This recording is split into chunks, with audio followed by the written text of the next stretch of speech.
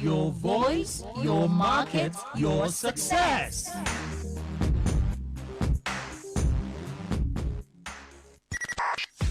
95.1 FM, Voice of the People. And we're back.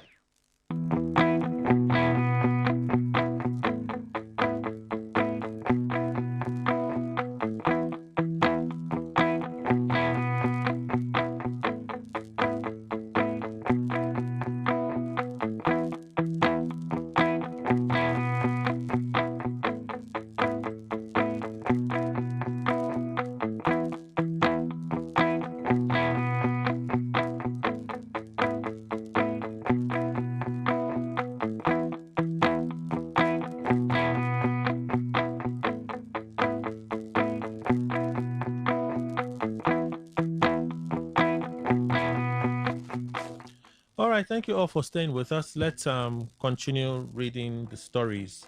So I read from Daily Trust an update on the number of persons reported killed in Niger State. And again, got some updates from Daily Trust. Still from Daily Trust. So let's do reverse now. We'll go from the rear back up. Sheikh Jingir, I don't hate Christians.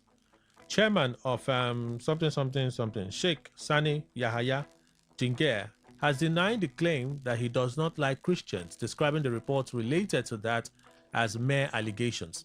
According to Sheikh Jingir, his remarks at a mass wedding ceremony organized by Kano State government for 1,500 couples were not meant to express dislike against Christians or non-Muslims. The Islamic cleric came under criticism after his remarks, which some described as divisive along religious lines. Speaking during a one-day national symposium with the theme Enhanced Political Participation and Social Justice as a panacea for unity and development in Nigeria held in Jos, on Sunday, Jingir said his remarks were not meant to express hatred toward Christians. The symposium was organized by the national headquarters of certain organization to enlighten members on the need to participate wisely in the upcoming general election. In attendance at the event were the Deputy Senate President Barau Jibrin, Yobe State Governor Mimala Buni, Kano State Governor Abba Yusuf, Jigawa State Governor Umar Namadi, and Sokoto State Governor Dr. Ahmed Aliyu. Sheikh Jingir, while speaking, said, "A lot of people are saying I dislike Christians. I don't, or I didn't say I dislike Christians. It is a lie. My remarks were misinterpreted. Leadership in Islam is not about cheating people of different faith. Islam teaches us to share love with people of different faith or sect." He further explained that Islam stresses that any Muslim who cheats a non-Muslim will be questioned on the day of judgment, adding that Prophet Muhammad lived peacefully with non-Muslims. Reaffirming the Islamic teaching of equity in leadership, the cleric called on President Bola Tinubu, governors and other leaders across all positions to be fair and just to all and sundry, irrespective of their ethno-religious background. I call on President Bola Ahmed Tinubu not to cheat non-Muslims and Muslims alike. I also call on you not to cheat those who are not in the same political party with you. You should lead with justice and fairness to all Nigerians, maintaining further that every Nigerian has the right to freely choose and support a candidate of their choice during elections. Everyone has the right to vote for whoever he feels is okay with him to vote for during an election. The Islamic cleric, however, called on Nigerians to embrace peace, unity, and togetherness, saying without peace, there will be no development. Feels like somebody spoke to him. Maybe they spoke to him or they warned him. That's a much conciliatory tone there as against the other one that he was speaking the way he was speaking. All right, Premium Times, the next story. Fake agency scandal. ICPC clears Gbajabiamila and gives reasons. The Independent Corrupt Practices and Other Related Offences Commission, ICPC, says it has found no evidence linking the Chief of Staff to the President, Femi Gbajabiamila, to the appointment of Adeniyi Adeyemi as Director General of the Presidential Foreign Investment Promotion Council, PFIPC, a fake federal agency. The commission said its investigation found that Mr. Adeyemi personally forged an appointment letter dated March 2024 on a fake State House letterhead and attributed a signature on the document to Mr. Gbajabiamila. The investigation also found no evidence that Mr. Adeyemi was sponsored or appointed by the Chief of Staff or had any direct engagement with him. According to the ICPC, there was no evidence linking Mr. Gbajabiamila, the office of the Chief of Staff, and the State House to Mr. Adeyemi, the PFIPC, or anyone acting on behalf of the purported council. The findings provide fresh details about the scandal involving Mr. Adeyemi, who presented himself as the head of an agency that had no legal basis but was able to secure office space, government recognition, and Central Bank of Nigeria accounts. The ICPC investigation examined whether Mr. Adeyemi was truly appointed, whether the appointment letter he presented was authentic, what role the office of the Chief of Staff played in such appointment, and the circumstances surrounding his claim to the position. Investigators found that the office of the Chief of Staff does not issue appointment letters to political appointees or heads of ministries, departments, and agencies. Its role, the ICPC said, is limited to conveying presidential approvals to the office of the Secretary to the Government of the Federation, which then issues the actual appointment letters. The Commission said it's also examined the Chief of Staff's official correspondence records, including its dispatch system and automated correspondence management platform. It found no trace of any communication involving Mr. Adeyemi or the PFIPC between 2024 and September 2025. So that story. All right, let's move. Let's make more progress. So this is the very spooky story. Support APC or leave. FCT Council Chairman threatens residents. Support APC or leave. FCT Council Chairman threatens residents. What's his name? Danjuma Shekulu, Chairman of Kuje Area Council in the Federal Capital Territory, FCT, says residents of the council must support the All Progressives Congress APC or leave the area. That's a viral clip that you listen to. And it's an opinion poll. And I ask some questions. Is everyone supposed to get elected? The obvious answer is no. But I'd like to hear what you think. What do you think influences statements like this? What do you think influences statements like this? Maybe this one, or both of them. I'd like to hear what you think. Because, man, it's terrible. Next report this morning, still from the cable, I believe. The cable. NFIU, terrorist financiers using crowdfunding women's bank accounts to move illicit funds. The Nigerian Financial Intelligence Unit, NFIU, says terrorist financiers are opening bank accounts in women's names and secretly using them to move and conceal illicit funds. In its 2025 annual report, the NFIU identified emerging methods being used to finance terrorist operations in Nigeria. According to the report, male commanders and logistics managers sometimes control accounts opened in the names of their wives, sisters, and female associates to distance themselves from illicit funds. Terrorist financiers are opening bank accounts in women's names, while male commanders and logistics managers secretly control them. They exploit cultural norms that make women less likely to be suspected by authorities, using wives, sisters, or female associates as fronts to distance illicit funds from the true operatives. The NFIU equally said some women whose accounts are used may be unaware of the transactions or the volume of money passing through their accounts. It described the practice as identity laundering, noting that the men may possess ATM cards, mobile banking credentials, and personal identification numbers linked to the accounts. The agency also identified the use of disconnected or improperly registered phone numbers as another method of concealing financial transactions. According to the report, facilitators use phone numbers for mobile banking or account alerts that are not registered to the actual account holder or beneficiary. It said pre-registered SIM cards registered to deceased persons, and SIM cards linked to other individuals could be used to break the connection between the phone number and the real beneficiary. They bypass the security link between SIM cards and bank verification numbers, BVNs, by using pre-registered SIMs, SIMs registered to deceased people, or SIMs tied to gender-based proxies. This severs the audit trail. When a transaction is flagged, investigators trace the phone to an unrelated person letting the real facilitators stay anonymous and continue operations. The NFIU says terrorist cells, particularly those linked to the Islamic State West Africa province ISWAP, use detailed and coded transaction descriptions to manage and conceal payments. It said some groups use precise narrations for logistics-related payments from a single source to multiple recipients.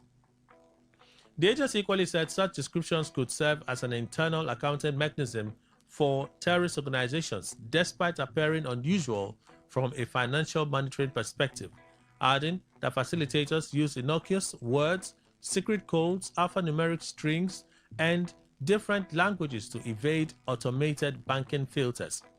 They said this practice obscures the true purpose of transfers and preventing detection and enabling continued financing. He also identified crowdfunding and international remittance platforms as channels that could be exploited to move terrorist funds into Nigeria.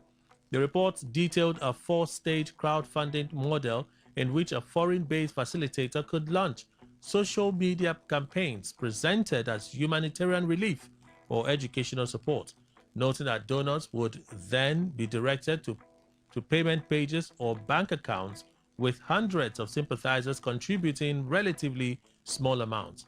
Hundreds of sympathizers and so on contribute as much as $50 to $500 each, amounts small enough to avoid most automated AML alerts. According to the NFIU, the funds could subsequently be consolidated in a master account before being divided into smaller payments and transferred through international money transfer operators and remittance applications to Nigerian money moles. The agency equally says students, small business owners, and relatives could be recruited as intermediaries. So it's a full report there. Carried everything, read a bit already. So let's move on from here to Vanguard newspaper.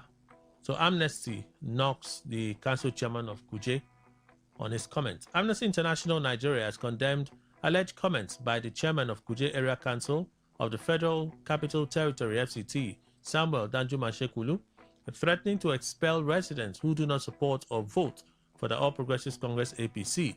Amnesty International Nigeria disclosed this in a statement posted on its X platform on Tuesday. The organization described the alleged threat as a call to violence and an attack on residents' freedom of association and liberty.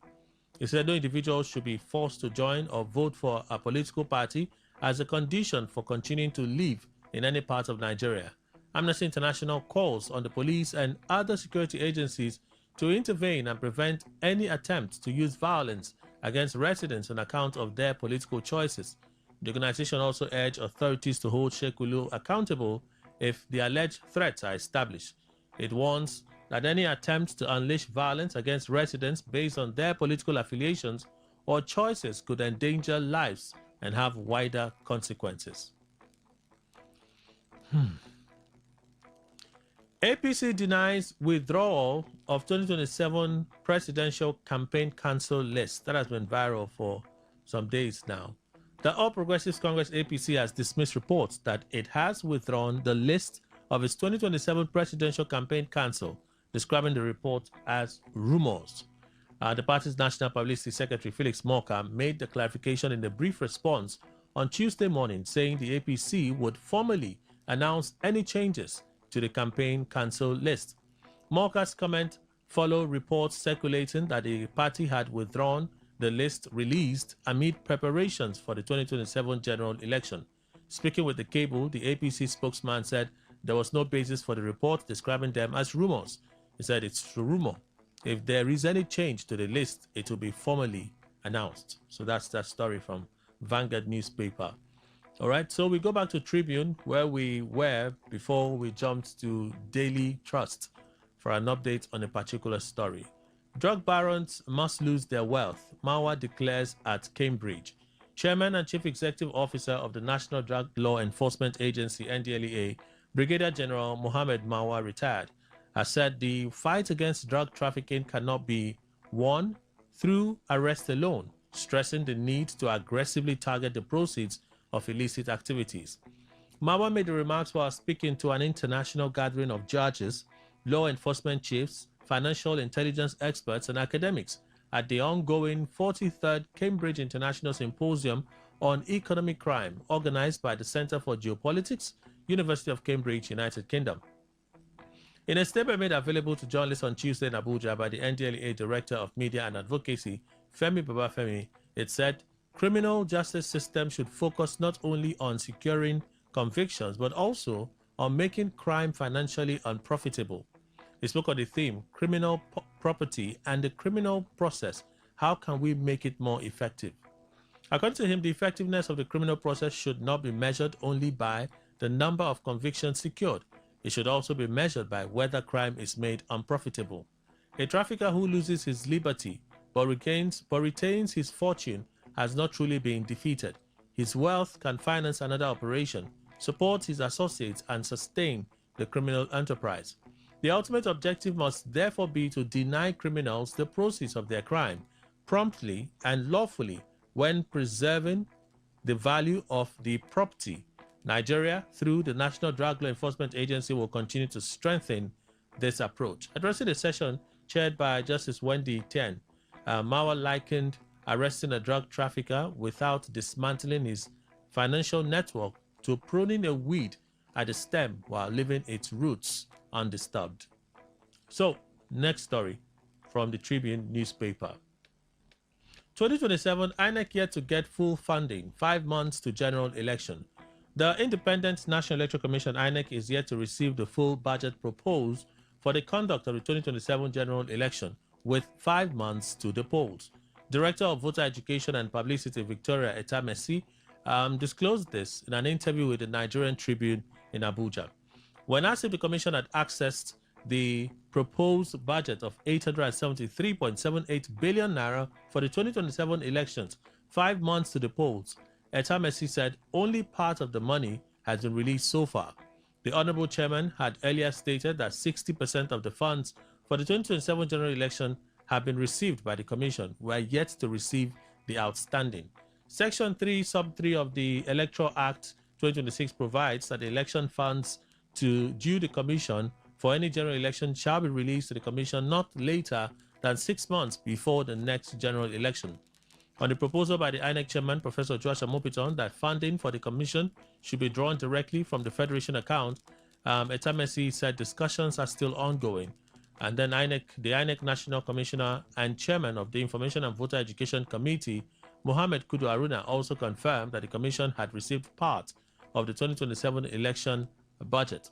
Presidential and National Assembly elections are scheduled for Saturday, 16 January 2027, while governorship and state assembly elections would hold February 6, 2027. So I believe those are the stories for review today. Yeah, those are all the stories we can take this morning for review. We'll go on a short break. When we return, we'll get into some of the issues. Please stay with us.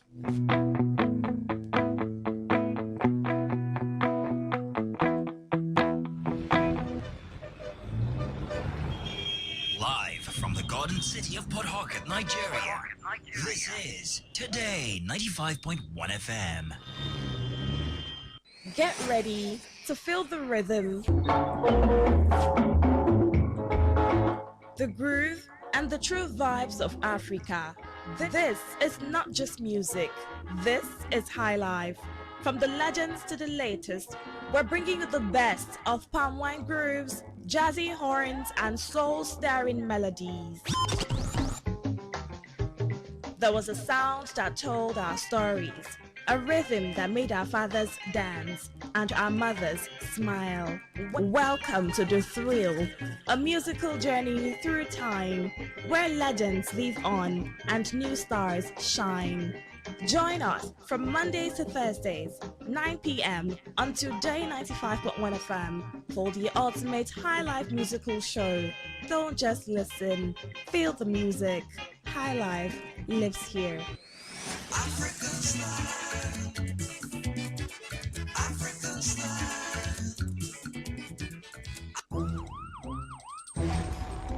It all begins with breaking news. Now, make no mistake, this is a difficult mission, and it will remain difficult for some time. Then it keeps trending. Events, issues, personalities, all struggling to gain attention. But in the race for deadlines, the intrigues, power play, undercurrents are often missed or underreported. Insecurity here is basically a product of poverty. But not anymore. As the platform on radio steps in to fill the missing links on events, issues, and personalities in the news. I'm not afraid of anybody. The platform on radio serves only the hottest topics and trending issues. Only on Today 95.1 FM. 95.1 FM. Port Harcourt. Weekdays, 4 p.m. Get on the platform on radio and be served.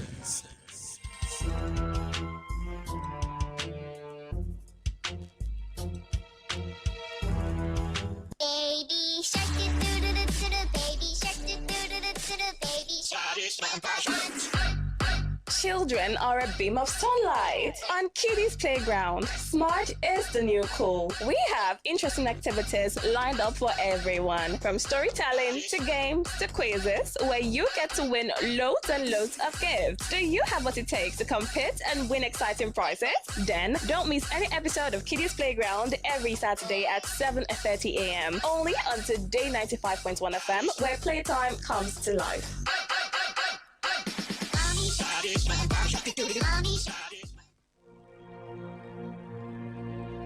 Today is business. Today is a new trend for your businesses. We give you all the information you need to grow your business, new ideas and innovations that keep you earning more and staying relevant. Every day we engage in business, buying and selling, trading and exchanging of services as individuals or as a country. Money goes round, it goes up and down. But have you ever wondered what business is all about? And have you ever wondered how you can stand out in your business? Today FM has got you covered every Wednesday between the hours of 1 p.m. to 2 p.m. Learn all you need from professionals on how the country runs its business affairs and how you can be an outstanding entrepreneur and grow your business. Business Today.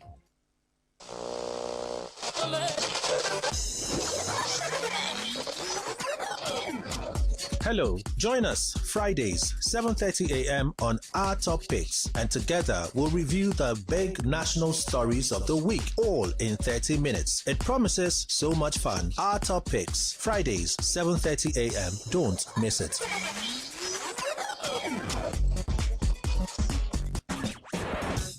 Live your truth. Express your love. Share your enthusiasm. Take actions towards your dreams. Talk your talk and walk your walk. It was years ago. There's a statute of limitation on this stuff. Make today worth remembering as we discuss issues as it affects Nigeria moving forward. Talk that talk. Weekdays, 2 p.m. Exclusively on Today 95.1 FM Port Harcourt. Voice of the people. Yeah.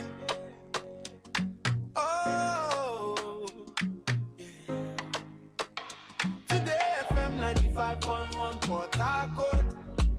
Voice of the people. Voice of the people. Yeah. Rise and shine, it's a brand new day.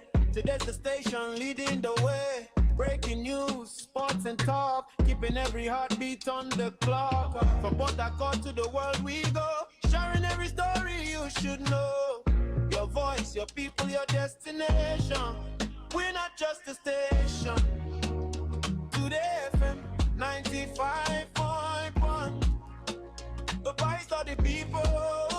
Number one. News and sports, talk all day. Keeping rivers on the way. Not just a station. We are the station. Today FM, the pride of the nation. Cross rivers, Bayelsa, Pt2, Akwa Ibom, Cross River, we're reaching you. Around the world, we're live online. Every moment, every time. How better your business, make it grow. Millions are listening, let them know. Visit us at Today FM Drive off East West Road, Port Harcourt. Listen, live at your Call us on 24. Anyone left to your line, create white. Come, admin at in FM.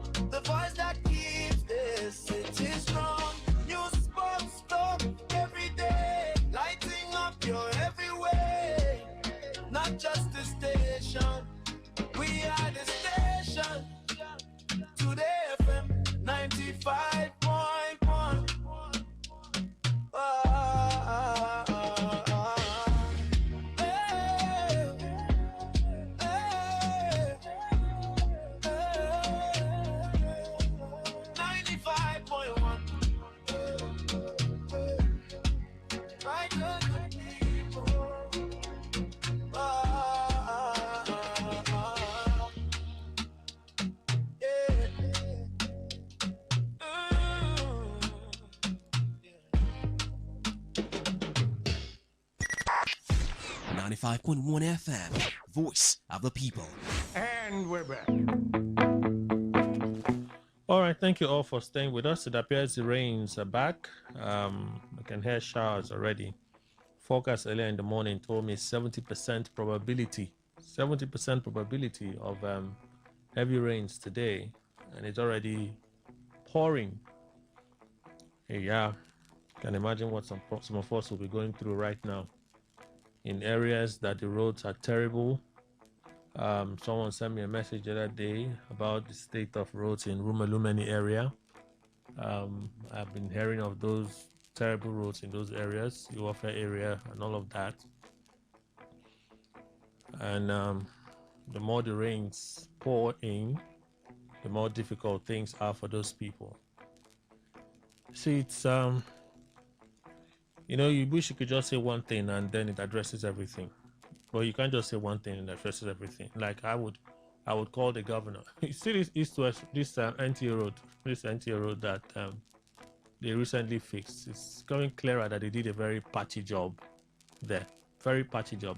The one that they spent weeks to do, we know that it was, let's just do it. The road is not smooth. Water holds there for a little long when it rains and stuff. I know retention, but water holds on that road for a little long. I've already started seeing small holes opening on the road. NTA road, though, small holes opening on the road. You go to the other side where you have, I think, the Majesty Estate or Unity Estate. That estate. That one side that they fixed, that they were doing drainage and all of those things. It's small. It started failing. The rest just started falling. No, that side has already started failing. I don't want to say there was a state or there is a state. You see, we're still in this state. So the House of Assembly, they just sat on the budget of the state for, it's over a month now. So we're 1 month and 1 week and counting. There is no updates, no statement, nothing. It's like it's our personal business. All of you shut up your mouth. Boy, what has a beginning has an end. What has a beginning has an end. Like, you would expect that even if people are doing, there's something going on in front, come to the back and tell us, just be releasing a statement. Yeah, we're going to see it. The budget review is in process. Reversible should not just be speaking. This one, who are they? They can't do anything. The people have no value. No value. So that one is there. The rest of the government, yes, when naturally, whatever they say, we'll scrutinize it, we'll screen it, filter through it. Like when the governor released a statement, right? After rumors had gone viral, came out to douse some of those tension. It didn't help the situation, right? But at least he released a statement. So we talk about the state of roads in the state and how they are failing. That's why building roads is not a viable investment. Don't we get it? Oh God. Building roads is not a viable investment because you still have to maintain those roads. Was it not Yes or Wicked that built some of those roads in Rumalumeni, internal roads and stuff? Are they not failing today? Because you still have to maintain those roads. When you build investment, whatever they give back to the city, you take from there and you maintain your infrastructure. But yeah, you just want to build road everywhere. Going to be a building road everywhere. Some people say that's where they make their money from. It's just pathetic what is happening. So roads are failing. People don't have job. Budget is stalled. The state government is not speaking. It's a myriad of very ugly things happening in our state. So I don't want to say there was a state. There is still a state. Because what has a beginning has an end. It's truly pathetic what is happening. It's pathetic. So, as it's running like this, my heart is with you. I tell you, I can't come and carry where you are. I can't, even if I wanted to. It won't work. I don't even have the resource to do it. We just have to keep managing and hoping that one day it will end. But you see, this thing makes no sense whatsoever. No sense. Okay, let me read some of your contributions. And then we'll just start our conversation small. Good morning, Kelly and the panelists. Fubara sounds more confused than ever. Same Fubara back the unpaid MO or LGA workers. What has changed now? No wonder he's been pushed around like a wheelbarrow. Pure politics being played.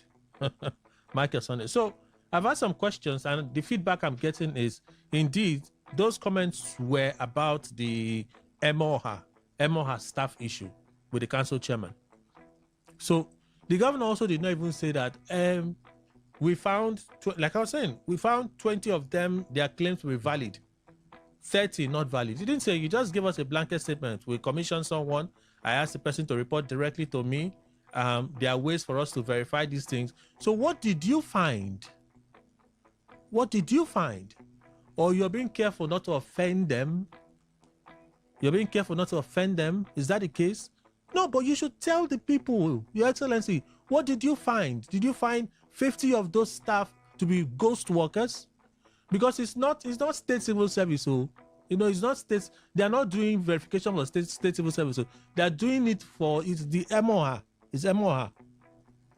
It's MOHA. Those people that the council chairman refused to pay. It's MOHA. So what did you find? Because you weren't the one that commissioned the verification in the River State Civil Service. That was done by IBAS. It was done by IBAS. In fact, we heard that you came back and suspended some of those processes. We heard so. We just decided not to escalate it. You're back. Let there be peace. Let's move on. Like you said, when you came, you saw that River Civil had been appointed into some of those offices. And just since the River Civil, okay, you left it. It's we now. Okay. Now, this controversy, what did you find, Your Excellency? Ah, God. It sinks the heart, I tell you. Is it do or die affairs, I ask? He who wears the shoes knows where the shoes pinches him more.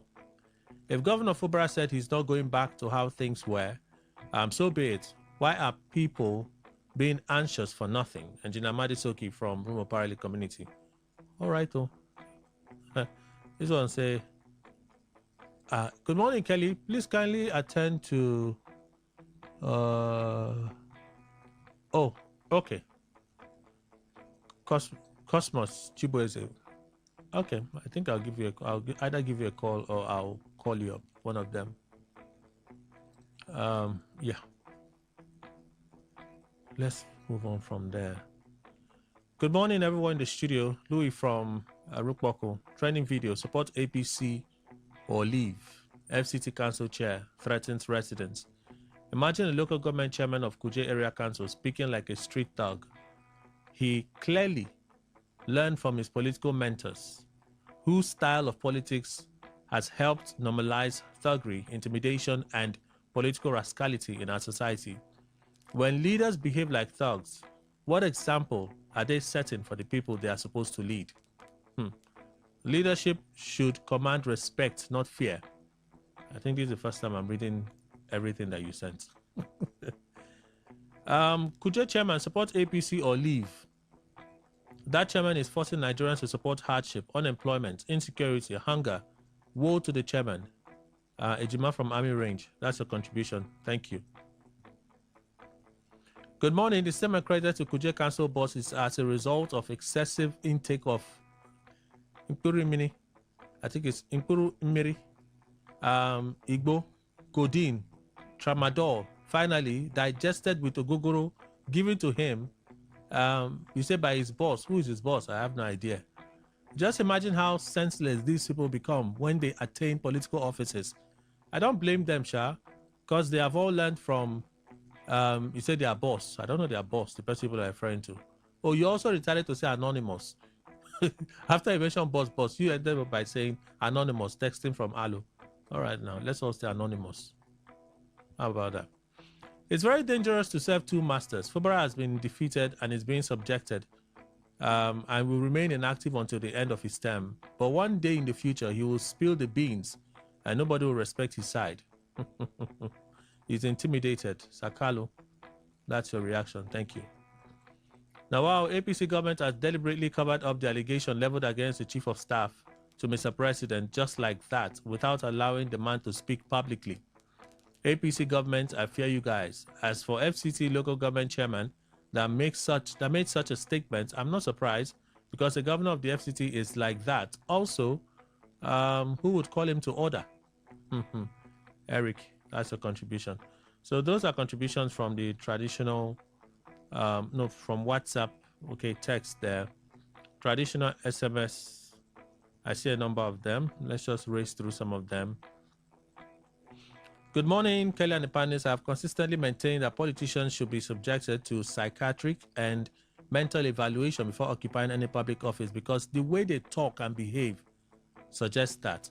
My greatest problem is the foolishness or the foolish hand clappers, even when their life is openly threatened. All is fair in politics is highly implemented. Mr. Dennis. A very good morning to you and the respected guests. I think our governor has spoken to us many times that peace in the state has come to stay. So I think what they need now is to start working as no time is left anymore. Austin George from Rumomoy, that's a contribution. A gift from Obiapo. There is nothing new about President Tinubu's statement on the abduction of over hundreds of people in Niger State. It is same statement whenever there is a kidnap, but said in a different way. The president has failed. On Governor Fubara's comment, I want to thank him for handing River State to Wike, but posterity will judge. You didn't tell us your name. I don't see your name here. Okay, gift. Forgive me, Jerry. APC won the contract in 2015 to destroy Nigeria. My heart goes to the relatives of those that were killed in Niger State. Oboko Darlington from Erema community. I refer to the last clip you played this morning. You can see how they apply violence and yet pride that they have always won elections. When in 2015, Supreme Court declared Rivers State election as a theater of war before, during, and after, and yet another ruling, Supreme Court again ruled that the irregularities were not enough to affect the outcomes of the election. Any wonder houses are being built for judges if they cannot build houses for themselves? Mr. Webb. Okay. What influenced the unguarded outbursts of the area council chairman because his boss in Abuja did it in Rivers State without consequences in 2023? If you say his boss, maybe you're referring to Yeson Wike. Yeson Wike was not even this careless. So Yeson Wike will say, if you don't like what we are doing, go and hawk transformer. Well, brash, uncouth. Yeson Wike has said a lot of things. Yeson Wike never came out and said, if you will not vote for APC or PDP, go and die, or we would chase you out of this state. No, Yeson Wike never said that. See, I don't know for anybody. I listen up for anything. I have small memory and I can remember certain things. Yeson Wike, you will not say that. He can mock you, he can do all sorts of things, but he won't tell you to leave if you will not vote for a party that he supports. If he do him, we go talk him. But so far, he never talk him. Body language may suggest it, but he never use mouth talk him. Now this council chairman, now don't talk him. The unfortunate and unexpected statement by Hoga himself that every and anything is fair in politics. We're now in an era of undemocratic tendencies that are being normalized by custodians of the instrument of authority and power. Kanu. God. What exactly is going on in this country? Somebody is openly playing anti-party. The INEC, the court, even his own party has not called him to order. Now what? He didn't tell us your name, so let's leave it. About 60 kidnapped and about 30 killed in Niger State. Is this a country? Sir Innocent, the Great. It is a country, oh. I totally agree with you regarding building of roads than investment. Yet, they will not accept their failures. For me, the governor is confused and doesn't even know what to do at the moment. I pray we should not allow characters to govern a sensitive and delicate state like Rivers anymore. Thanks, Honorable Malon. Okay, Honorable Malon, thank you for your message. My house taken over by water in Oyibo, flood everywhere. Peter. Omo. Can't imagine what people are going through. Lawson. Jesus. Lawson, thank you. I see your message. The bad roads in River State could have been fixed by the governor if assembly members passed the state budget, but they've decided thereby keeping all the projects in River State on standstill, just for the selfish, myopic political interests of few gullible politicians who don't care about the welfare of ordinary citizens in the state. King from Port Harcourt, that is your contribution. Let me introduce Mr. Emmanuel Indukwe. Let's begin. Good morning, sir. Welcome. Good morning, Kelly. Good morning, Nigeria. So I've just been thinking about a lot of things in our state and trying to put that side by side with the remarks of the governor on Monday. So far it appears that he was reacting to, at least you're aware of that Emoha saga with the council chairman. Yeah. And how we asked questions why the governor was silent, even though he had invited Chidi Lloyd and the local government service commission. Yeah. To the government house. They had a meeting just after the state of emergency, not called off because it ran out its term. The 6 months was complete, and then the governor was reinstated. They had that meeting, but the said victims kept complaining. So the governor says, well, about this thing, not everything in River State is politics. Okay, not everything in River State is politics. Some things are administrative. I added that one. I'm like, okay. About fake workers, I know fake workers. Oh, when he said fake, for the fact that the governor used fake workers, does it suggest that the people that were claiming that they were employed in Emoha and then sacked by Chidi Lloyd were actually ghost workers? Has he answered the question indirectly without giving out too much information? No, it doesn't. It doesn't. But that's what the governor has succeeded in telling us. Because even though he didn't say it's the way you are, that all the people that said they were employed but they were not paid were ghost workers, that they have found out that to be true. He didn't say it that way. But automatically, when you listen to when he called Chidi Lloyd and all that, I think the discussion was ongoing, and we didn't hear anything again after that, unless somebody, maybe you or some others. And that's what I'm saying. Maybe I missed it. I've also said it. Maybe I missed it. But I've had to ask people, and what I'm getting is, that comment was about Emoha. Good. Without calling Emoha. So what I'm saying is that he has simply made us to believe that, well, maybe what they found out was that these people all were ghost workers. But there's still that cloud of not understanding. It's still hanging in our hearts. How can they be all ghost workers? Now, if, for instance, just like in Nigeria, where people will say corruption here and there in Nigeria, I know very well, Kelly, that there are people who are not corrupt in this country. Now, if all those people just came out and were bold indeed to come out to the public to say that they were not paid, they were owed, and you found out with maybe the real facts supporting your findings that these people all were ghost workers, what is difficult there in saying it? But when you just came out like that and then make that kind of statement, for me, I just take it as what we witness in this country, that when something happens, because, Kelly, one thing I don't do is, but of course I'm not a model, even Jesus Christ, that everybody knew was a model when he walked the earth. People, not all believed him. I'm not a model, but it's practically difficult for me to, with clear eyes, do something against my fellow humans. See, when you come out and make this kind of statement to me and tell me, it's a ghost worker story and all that, I will just be linking naturally. Could it be that these people were ghost workers? But that could it be would have been erased if government... If it was expressed in the statement. If government had come out and gave us a express comment on this, that in fact our findings is that these people were ghost workers. Now those who don't believe, including those people, will start firing for more clarifications. But here, let's hang it as they do. Yes. What kind? How do you perceive the government in the states? Crisis or no crisis?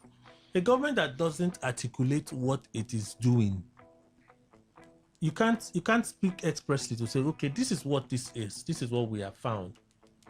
What's your perception of the Rivers State government so far? Because, like you said, communication. Yes. We call for this meeting. This even said it now after my sabbatical, this and that. So you gave us a hint what you were talking about, but you were not articulate for us to know that, okay, you're not precise for us to know that this is what I'm referring to. This is what we found.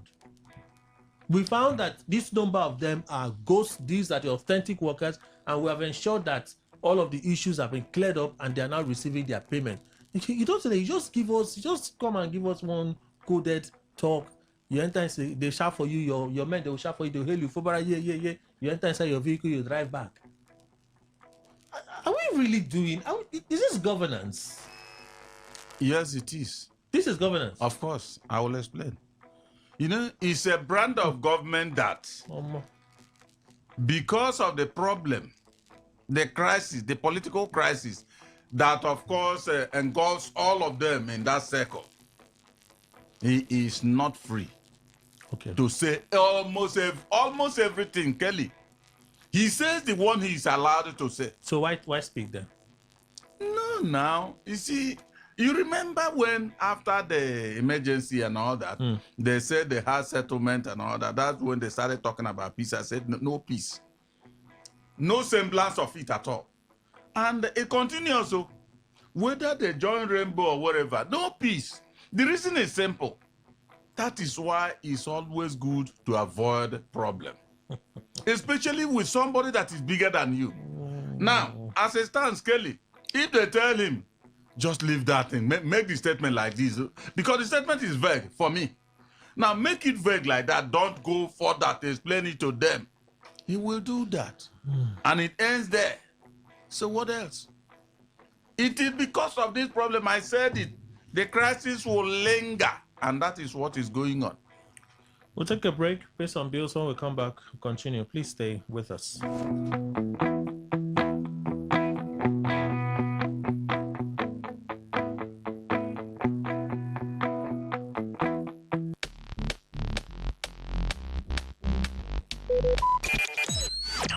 Talk radio. I listen to a lot of talk radio. 95.1 FM.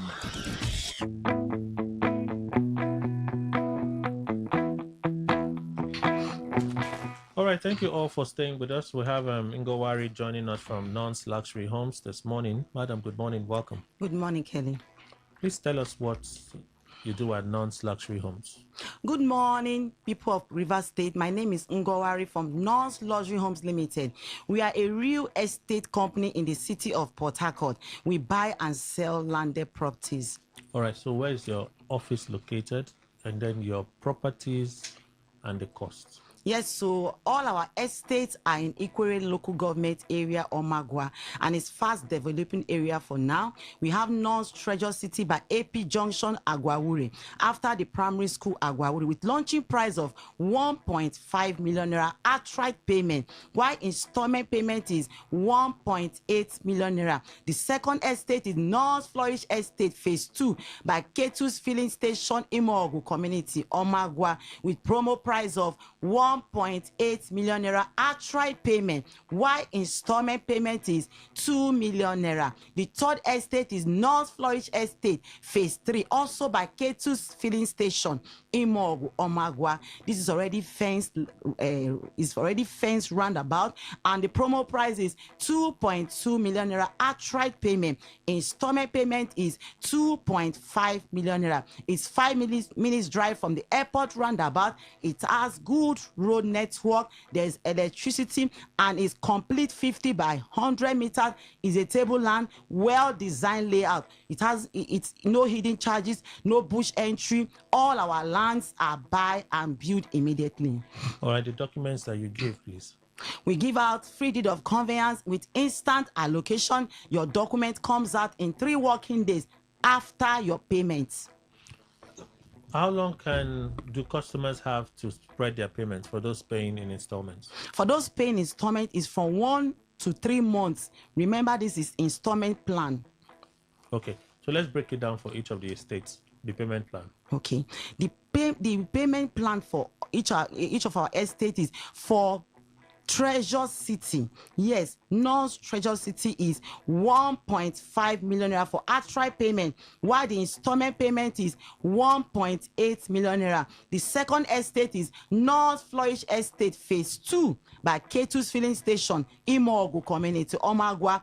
Promo price of 1.8 million naira. Outright payment. Installment is 2 million naira. The third estate is North Flourish Estate Phase 3. This particular estate, wow, if you come to this estate, the estate is beautiful. It's well fenced. It's already a complete, as in well fenced roundabout. You don't even need to use your money to fence the land. It's already complete fenced. And the promo price is 2.2 million naira.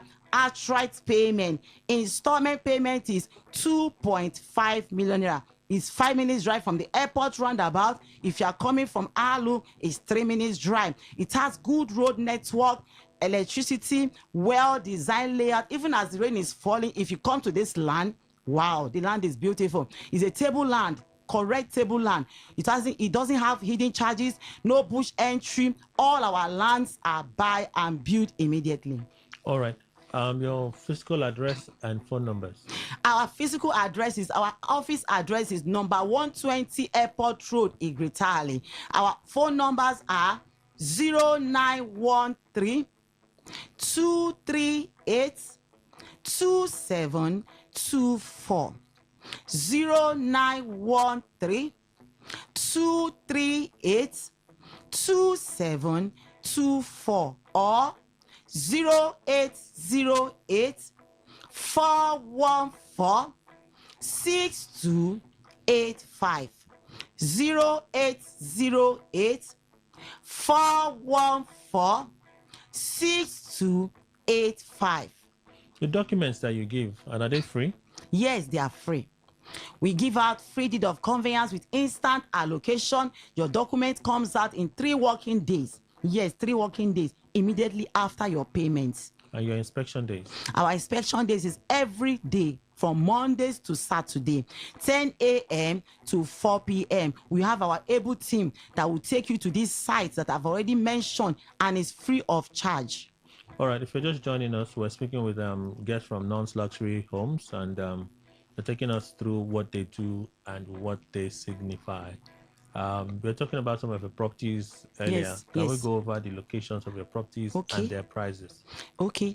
North Treasure City by AP Junction, Agwawuri, after the primary school, Agwawuri, with launching price of 1.5 million naira. Outright payment. Installment payment is 1.8 million naira. For the installment payment, you make a deposit of from 800,000 to 1 million. Then the second estate is North Flourish Estate Phase 2 by Pt2's filling station, Imogu Community, Omagwa, with promo price of 1.8 million naira for outright payment. For the installment payment is 2 million naira. For the installment payment, you can make a deposit of 800,000 to 1 million naira. Then you start paying.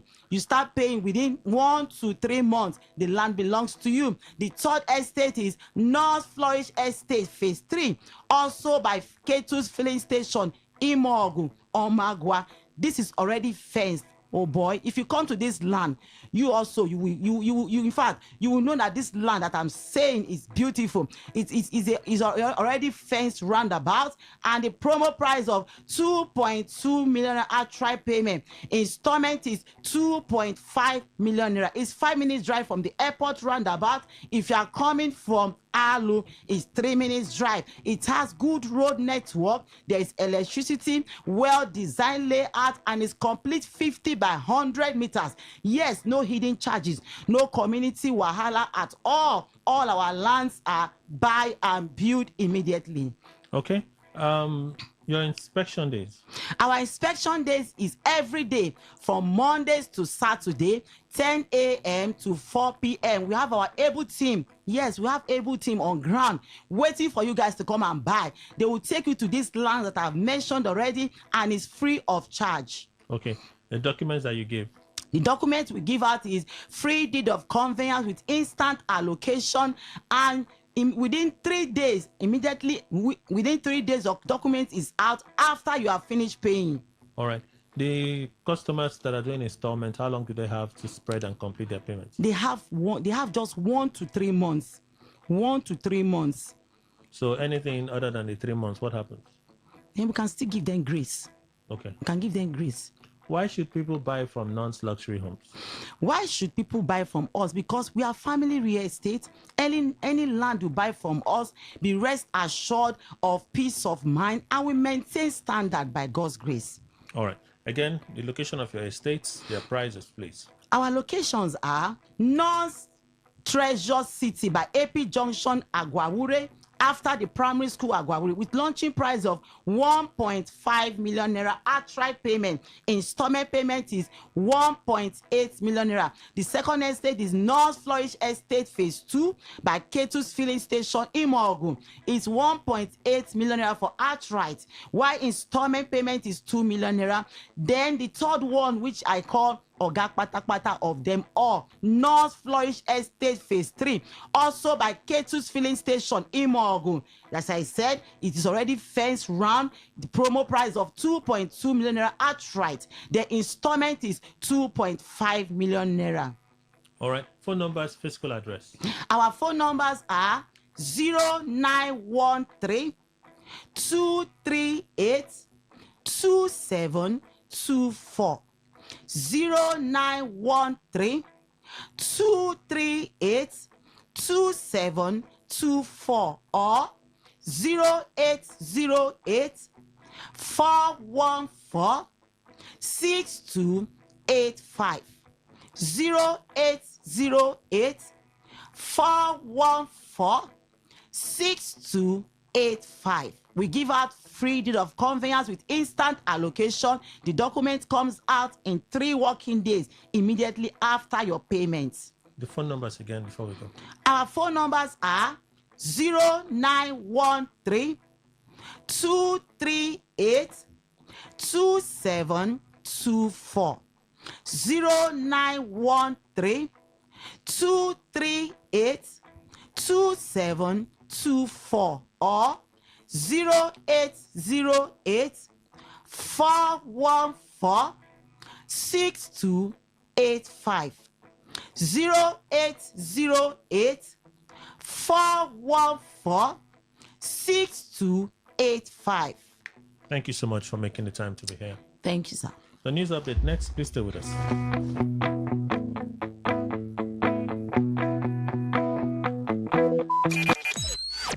Talk radio. I listen to a lot of talk radio. 95.1 FM.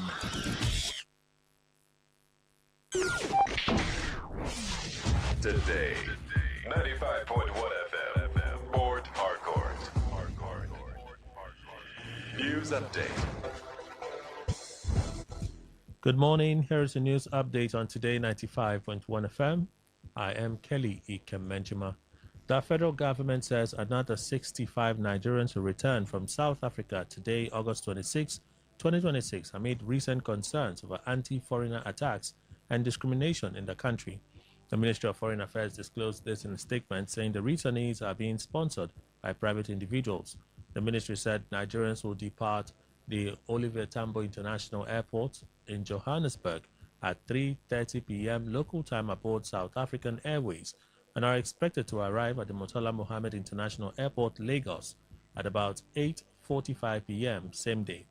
The latest return follows the repatriation of 83 Nigerians from South Africa last week, also through the intervention of public-spirited private individuals. The Nigerian Financial Intelligence Unit, NFIU, has uncovered an emerging crowdfunding network allegedly being used to raise and transfer funds for terrorist activities in Nigeria. The NFIU disclosed this in its 2025 annual report, which examined emerging trends in terrorist financing, financial fraud, and other financial crimes. The agency said terrorist financiers are using accounts belonging to deceased persons, bank accounts registered in women's names, and phone numbers linked to third parties to conceal the movement of illicit funds. According to the report, the crowdfunding network is operated by foreign-based facilitators who use social media to solicit donations disguised as humanitarian relief or educational support. The facilitators reportedly use encrypted messaging platforms, including Telegram and Signal, to distribute payment links and details of conventional bank accounts. The NFIU said the findings highlight emerging methods being used to conceal and transfer funds linked to terrorism, underscoring the need for a stronger financial monitoring and intelligence sharing.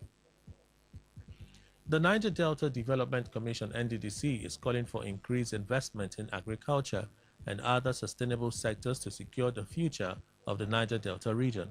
The NDDC Managing Director, Dr. Samuel Oboku, made the call during a panel session on resource control at the Nigerian Bar Association's 66th Annual General Conference in Port Harcourt. Oboku acknowledged the significant contribution of oil to Nigeria's development, but stressed that the Niger Delta cannot depend on oil indefinitely. He said agriculture remains one area within the region's control, noting that greater investment in the sector would boost food security, create jobs, and provide sustainable livelihoods, particularly for women and young people.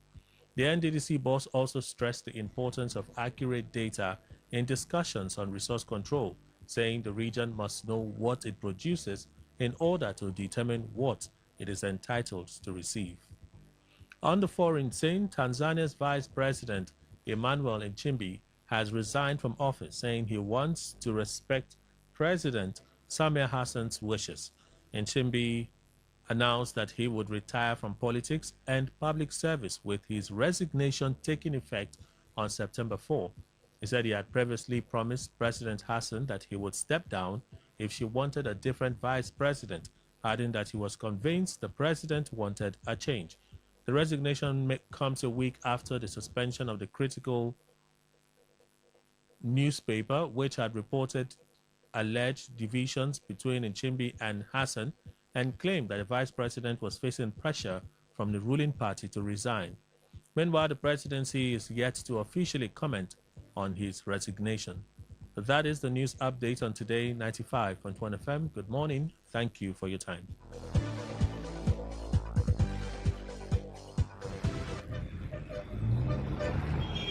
Live from the Garden City of Port Harcourt, Nigeria. This is Today 95.1 FM.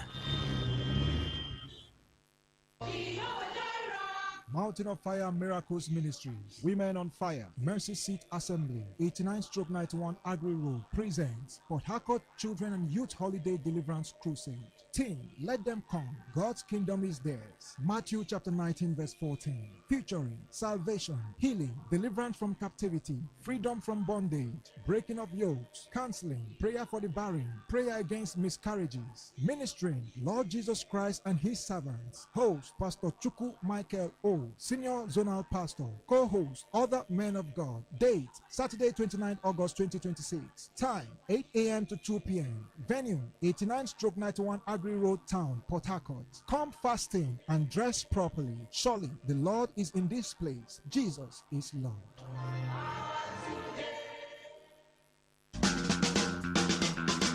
Wetin you dey find for Sokoto? E don dey your domot o. Unique Company Limited na the ogbonge company wey dey deal on all sizes of quarry products like chippings. For Unique, we no dey do the more you look, the less you see o, because we get standard weigh bridge wey go weigh the quantity wey you want. You confirm am, you pay, you carry your chippings, you go house, everybody's happy. Wetin you dey wait for? Waka go Unique Company Limited wey dey along Obirikwere Airport Road beside Bowen Filling Station now, or you reach them with these numbers: 0912 994 7115, 0912 994 7115, or 0813 572 3222. 0813 572 3222.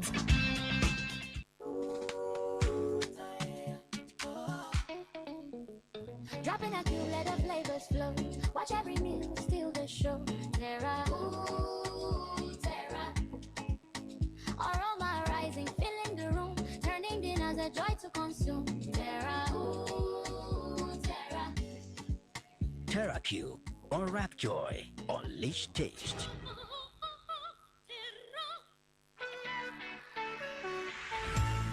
Richelight International School, Richelight International School, Richelight International School. Our school is located at Uzoba NTA Road by Glow Bus Stop opposite Hyman's Filling Station, Port Harcourt, Rivers State. Our school is managed by professionals who have spent years in teaching and management. At Richelight International School, we are focused on moral, academic, and special learning standards. Our curriculum is a blend of Nigerian and British. We make practical learning a priority. We operate preparatory, nursery, primary, and secondary schools. We are unique in the following ways. We offer differential learning, quantification, digital technologies, special intervention classes. We have experienced and qualified teachers. We make practical digital learning a priority. We have affordable school fees and a serene environment conducive for learning. Our entrance examination comes up on Saturday, 29th August and on Wednesday, 3rd September 2026, time 9 a.m. At Richelight International School, we are devoted to excellence and creativity. For inquiries, call 0803 089 1653 or 0708 651 4241.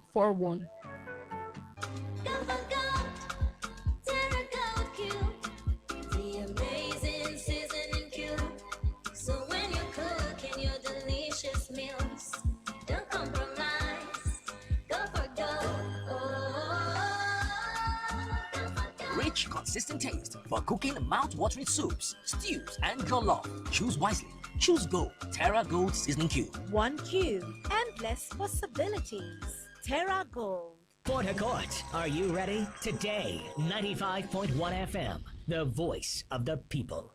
This is Today 95.1 FM, Port Harcourt, voice of the people. Please listen to this infomercial.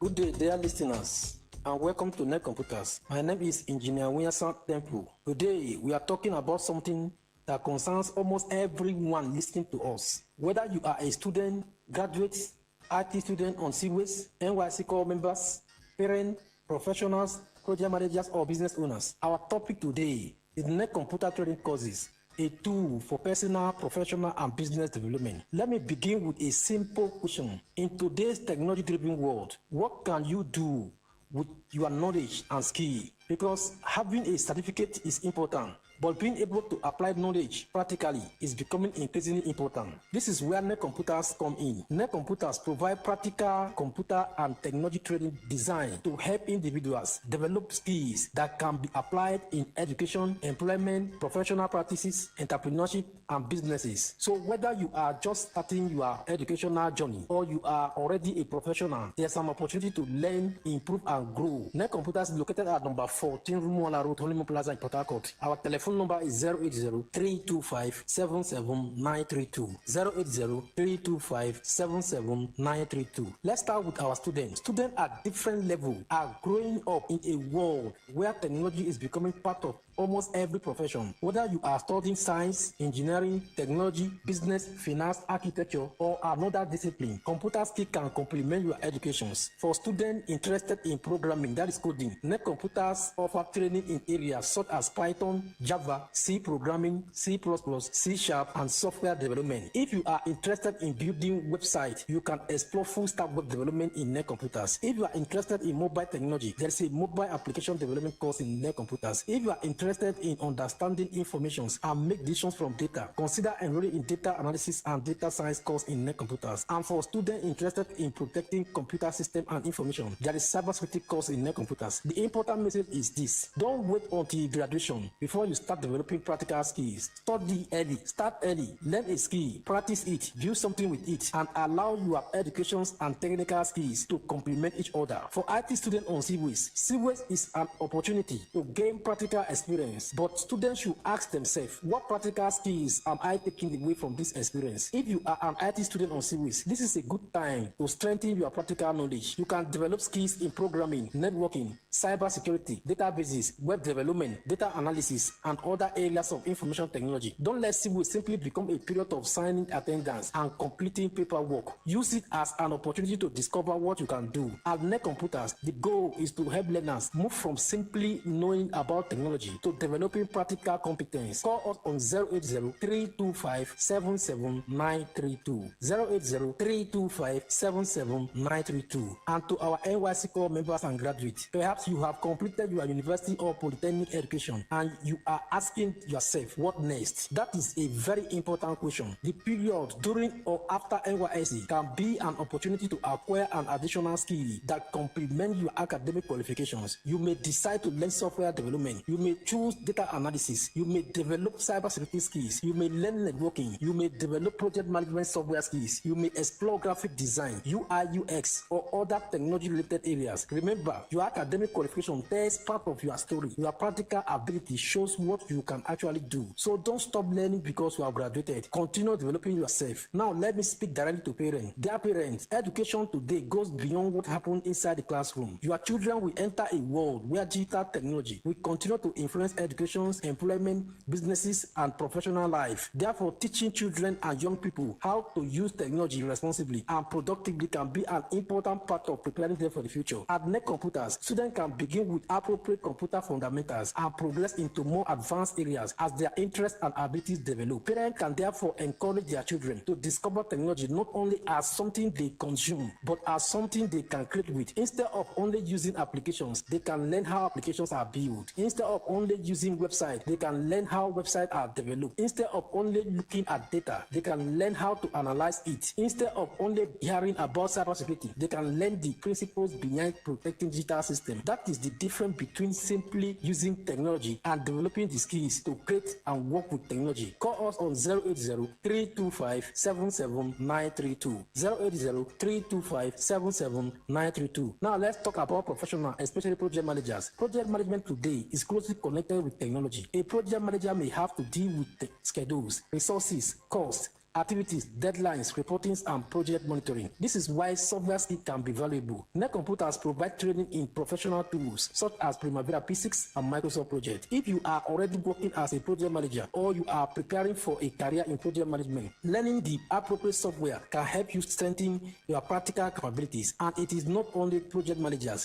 Professionals in different industries can benefit from improving their computer and digital skills at Net Computers. The question is, what technology skill can make me better at what I am already doing? Once you identify the answer, begin learning it at Net Computers. Now let's talk about business owners. If you own a business, technology should not only be something your employees use. Technology can become a tool for business growth. Data analysis can help you understand business information. Web development can help you establish a strong online presence. Graphic design can help you communicate your brand visually. Cybersecurity awareness can help you understand the importance of protecting business information and systems. Database skills can help with managing structured information, and software development can help businesses develop technology solutions for specific needs. So if you are a business owner listening right now, ask yourself, how can technology help me improve my businesses? And then ask, what skill do I need to understand and use that technology effectively? That is where professional computer training at Net Computers become important. Ladies and gentlemen, Net Computers are not simply about learning how to switch on a computer, type a document, or browse the internet. Those basic skills are important, but today's technology environment offers much more. Net Computers provide training opportunities across several areas, including cybersecurity, data analysis, software development, full-stack web development, mobile application development, programming, that is coding, Python, Java, C programming, C++,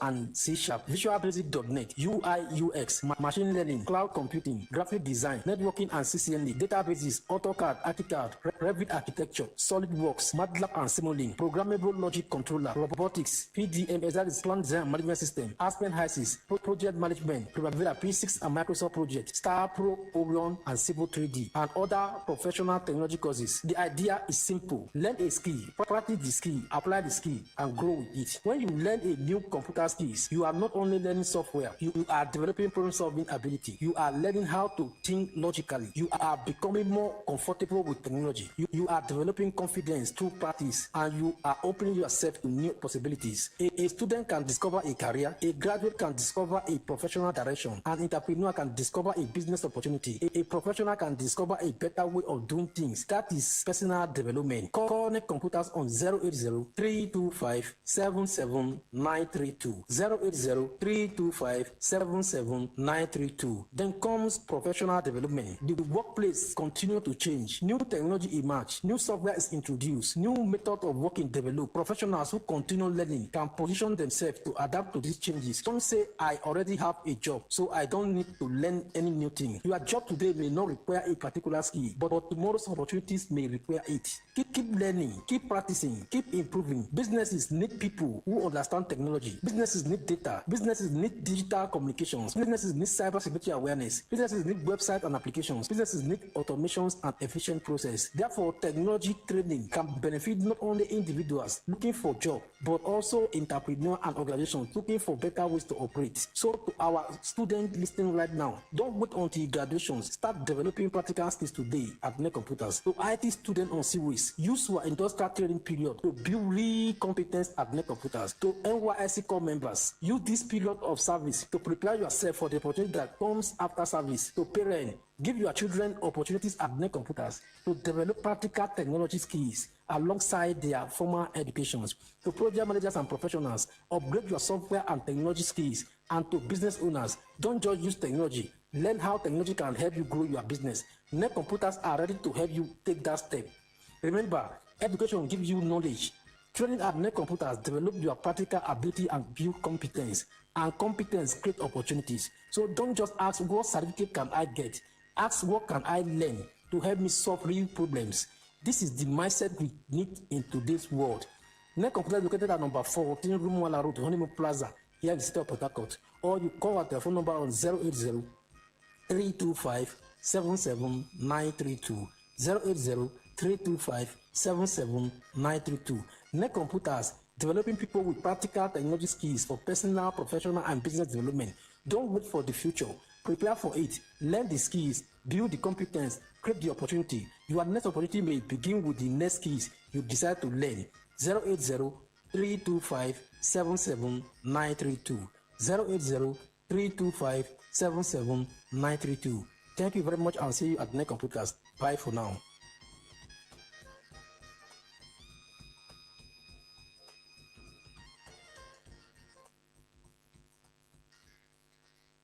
And that was a paid infomercial. Stay informed, stay ahead. Tune in to Today 95.1 FM for the latest news and exciting sports updates. Your trusted source for everything you need to know. Today 95.1 FM, the voice of the people.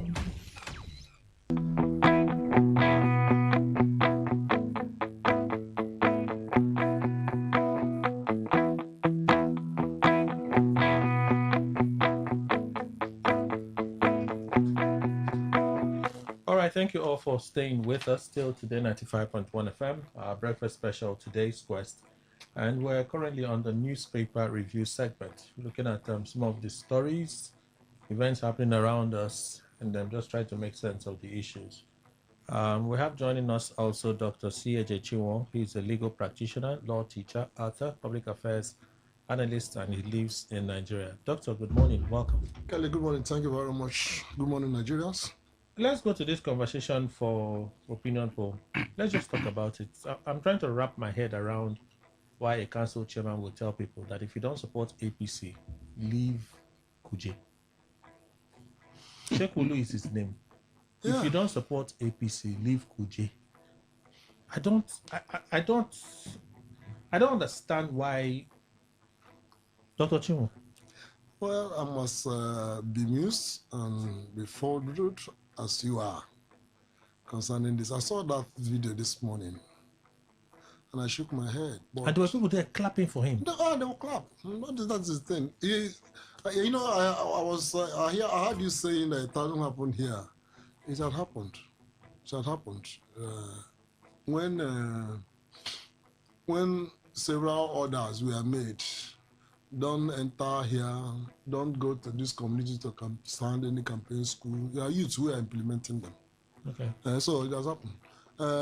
But it's unfortunate that it's getting to this point because, you see, after the presidential election in 2023 in Lagos, they started systematic, cleansing, not by killing, by chasing people away from polling booths and markets.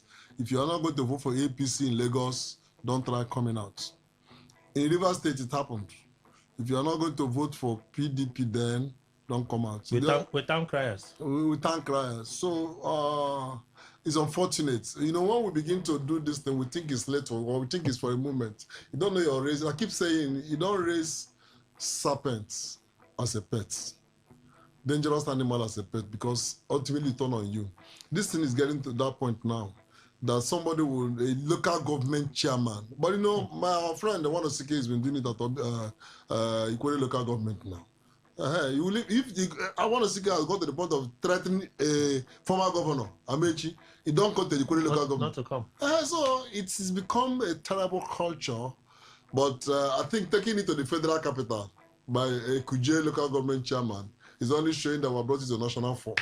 And if we don't do anything about it, unfortunately, those who do anything about it seem to benefit, seem to be the beneficiaries of the statement. If you are not going to vote APC, don't just pack out of. I mean, it's terrible. And what is his reason for it? Is that this thing they have done for us. You know, that is a danger. We're getting to the point where when government, though, I mean, it's all over. That's the point where in Nigeria, when the government does road for us, we praise the governor. I mean, in my village, I mean, I said it here at that time. When Wike did my community road, I even urged my community to name the road after him. We have gotten to that point, but I think we must get back, because it's the dangerous dimension is this kind of situation where you say, because the president has done this for us, and then the FC teams have done this for us, all this they have done for us. If you don't vote for the party they support, pack out. Is it with their money? Is it not what they campaign to do? Is it not what we chose that they should do for us? It's not out of their benevolence. So, and if you have thought another group that would have taken action, you would have thought that DSS would invite him and at least caution him. But they will not. But they will not. And it's danger. It's disturbing and distressing. And it's giving this country a country of multi-party democracy. Constitution. That young man swore, before he became a government, he swore to uphold the Constitution. But outrightly, he has breached it. And nobody will talk to him.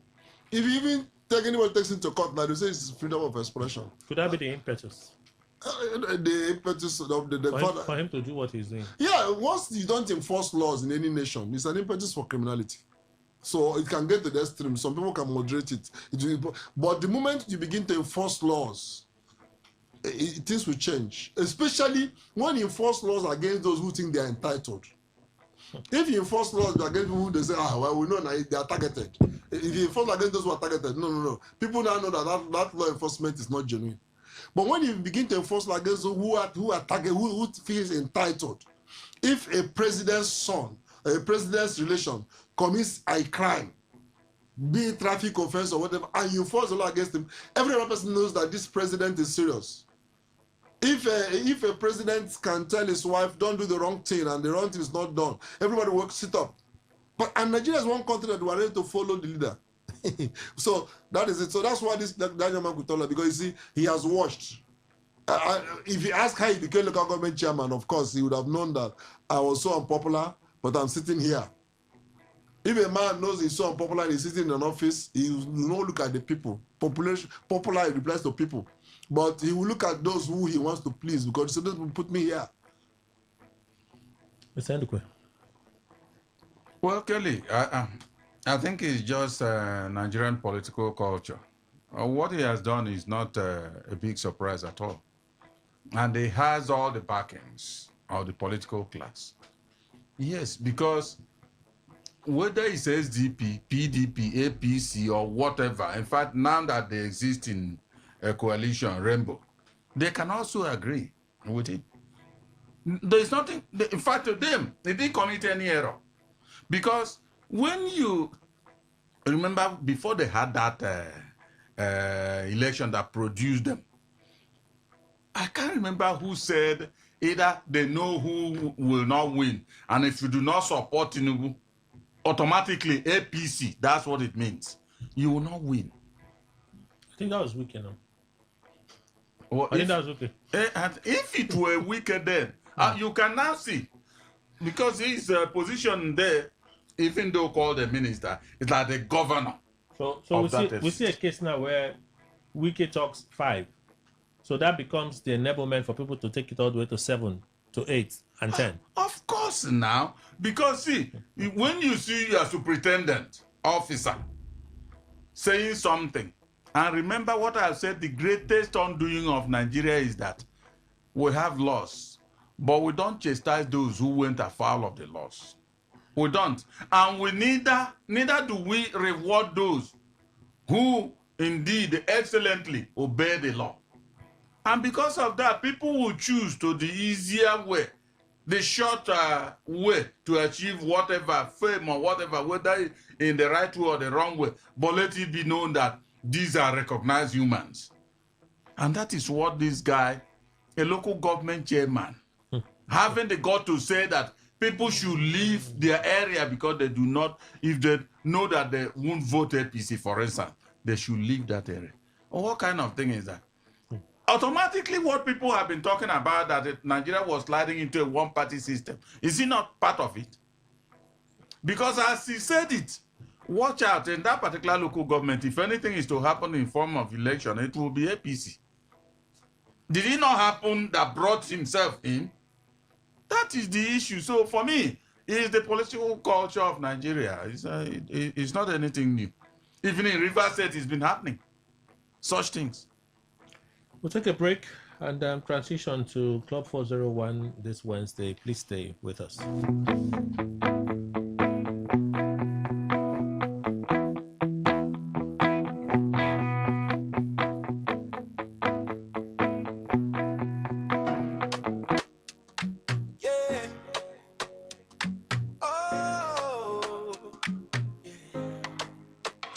Today FM 95.1 Port Harcourt. Voice of the people. Voice of the people. Hey, rise and shine, it's a brand new day. Today's the station leading the way. Breaking news, sports and talk, keeping every heartbeat on the clock. From Port Harcourt to the world we go, sharing every story you should know. Your voice, your people, your destination. We're not just a station. Today FM 95.1. The voice of the people. #1. News and sports, talk all day. Keeping rivers on the way. Not just a station. We are the station. Today FM, the pride of the nation. Cross rivers, Bayelsa, Pt2, Akwa Ibom, Cross River, we're reaching you. Around the world, we're live online. Every moment, every time. Advertise your business, make it grow. Millions are listening, let them know. Visit us at Today FM Drive off East West Road, Port Harcourt. Listen, live at your Call us on 24. Anyone like to hear like to hear white. VA come, admin at never mind. Today FM 95.1. The voice that keeps this city strong. News.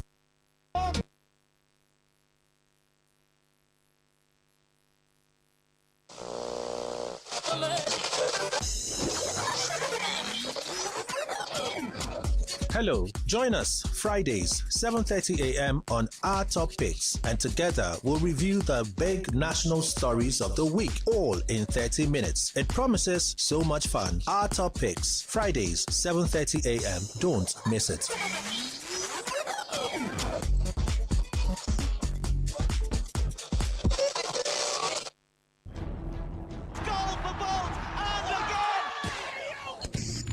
Catch all the latest and trending sports stories on Sports Attack on your premium talk, news, and sports radio station. 6:30 a.m. every weekday.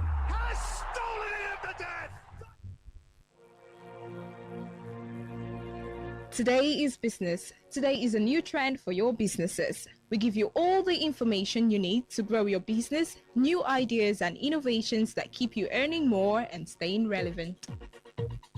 Every day, we engage in business, buying and selling, trading, and exchanging of services as individuals or as a country. Money goes round, it goes up and down. But have you ever wondered what business is all about? And have you ever wondered how you can stand out in your business? Today FM has got you covered every Wednesday between the hours of 1 p.m. to 2 p.m. Learn all you need from professionals. 95.1 FM, voice of the people.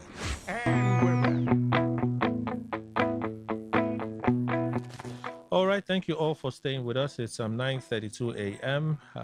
Last Wednesdays of the month, we look at last Wednesday of every month. We look at issues around River State with Christian professionals, indigenes of River State, advocating on issues of good governance on Club 401. This is another last Wednesday. This time it's the month of August, and we're going to be having the conversation with them. We have Dr. C.H. Chinwo, who is the president of the club, Club 401, joining us. Doctor, good morning again. Thank you, Kelly. Good morning. Good morning, Rivers people. We also have Ambassador Kenneth Uyi, who is a member of the club. Welcome, sir. Yeah, thank you, Kelly. Good morning, River State people. Good morning, listeners. So I see number one item here is the passage of the budget. That's the first concern for the club for this month. Second is road infrastructure. Number two, number three is agriculture.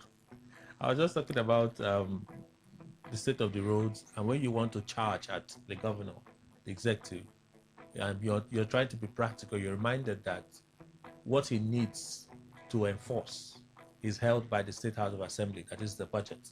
So roads are getting bad.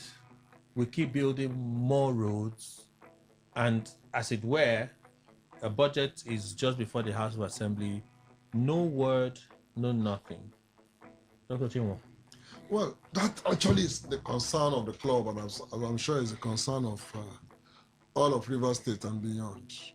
If a state like River State, which is rated second or third in the subnational economy of this country, does not have a budget for a whole year up till August, and if it's agreed and it's known that government cannot operate without budgeted fund, especially when the two arms of government, executive and legislature, agree on it.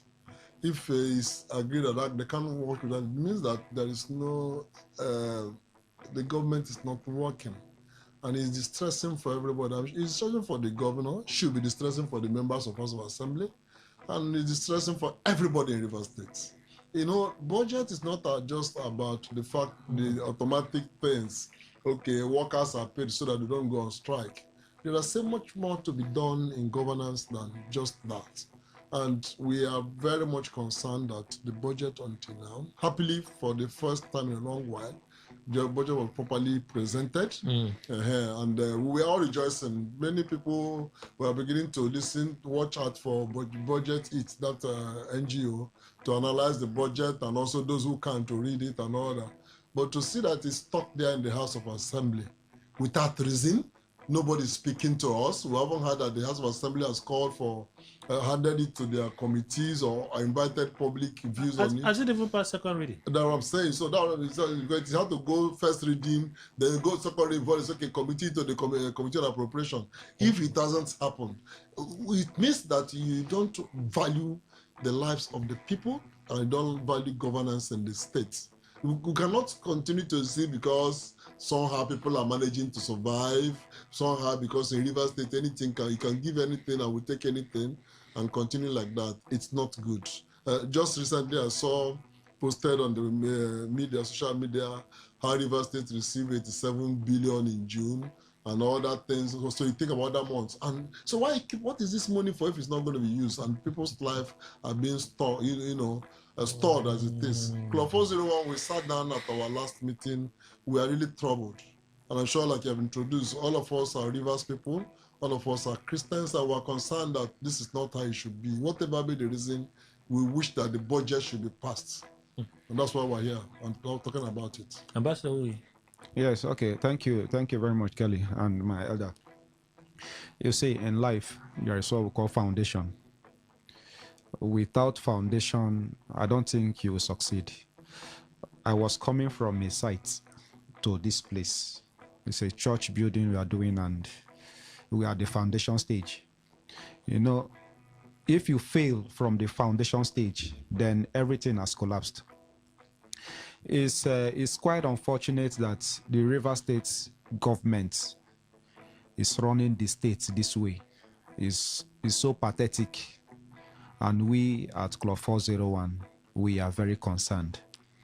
And we also urge the River State people, both indigenous and non-indigenous, to be concerned as well, and those that reside in River State. I mean, you cannot run, even if it's your family, without budget. At least you should be able to know, okay, at point A to point B, this is what we are looking at. Yes, but budget is not absolute. It's not as if maybe if you say 1 naira, it must be 1 naira. It can be lesser, it can be above. But then there should be a template in which the government or any unit or organization should work with. So it's quite unfortunate that we in River State, we are in August. And August, today is 26, right? Or 27? 26. We just have 4 days or 5 days more. And the August has elapsed. And we have not passed budget. I mean, we cannot continue like this. We can't be running. It's so pathetic. How can we stay? No information. Just like as we have said, it's just the first reading. No second reading, no third or public hearing, nothing. No information. The governor is not speaking to River State people. The House of Assembly members, they are not speaking to. It goes to show that maybe, just as they say that our votes don't count and it doesn't matter, maybe and just maybe, we are beginning to see that this thing they say it might be true. Because if our votes does count, I don't think our lawmakers, the executives, the legislature, and the judiciary, because they all form the arms of government, they will keep the state locked down this way. It doesn't make sense. Because of the budget has not been passed, there is nothing is going on. Nothing is going on in this state. No road construction, no project, no nothing. And we at Club 401, we are deeply concerned. We keep on talking about these things. We are concerned, and the River State government, even if they have 1 month, they should use this little time and do something for the people. Thank you. The politics of it is another concern that the club is raising. First is with the quite unnecessary delay in passing the state appropriation bill by the House of Assembly. It's been over a month now, a month and a week or so. Even though they too decried the fact that the governor delayed in presenting that budget to them. But they had promised that they will give it speedy attention and ensure that it is, because they say we're behind time. So they too made that promise. Could it be the politics which has been the bane of the situation, the issues in River State, being behind the reason for the delay of the passage of the budget? Dr. Chinwo. Yes, I think so, but it's unfortunately so. Because from the time of Amechi till 2023, budget has not stayed up to 1 week in River State House of Assembly. Sometimes to the embarrassment of the state. It's been sometimes a few hours. So budget is sent in. We know it shouldn't be so. Budget is not considered. It's passed. Now, if you were waiting for this budget to be brought, and you say governor didn't bring it, and governor brings it, and you're thinking about your constituency, you're thinking about the state, you will speed that action. After all the rebuke, you will rebuke the governor, assuming he's entitled to be rebuked. After all that rebuke, you will sit down and work. I mean, if we came out of a state of emergency, you're in emergency. Because it means that the things you should have done for those periods you didn't do, you should hasten up to do them. So now we not only had emergency before state of emergency, we still have emergency after that, the problems and all that. So now that we say, governor has said we are united, we are in peace, there's no more conflict, and you haven't denied it. Our concern then is, why has it not been done? Mr. Speaker, Mr. Members of House of Assembly, Mr. Members of, why have you not passed this budget? Now, I used to have an any judge come. We used to hear him come and speak to people in the press and explain. As an any judge, think of impeachment attempt, exactly, and all of those things when the heat was on. He was regularly briefing people. So we are wondering, why haven't you come to tell us why this budget has not been passed? The House of Assembly, new one, government has, from what I see, maybe largely almost been completed. The House of, where the governor presented the budget is there. So it's not a question of venue. I haven't heard that any of them had this serious affliction, or most of them that they can't do. So why has this not been done? They don't necessarily have to go give the governor when they've passed it now. They can send their legislative aides to present it to the governor. No, the governor. I'm talking about sitting, assuming that, oh, thank God, and we're happy for that. There was no epidemic that affected members of House that they cannot sit. So what I'm saying, why have they not passed this budget? Why are they treating Rivers people like this? We are concerned. Because see, with those of us here, I keep saying, I am from Obiakpo. Some of us from Obiakpo, we may not even feel what people are feeling. Because see, many of us we can still manage to collect one rent from one tenant or the other. People in River State are suffering. When you go to one or two local governments outside Obiakpo, you will now know the life of our people. That, I mean, people wonder, is it the state that they talk about is our oil producing state? Is it the state that so and so comes from? Is it the state that, we're so low with all respect that people like MBA lawyers have come to Port Harcourt now. Many of them came wanting to see that River State they're talking about. They came here to see, to even be taken beyond the Port Harcourt city. Let them see that River State everybody is talking about. That River State where this person comes from, where that person comes from, where they say everything, oil is flowing. And they come here and they see that Rivers lawyers, the number of Rivers lawyers in that conference are few. Why? They couldn't pay their conference fees. Some for other reasons. I'm not there for other reasons, but that's one major one. Oh, there's no government to sponsor them. That is the state we are. Where our professionals, medical lawyers can only attend because government sponsors them. But this now there's no budget. Who sponsors what? So the state, the poverty level in the state is terribly embarrassing. How about the fields on our streets? That's what I'm saying. Good. Exactly. Now you have brought sailors from all of that state, and they are passing on East West Road. My office on East West Road at Rumodara. And you go and see the field. And people are living in the hotels, staying in the hotels around there. They are moving and saying, this is not what we expected of so-called Garden City. That one, of course, it's no more news again, because I mentioned it here once. 2002, we were hosting a conference, and a judge from Kaduna took her from the airport, and you were telling me, I've been hearing of Garden City. Where is the Garden City now? Where are the gardens? where is the garden? So I said, my Lord, I'm sorry, me and live here, I'm wondering where the garden, because you know why? Because I've been to Kaduna. Kaduna had more gardens than River State. So I became very, very careful. So now people are seeing fields everywhere. People are seeing where our people are staying to do this or that. And they're wondering, is this the state? So you do some of these things. If you love River State, members of House Assembly, Governor, please, for the sake of your love for River State, if you love the people of River, for the sake of your love for the people of River, do what should be done. And we are concerned because we don't have any other means we could do it than to, represent the people of this state and say it here. But we. I tell you, I think this is just politics taken too far. It's as in, I don't understand. Apart from Club 401, as in seeing it as a necessity, I, Ambassador Uyi Kenneth Simeon, I am disappointed in this government, honestly. Because, yes, I understand that when it comes to budgets, if it is in building, you call it maybe quantity survey, you begin to check the cost of A, B, C before you put your. So these things takes time. Yes, we understand. But our sir have said here, in previous administrations, budget doesn't take a maximum of 1 week, which is to an extent is not too healthy or too good. But the previous administration, in a matter of 24 hours, they passed budget. Okay, now this is another administration. Politics came in. They started fighting from point A to point B. Now, the governor have said openly, publicly, that they have reconciled. He has gone back to his family. All things, the president said, all is fair. It's not what he said. Everything is fair. Now that everything is fair now, what is hindering this budget? So, our dear governor, we are pleading with you. Since you told us, I heard from you, is it yesterday or 2 days ago? You said that everything is going on well. If we should hold you by your words, please have a symbiotic relationship or form a good alliance with the House of Assembly members.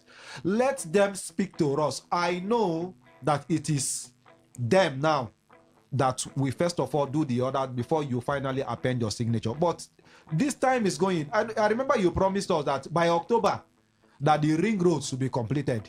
Yes. I don't know. Today is 26. I don't know. If things keep going on this way, it's not good for the government and for the River State people. We need the state to be working. We can't be embarrassed. We can't be receiving embarrassments all the time. It's not fair. It's not fair. River State cannot be on the news for 4 years, in the negative news for 4 years. Haba. It's so shameful. Please, the House of Assembly members, the Speaker, Right Honorable Martin Shike Amehuli, and your deputy and all those people, please and please, we are pleading with you people. In fact, it's not even a matter of pleading. We are compelling you. It's not pleading. We are compelling you to do the needful. Do the needful and make River State happy for once. Thank you. So can we really say that things have gone back to the way they were? At least that's what the governor keeps telling us, that he has gone back and things are better. Or maybe the reconciliation process is still on and they're trying to fine-tune some of the thorny issues for the budget to still be with the House of Assembly and the stark silence from that house.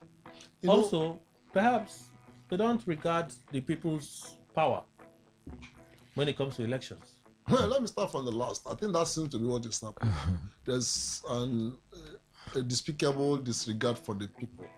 And unfortunately, the people in River State, again, let me also say it, the people in River State who have reduced themselves to that level. Because as we are talking now, if you so there are some Rivers youths who are suffering, who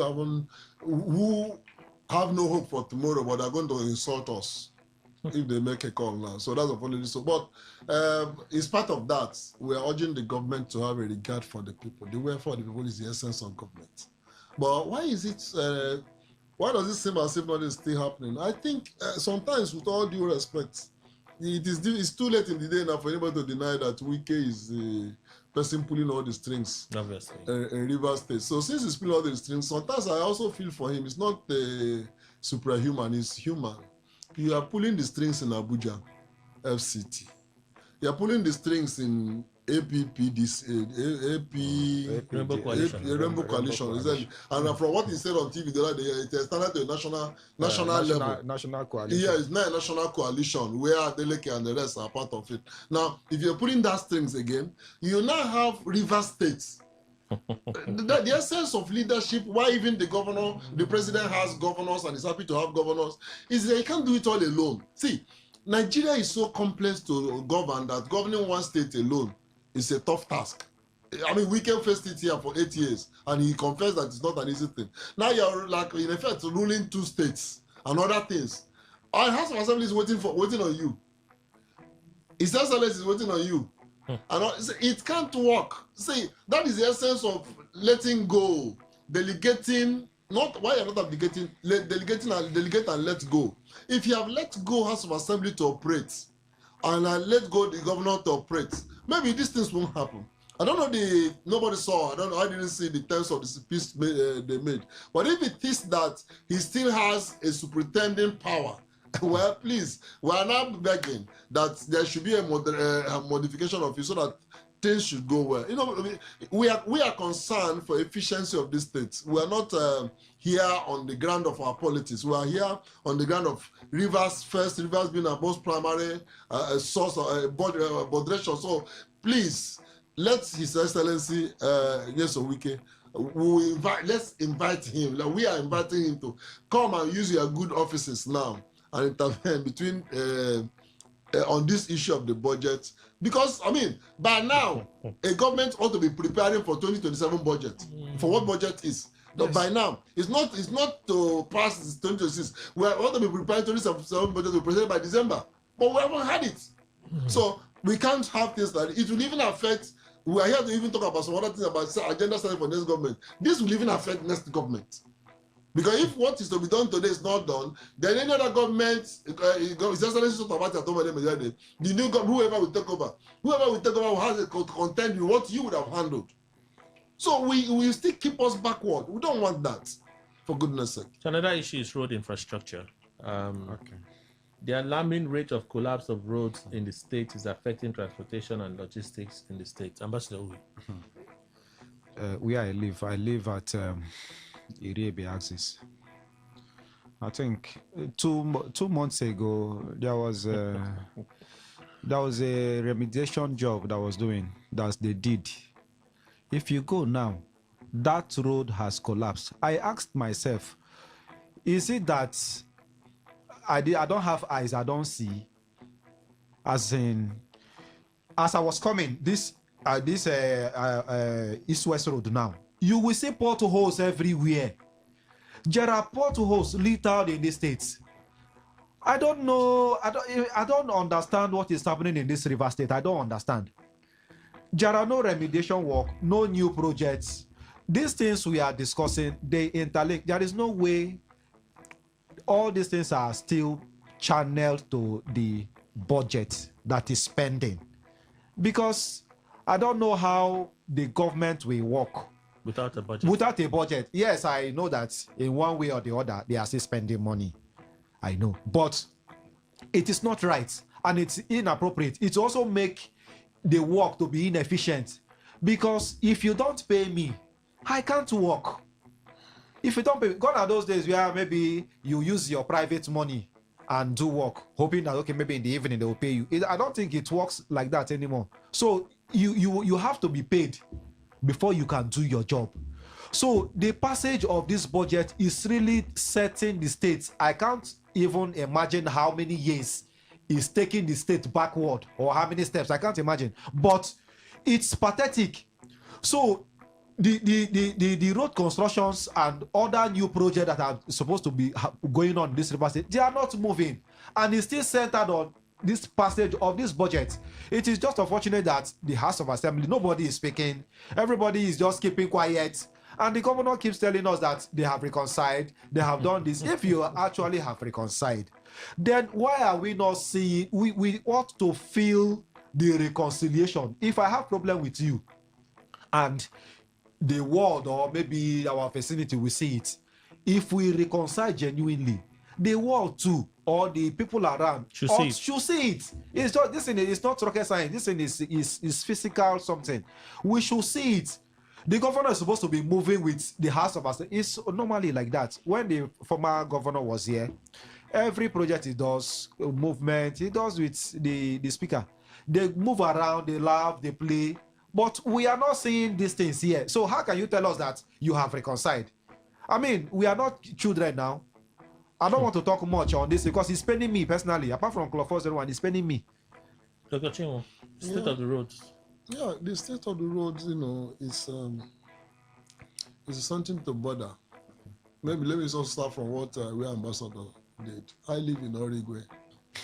The road, when it was constructed, even the construction company, Chinese said, after 10 years, the road will begin to have stress. Origwe, we have not had road for a long time, so we are excited when the government of Wike did it, and we thank him, still thank him. But you see, it is now 10 years. And the stress is massive. On the road? Yes, on the road. You can see potholes there. Everywhere. I think this is basic engineering technology thing. That it doesn't matter what you do. After this 10 period, you have to begin to wear walk. and tear. Wear and tear. It's now we now have to swerving here, swerving there. People will do their own. You get in there, but but yet all the way road. So what I'm seeing some places is still a heaven, and there are some places that apart from internal roads, some main roads in communities and parts of the state, even in the city, they are not what they ought to be. So we saw when the government was active and functioning and attending to this, the state of roads are bad. And still, there still need to open up roads. See, Kelly, last Saturday, of course, talking about agriculture, I went to a burial somewhere at Ikwere local government. No, Ikwere local government. And the massive amount of land that is untouched, that could have been, if our places were opened up, you develop. So we need it. The roads network in our states need to be attended to. The one that are also federal, we have to decide. The other day, if you go to Omagwa, if you are going through Omagwa to the Shogbo Road, there are certain places that are very, very dangerous. Immediately after the airport, you will see that vehicles are breaking down. So if like Rivers State have taken over federal government attention in Rivers State, then we should do it. If it's federal government, then Rivers State should call attention to federal government. But unfortunately for us, for a long time, federal government has abandoned Rivers State. And the state maybe gives the impression that we don't need them. Whatever, the state of the roads in Rivers State, no. It's not what it ought to be. And we are concerned as a club. Let me ask Club 401, is building roads an investment for a state? Yes, I think it is. That's actually what the government is supposed to do. Infrastructure. Create the basic, that's what they call it, building the operating environment or conducive environment. That's what government should do. No matter how rich you are, even a Dangote won't construct roads. Because, one, regulatory issues, the fact that you're going to affect several communities with different interests. It's only a government that can do it. When you do that, you open up. Nobody even expects government. People have said that government has no business in business. It has business in business, but not the business of making profits, but reducing losses, reducing pain. And also, building road is a very important government investment because you save people some misery. I don't forget to talk about Origwe. I know what the building road did for us. For me personally, I had a project that could have been commercially viable, but wasn't until the road was done. So if they build roads without a maintenance plan, have they invested? That shows that you are not a good investor. Because every good investor is thinking about sustainability. If you build perhaps your Origwe road, yes, wouldn't have deteriorated the way it's deteriorating now. If over time, they are carrying out maintenance work on that road. No, exactly. If, like I said, if the engineer say, look, after 10 years, this will need maintenance. And then by the time, 2016 it was commissioned, by 2026 or 10 years, you don't need to be told. Your maintenance team begin to go around that road to look at it and attend to. When small little pothole comes, it didn't attend to it, very soon becomes a drum hole until the road is completely broken into two. It means you have not been a wise investor. You have not protected your investment because if you have done that little pothole immediately, that thing will have become a drum hole as I tried to describe it. So it means that we are not acting like wise investors. And it is, in very many places, and you see, like I keep saying, if in a place, and this sorry is where the speaker comes from, the speaker of Rivers House Assembly comes from. So this is also affects even his own community and my own community. So now if it is difficult for a road in Obiakpon to be maintained, what happens to Kana? What happens to a road in Andoni? What happened to a road in Asaritoru, Ahoda East? All these places outside. So that's why I say we must even build a better culture. And if we fail this time, please, whatever government comes, if you are planning for a road or any government investment without thinking about sustainability of maintenance, you have failed. We have to go for the news. Give us a moment. We're back. Please stay with us.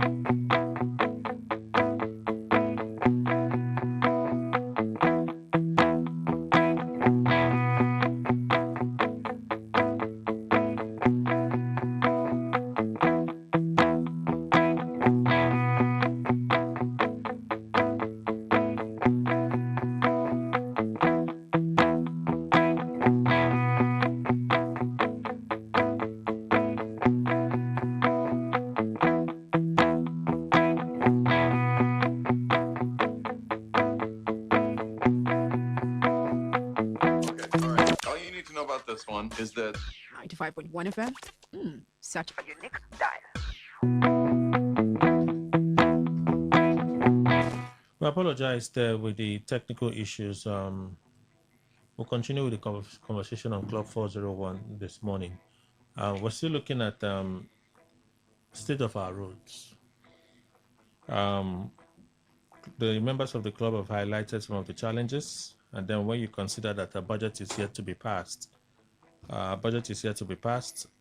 then our roads are decaying, where should the urgency be? Let me go to Ambassador Oyi. Where should the urgency be? Okay. Is it the House of Assembly? Yes. In quickly ensuring that the budget is passed? Yes, that is where the urgency is. The House of Assembly should expedite passage of this bill or budget, because, I mean, you cannot build something on nothing. You need something to work with. So they need to pass this budget so that the governor can have the liberty to work, to spend. He can now move from point A to point B with boldness. You understand? Because for us or for me, we are just saying that all these things are, they call it cosmetics or what. So, but if you have something, you understand? If I have money now and I'm coming to your studio, I should be. There was a day I was listening to your studio and somebody did birthday or so. I think the person bought, whether he bought lunch for everybody. I know I heard it in this studio. Either he promised or something. Yes, now it's in this studio. Did I come to work that day? Yes, you came. You came. I listened to it, and I cannot remember the person, but I know the person, it was his birthday, and he said he's going to. Yes. Now he's talking with confidence because he has something. He has something. So if the budget is not passed, the governor himself and his executives, the commissioners, they cannot boldly come out and work. That is why, are you not surprised? Is it not a thing of a surprise that none of our commissioners are even talking? When this administration came on board, I know the Commissioner for Information and some of them, they were 247 on the radio. They were talking because then things were working just fine. Now, it's unfortunate, I don't even know by state government, I don't know anybody. I don't know. I only know the governor, the deputy, and maybe one or two persons. Why? Because nothing is working. And these things are centered on the budget. The budget is not passed. How will the commissioners work? How will the governor himself work? I mean, it's so pathetic. So another area of concern is on the road construction issue for Club 401. The government should do well in ensuring the completion of the Ring Road project, and in addition to fixing roads to ease difficulty in the transportation experienced daily. That Ring Road is a legacy project of the Fubara administration. Yeah, it's the problem now is that we have hit the foundation. Everything stands on it. Budgets. Yes. So sometimes it's almost taken as given whatever we're going to say. If there's no money, what will you do? I remember when the governor returned after the state of emergency, visited at Eneka, and he said he attributed a whole lot of credit to his predecessor and said, my Oga likes big project and we're going to deliver by October. It wasn't an unrealistic promise. It was not an unrealizable promise, but it definitely hinged on money and budgets. If you have not passed budget, if you could even manage to pay salary without budget, you can't do a road, can't continue a work. Moreover, Better are giving notice over the years that there must be variation. And if that had been considered that there'll be variation, then what are you going to do when there's not even a budget approving the original thing? So it's unfortunate. That legacy project, if it had been completed, if I got into a vehicle at UTC and the next place I will land is at Trumosi, there's no doubt that it has improved my ease of life. It's a valid thing. It has reduced the stress that would have happened on Ikwere Road, or Aba Road, and Rumokoro and all that. That is totally the essence of a project like that. But when you leave it undone, it's getting worse by the day. Yeah, the flyover, being a very concrete structure, may not break down.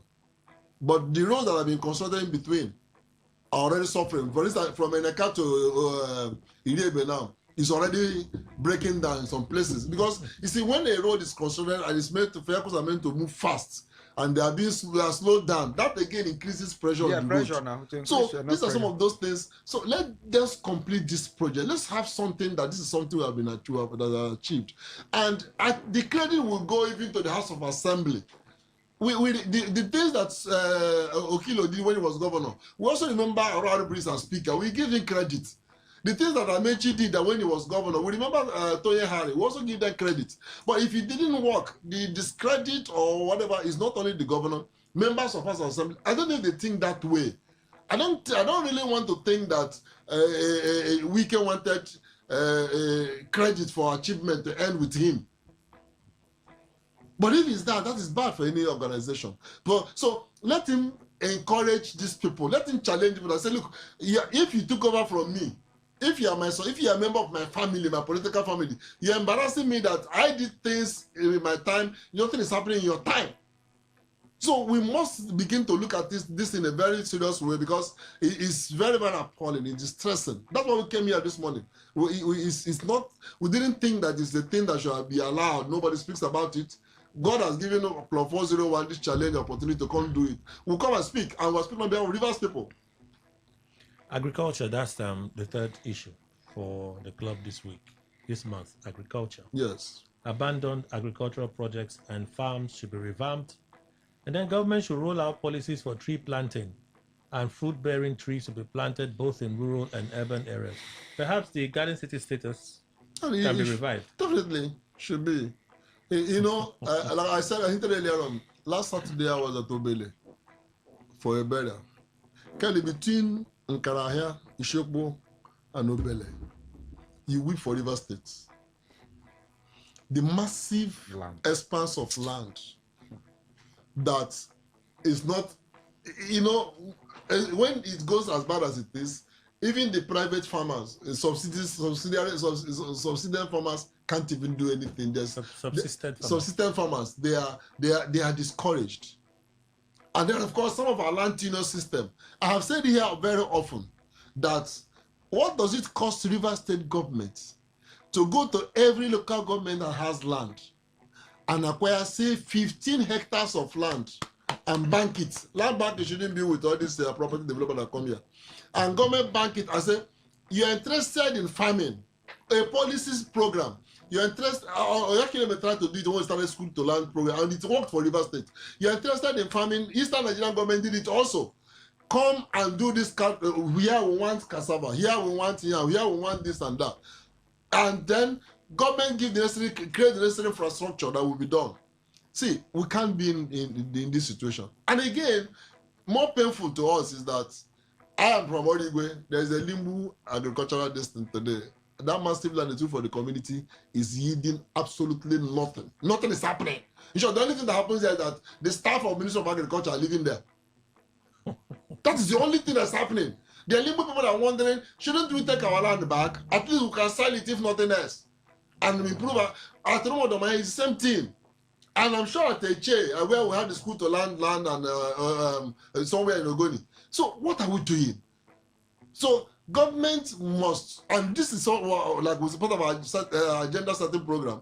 The next government should please realize. Happily, I heard when I was coming here, it was quite coincidence. NDDC chairman, the managing director, speaking to lawyers. See, River State, we shouldn't wait for North to bring food to us. River State has enough to feed Nigeria if we are ready.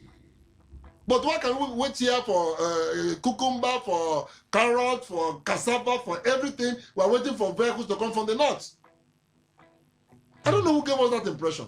And we are saying, whichever government, whoever emerges as the next governor, Club 401 will insist that you focus on agriculture. Okay. Ambassador Uyi. Okay, let me take it off from where my sir just landed. Let me take it off from there. You see, we are told that the three basic aspects of life of every man is food, shelter, and clothing. And then I have taken my time to look at it critically, and I discovered that among the food, shelter, and clothing, you can practically do without two. You will survive. You can do without clothing. It's not normal, but you will not die. Yes, you can do without shelter. It's still not normal, but you cannot do without food. That one, you can't. Capital letter can't. The maximum, maybe you can just stay 1-2 months, but after you will die off. In 2023, when I was struggling, I tried to become governor of Rivers State, I was moving. My manifesto, agriculture took 50%, only agriculture.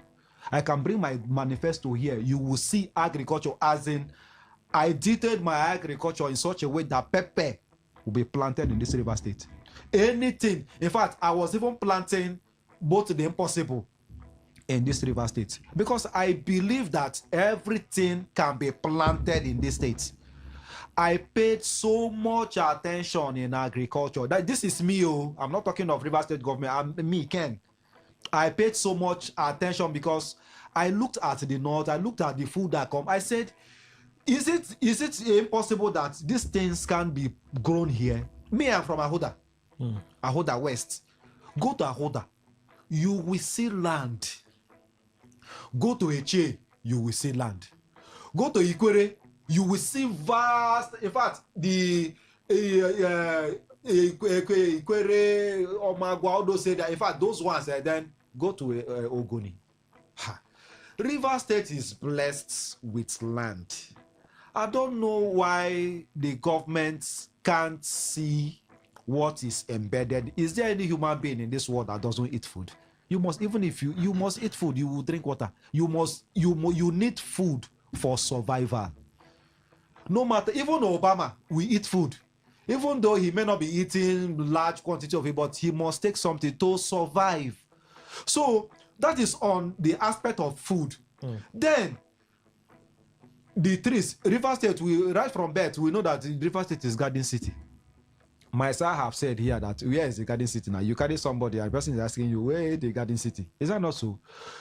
We should imbibe the culture of planting trees, planting gardens, making the environment look very clean. These are parts of agriculture. River State doesn't have poultry. We don't have ranch, cattle ranch. We don't, as in, there are so many things that will be derived from agriculture. This thing, we cannot overemphasize. I don't think the matter of agriculture is not something we should even be talking. It's embarrassing for somebody to even, I know this should be my second time or third time that I have been a discussant from Club 401 that the issue of agriculture is one of the topic. I don't forget, I've come here like 3 times and one of the topic is still centered on agriculture. I don't know the reason why River State government, we don't value agriculture. Why we have lands. It's not even as if like Lagos. Like you say, okay, Lagos is the smallest state in Nigeria, but there are no more lands. Either they are sanfilling or they are building on top of something. River State, we are abundantly blessed. This is a land blessed with milk and honey. I don't know why we cannot harvest on these things. You say you won't be leader, fine and good, you are now the leader. Why not lead us well?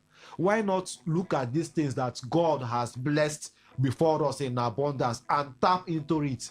So we in Club 401, we are still reminding the government, it's not too late. No time is late. My late uncle used to tell me that no time is late. We know him as no time is late. Right. Even if you decide to start today, it's not late. As long as you have made up your mind that I will start up something, you can start up something. So with this little time left, the River State government should look into agriculture. There are more to benefit from it. Thank you. Some messages here, and then we'll open the phone line in a bit. Have you noticed the mammoth crowd that always come out for project inauguration? It tells you the high level of unemployment in the state. Okay, thank God, Ability Atwebu. You sent that. I'm checking for messages. On the discussion with Club 401, I'm aware that the legislators can veto the executive if they have, if they sense any delay from the executive. What are the powers available to the governor, seeing this delay from the legislators in River State? That's an interesting question. But it's not the governor's fault. Now the governor has done his own. No, what they're saying is, what can the governor do? The only thing governor can do is that, and that has passed. I think he has a right to spend 6 months. That has passed now. That has passed. To spend up to the what was in the last budget. That has passed. So we are now. That's where America will say talk about American shutdown. We are not getting to the point of shutdown of government. Yeah. Where maybe there will be no more money to pay salary, and that is going to be very bad for peace and stability in the state. Let's hope we don't get there. Yeah, we hope we don't get there. Assume Ahmed, that's the message you sent. Okay. So this is not for Club 401. I would ensure I remember to play it when we have general conversation. Kelly and Club 401, good morning. It seems to me that the almighty godfather of Fubara has not given his order to pass the budget. Governor Fubara is not in charge. It appears to me that the peace is a fragile one. John Owagugo, that's your contribution. Thank you. Can someone sue the River State House of Assembly head by Martin Ameuli for dereliction and insubordination? Can such be entertained in the court of law? Nigeria is gone forever. I keep saying, but you will never believe me. Sakalo. Can they be sued? Dr. Chimo, is that the solution? The matter will not be entered for hearing for in once 1 year, so you won't touch what they're looking for. So there's no point then. Perhaps it makes it worse. But it makes it worse. Somebody will say, we would have started the budget work, but for the case in court. Oh, yeah. So now we can't touch it. And everybody will suffer. Oh, my God. Good morning. I thank Club 401 for always putting River State first, but who is their preferred governorship candidate come 2027? You are not political now. You are not here for that. Well, there was a time we spoke on where we wish that parties should choose their candidate from, but that has passed. We are no more. We are not going to persons. All right. Yes. Take it or leave it. Wike has halted the passage of the budget until the close of 2027, when the money will be useful to them. Now the question begging for answer is: should we Rivers people continue to lament on radio without taking concrete steps to end this slavery? Please, Wike and his supporters are strategizing every day to control the state until when only God knows. I therefore urge all opposition parties to rise to the task and take back our dear state. This is Lawrence. He sent this message. Please, River State should forget about 2026 budget. It will be used for the governorship and presidential election in 2027. This is JEI from Rukboku. That's his contribution. Thank God Ability Atuba, I read the message from you already. I thank Club 401 for their outspokenness with regards to the budget passage. I wish our super minister was listening, because his intervention will facilitate every action in the state. God save us. Emma Anayong sent that message. Good morning, every people in the house. Good morning to everyone in the house. May Almighty God continue to be with you. So journalists should ask Wike what is holding River State budget, because the House of Assembly, they are working for Mr. Wike. Kainda Lemu. That is your contribution. All thanks to Club 401. From St. John's to Ignatius Shajir University of Education, the road is bad. Please, we need the government intervention. Oboku Darlington. It just goes on. All right. 0810951091. Please, you have 60 seconds here. Good morning. Today 95.1. Welcome. Good morning, bro. My name is Collins is not clear. Better. It's a pity, honestly. River State, that I know, I never believed that River State would be like this. I'm born in this state. I'm from Imo State. I'm born in this state. I never believed that River State can be under siege. River State can start everybody. Nobody in this state can talk. How can they keep this budget? But they won't let the weekend go keep that is speak at that period. 2 days, 3 days, not pass budget. Whenever the ABCI. For 8 years, I mentioned the same thing. Nobody talk about all these things. For this government to go give budget for months, the whole you see look at they see everywhere, no road, no agriculture of zero. You can't even come look, even one tractor, you know, be buy. But I don't know. No, what is talk? All right. Collins, thank you. Good morning. Today 95.1. Welcome. Good morning, Mr. Kelly. Morning. Mr. Joseph, I am calling from LM. I want to comment on the area of agriculture. In education, I want to see that a state such as Rivers State should have diversified the state economy from oil economy into agriculture. If you have seen to income cross Rivers State, you realize that the average farmers have been millionaires. They dwell or rely on cocoa and other things for survival. So the governor has several occasions promised Rivers people that we will revamp Tongai Farm and several other farms in the state. But up until date, he has done nothing. I look at the book of Luke, chapter 14, 28, 31. Is the reason why the state is here.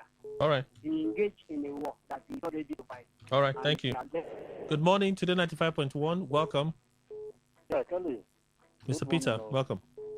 Yes, thank you. Peter from Oyibo. Well, it's unfortunate that the state is under siege. They have kidnapped the state. They have kidnapped everybody. Nobody is talking. The emperor, we are looking up onto the emperor, begging the emperor to help the state.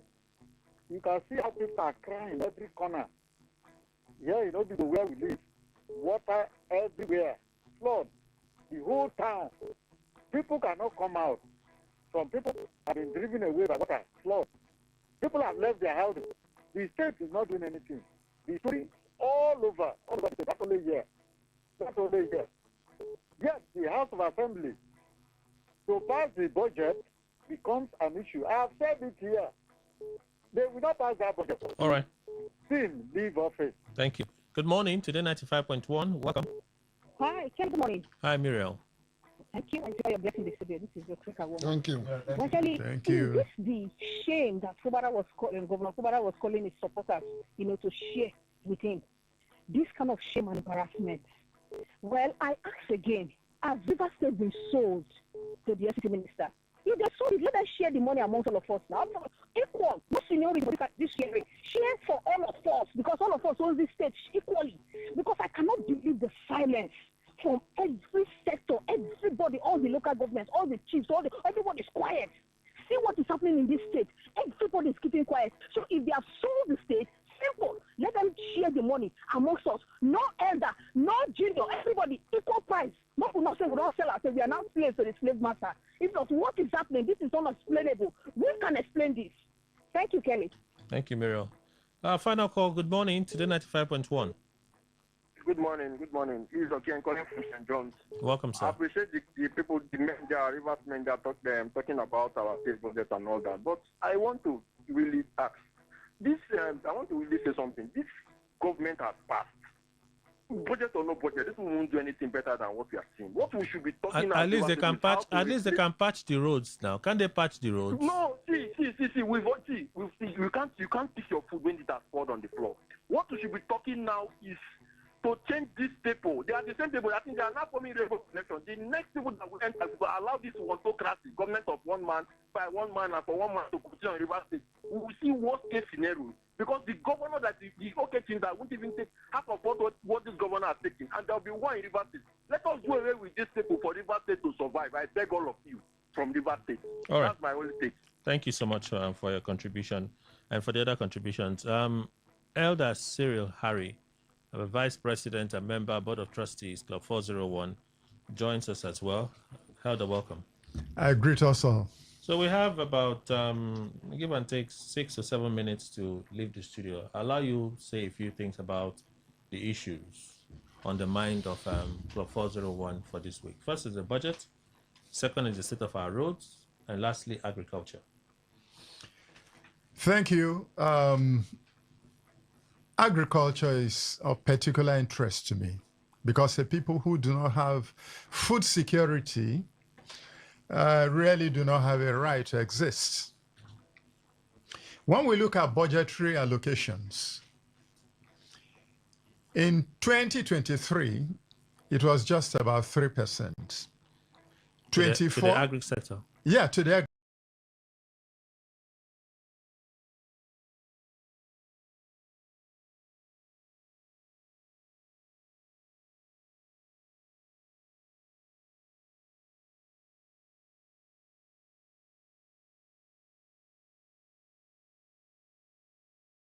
Greek sector.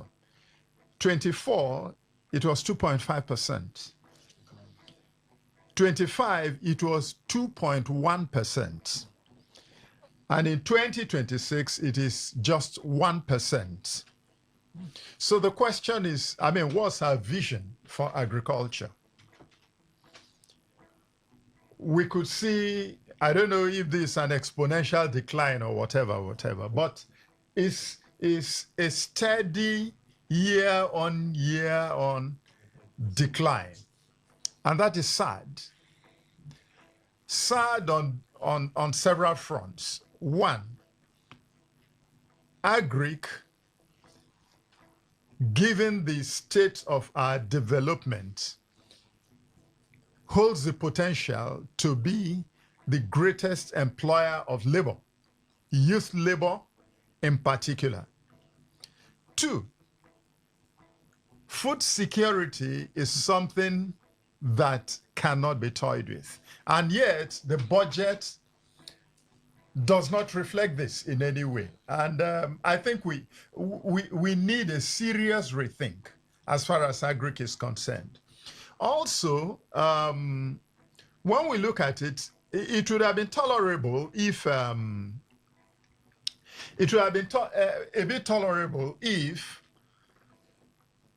there is significant private sector fund injection, but that we are not seeing. And that makes it very unfortunate.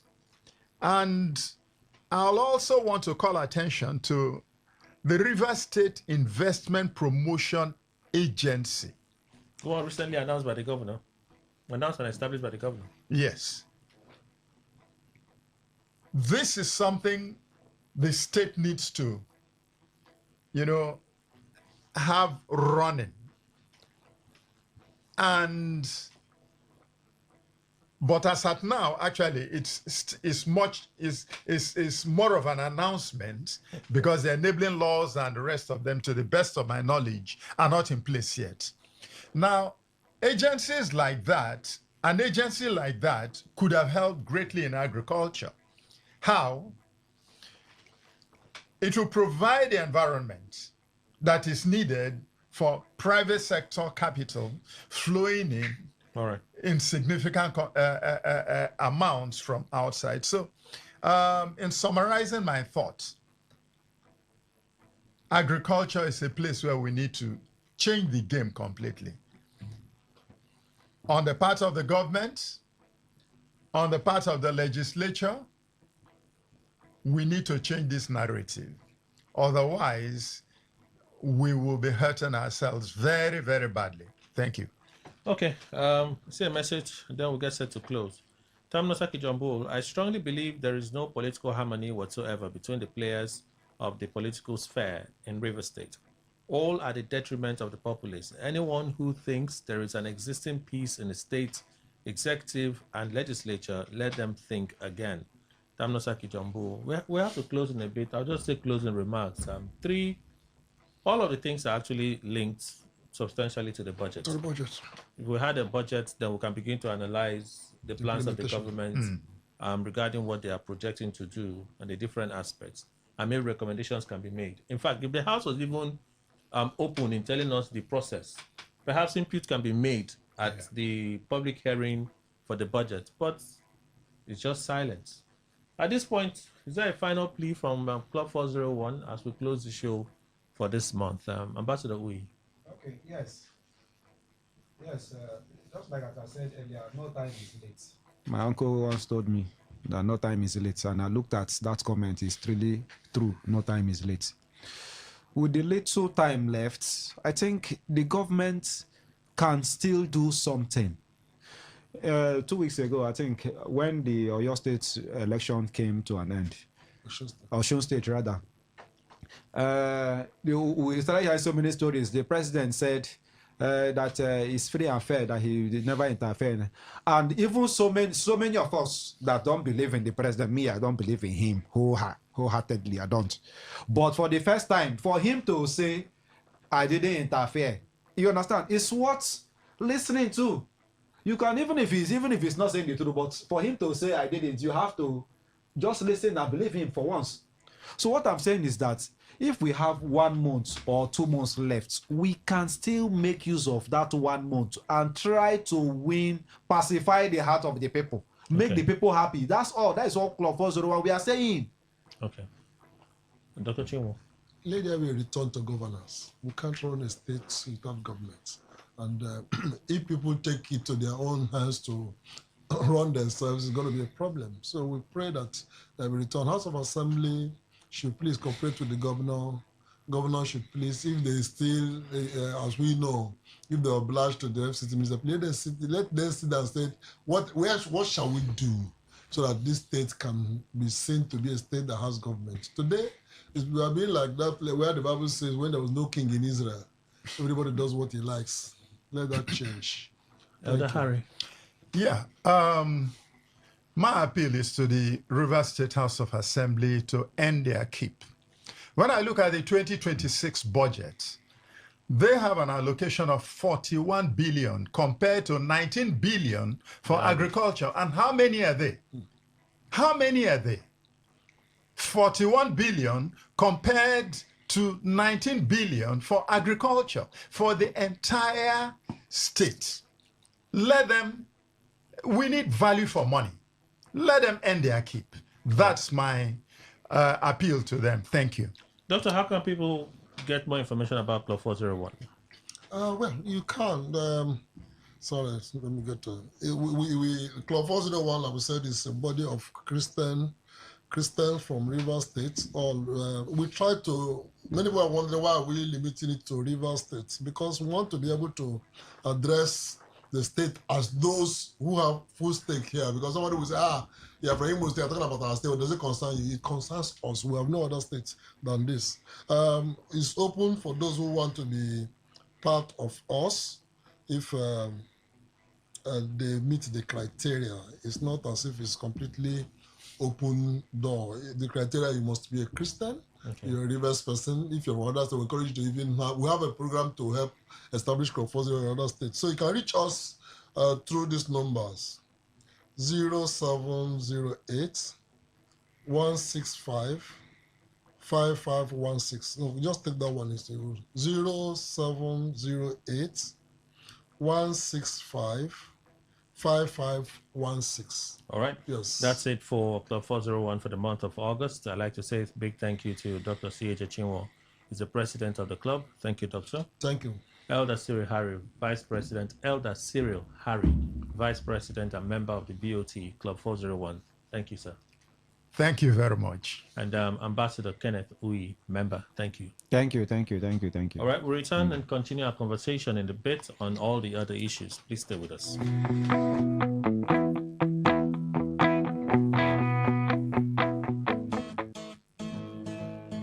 You may not realize it, but do you know you can always show your love for others with simple gestures?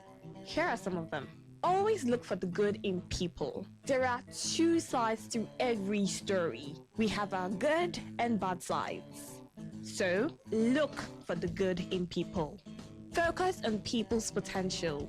Everyone has potential. So, rather than put them down, help them realize it. Choose to love. If you're given an option between giving love and receiving love, choose giving because that is a more practical choice. Treat everyone as equals. This means letting go of all the prejudice and partiality. See people for who they really are, not their jobs, not their apparels or bank accounts. If everyone does this, then the world will be a better place. Love yourself. You cannot give what you don't have. So, before you try to love other people, love yourself first. Forgive. We all make mistakes. So, whether it's a family or a stranger, the best way of showing love is forgiveness. Everyone deserves a second chance. Show compassion. Care for other people. Care for what they are going through. Do what you can to help. Give back to the community. Remember that a single drop of water can cause countless ripples. That donation, no matter how small, can inspire others to do the same. Smile, even to strangers. Remember that you're never fully dressed without a smile. So, do not underestimate the power of a smile. Not only does it lighten up your face, it will also brighten up another person's day. Be the spark of positivity you want to see. When you smile, the whole world smiles with you. This message is brought to you by Today 95.1 FM, the voice of the people.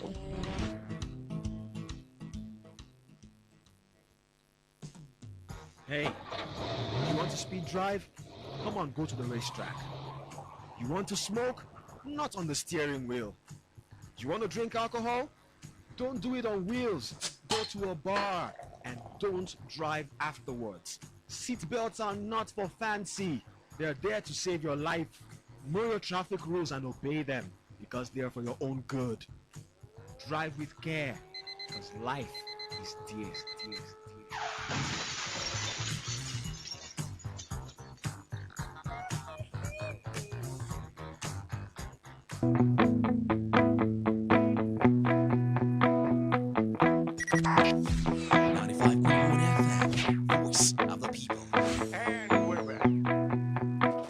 All right, thank you all for staying with us. So I read some messages earlier. Let me conclude this one because it's in and out. Thank God ability Atuebu's message. I read the first part relating to Club 401. The second part, not concern me. The third part, support APC or leave. FCT council chairman. It's normal. People make unguarded statements and nothing happens because law enforcement agencies don't arrest them. Thank God ability Atuebu. So that's that message. Let me just be sure. There's some messages I said I was going to read. Okay, you saw you deleted the message. Okay, let's go back just to be sure. All right. This hypocrisy, Sha. Can anybody in the East, for example, come out boldly to vote for APC in the East without fear of abuse? The man in Abuja is right. Okay. Egusi for Egusi. Ernest from Woji. That's your contribution. Thank you. So good morning. Forget the North. Whatever is happening to them was what they bargained yesterday in the name of taking over government because of religion. Look, they have shot themselves on their foot. Terrorism has come to stay. Which one, Nigeria? You didn't tell us your name, but that is something I suppose that you're thinking of. We'll leave it there. Let me introduce Chief Loveday Okere, JP Square. He's a social political analyst, and he lives in River State. Yes. Welcome, Chief. Thank you, Kelly. Thank you. Good morning. Chief, have you seen the viral video of the council chairman in Kuje? Yes, yes. That told people, if you won't support APC, leave the council. Have we gotten that bad? I saw it, and to be candid, I was disappointed on the statement. The reason being that I don't know whether he will still come out to say he was quoted out of contention or he's very even possible. As the video, you can say the video is doctored now, AI. Everything now is possible. He may, you know that when people are under influence, euphoria of maybe the situation they are at that point in time, they may be carried away to say so many certain things, forgetting that in this nowadays, the era of social media, before you even say jack, what you are, the program you are holding here is already in America. So people tend to forget themselves so easily to make certain. There are certain things ordinarily you will say in house that you are not supposed to, that is not supposed to come public. It's supposed to be within you and your people. Yeah, within a kind of conversation. But these days, the social media has made it so impossible for there to be even a secret these days. So that conversation was a very bad one. It painted a very bad image. There is a way you would have also passed a message that, you know, would have been somehow coordinated, but it was he was loose in making those kind of utterances. I didn't like it as a person. You know, if you want to ask people to actually believe on what you believe in, there are certain ways you pass the message by using. Thank God, FCT minister have done a lot in Abuja that can be used as a means of convincing people to say, since this and this and that has happened, we haven't seen it this better before. Work with us. At that point in time, I don't think that he was referring to PDP or PC. He was referring to majorly Ahmed Tinubu as the president. That because in Abuja, what matters most now is 2027 presidential election. They have done the area council election. Then that of the senatorial election wouldn't have made him to say what he said. So he's actually referring to the election of Ahmed Tinubu. So for me, as a person, I don't like such utterances. I don't like it. Let me take your views on this row about subsidy and no subsidy. I know that Dr. Chinwa and yourself should have been following the conversation. I'm too tired of it. You see, when I heard Atiku spoke on that particular issue, saying that he will reintroduce subsidy, the only thing I say was that Atiku is only trying to do everything possible to bring him to power. Even if it is something that will say,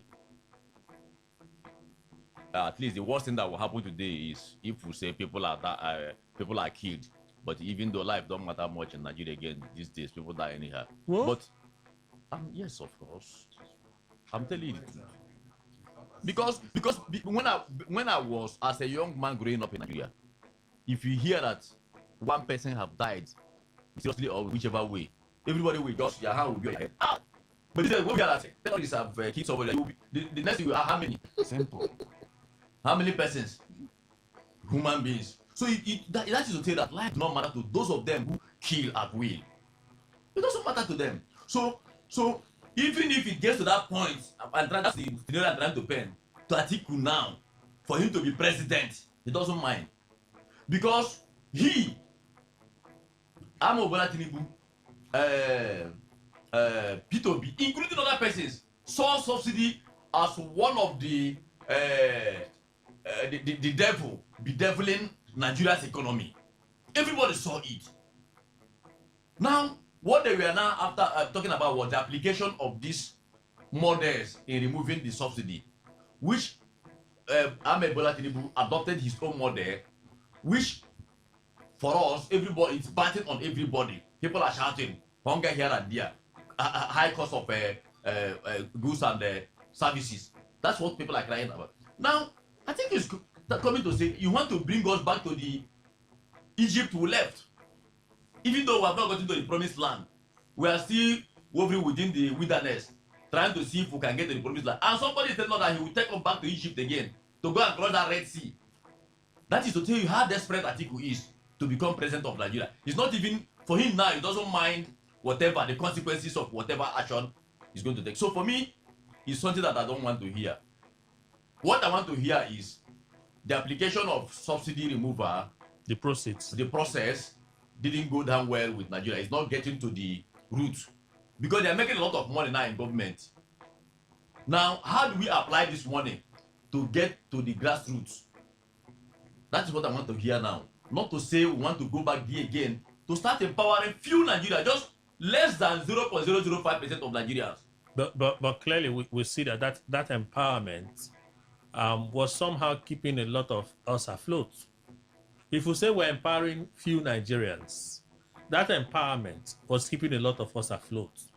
Petrol was cheaper, transportation cost was cheaper, food prices followed suit, other services followed suit. Why? The driver, crude oil, whether it's diesel,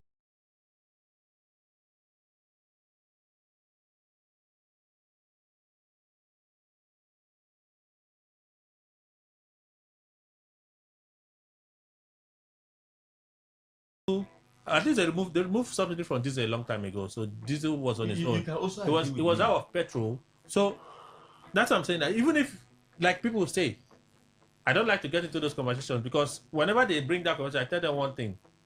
When they say subsidy was available, I used to buy petrol at 100 and something naira to 200 naira or so. When they removed it, the first price I bought was 500 and something naira. I blinked again, 600 and something naira. I blinked again, 800 and something naira. Now I'm buying petrol 1,000 something. Exactly. So that few that they are benefiting by paying subsidy affects A lot of people. No, Kelly, you see, this is one part of the argument.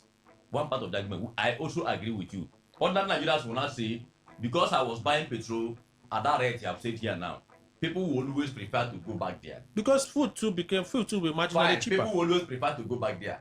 But you see, there's a saying in my place that when you cut a tree, the leaves does not dry immediately. When there is a flood in this environment now, you only see the after effect of that flood when the flood is dry. You come back here, you see that there's a lot of damages. You see, that thing that all of them saw and they were all crying that time, remove it, remove it, remove it. Part of the consequences, part of the after effect is what we are feeling, which I believe that if what they told us, the economic analysts and every other person, if what they told us is anything to go by, it means that better days are very close to us, because those rough ages that was introduced by as a result of the subsidy period may have been filed.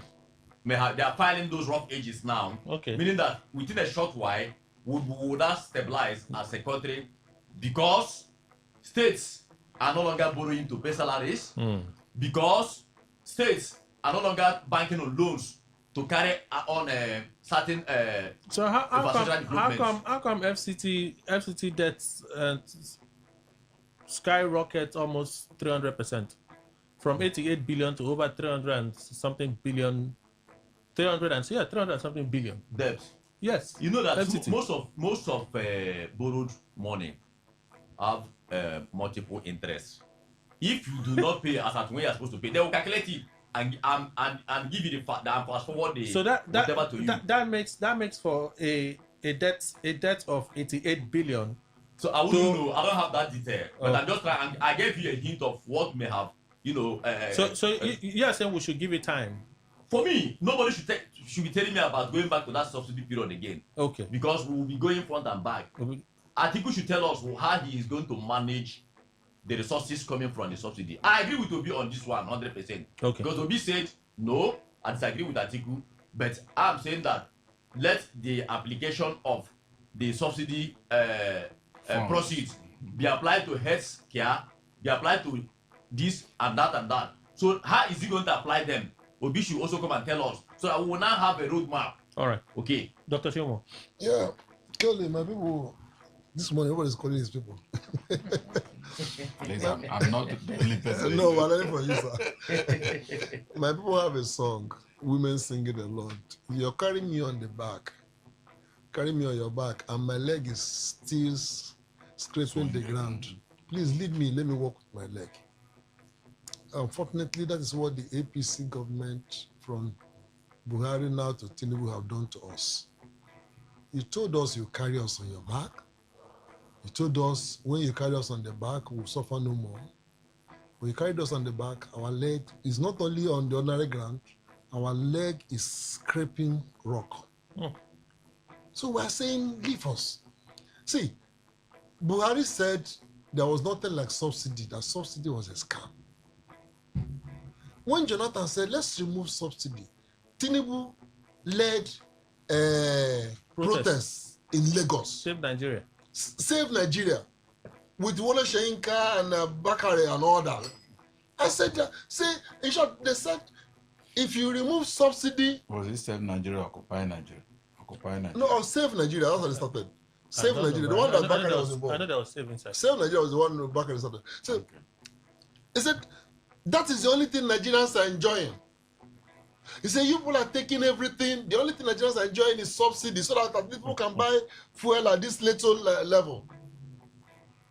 And so Jonathan, as he's in his natural way, drew back. Now, if Buhari said fuel subsidy was a scam, that means there was nothing like fuel subsidy. You now come say that was fuel subsidy, you have taken it away.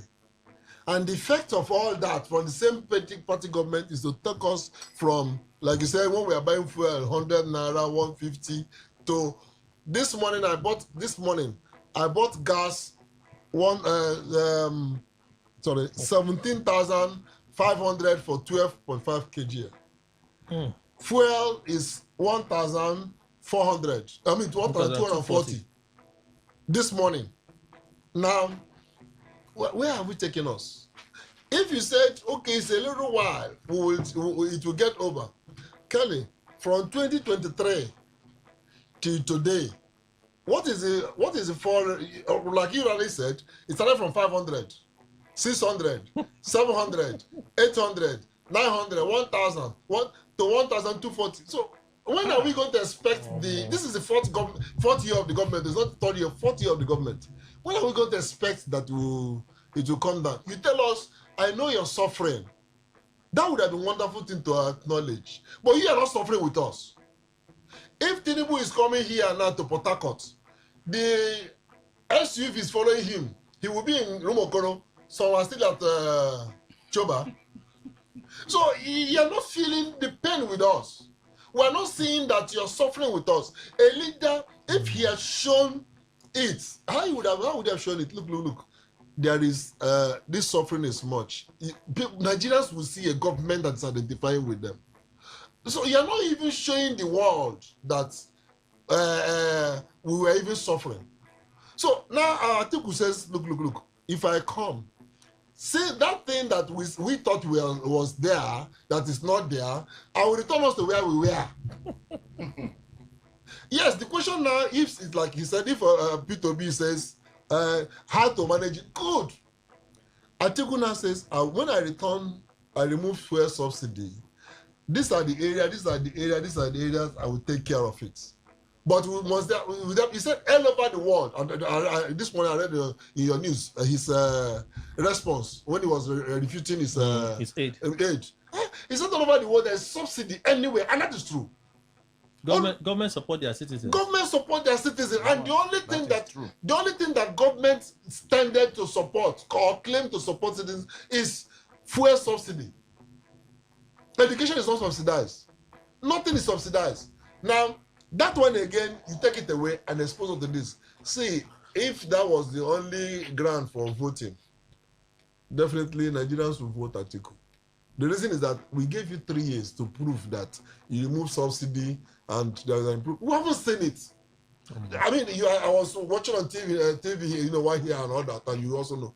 Where after a long time, what is his name? Umahi went to Benin to say, we are sorry. We know you're suffering on the road. That's just this morning, I'll be yesterday. I'm just sorry this morning. With the Benin road. Frankly, let me tell you, Kelly, I confess it here. Anytime I have electricity and I put television, I watch sports. I've taken my mind away from the news of what are the news I have now in social media. Because sometimes you even tune and find out it's the same thing. It's what you are hearing now, what you had in 2025. So I have not. It's a matter of watching sports so that is now you look at it. Look at the Benin Road. Going from here to Warri, you don't want to go do it, try it. I went to Calabar 2 weeks ago. After I mentioned last week, after Abia, Aba, which I saw what has happened, from Ekotek to Calabar was suffering. Are you serious? Yes. That was the situation is it OTUT, whatever they call it? E2. That has been, I was there in 2021, and I thought, I was even asking somebody, said one side is good. It is as bad as it was been. What are we talking about? Kelly, if they remove, so that at least the subsidy will be the only, since we are doomed not to enjoy anything from our state. If the subsidy will bring fuel to 500 naira, bring fuel to 200 naira, it will be better. Okay, on the final issue before we open the phone lines, fake agency scandal. ICPC clears Gbajabiamila, gives reasons. Case closed. Chief Okere. I know you said something like this. Thank you very much, Kelly. You have a very smart memory. Yeah, that's why it's still on that. Case closed. I told you here that you will not hear much from who's that man that Adeyemi. Thank you. After that, they will arrest him, and the essence of the arrest is to negotiate with him wherever they castrate him. That anything that will make them to suffer that man, yes, we rule. I say so here. Because you cannot tell me that somebody is running a fake agency of Federal Republic of Nigeria, and that fake agency had appropriation that passed through National Assembly and money allocated to that particular agency through Central Bank of Nigeria. And somebody tell me that it is fake. Fake how? If it is fake, it means that the man who appropriated the budget is fake. The man who has released the money from the account from Central Bank is fake. The SGF, who is responsible for office allocation, is fake. The head of service, who is also playing a role there, is also fake. So all this line, people in this line that has passed this, they are all going to face question. Perhaps the man that minuted his first port of call is also fake. It's also fake. So for that reason, the man will be incarcerated, and in fact, they will even compensate him for projecting his name in bad light before the public. I'm telling you the truth. For making him look bad before the public. So you see, they will die, go back at the end of the day. We forget it. You forget about it. You won't hear about it again. But within a short time now with this campaign, after campaign, we're talking about the new government. So this case, you won't hear it again. So I've said it before that there is no case here. In fact, the person who blew it beyond proportion never knew that it would come to this point, that the public would be interested. So they are going to look for a kind of damage control to control it, because it was a very big embarrassment to the government of the nation. Dr. Chiwo.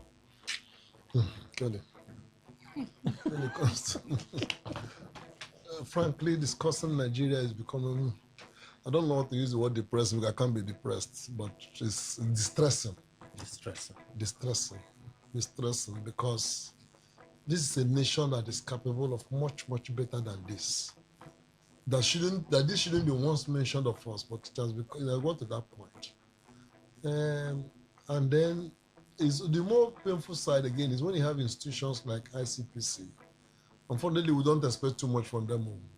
It will be when you know the composition of that structure today, chairman, secretary, and all that. I don't expect, unless it is an enemy of the government, that will be found culpable and liable of anything. As it is today. Quite abundantly so. But good intention, yes, ICP is good intention. EFCC, yes, good intention. But it can't operate when your mind is to exalt evil and punish righteousness. That's what this Nigeria is about now. So, as evil is being exalted, so it's possible to somebody to make an allocation to a state and say, and turn out that the state is fake.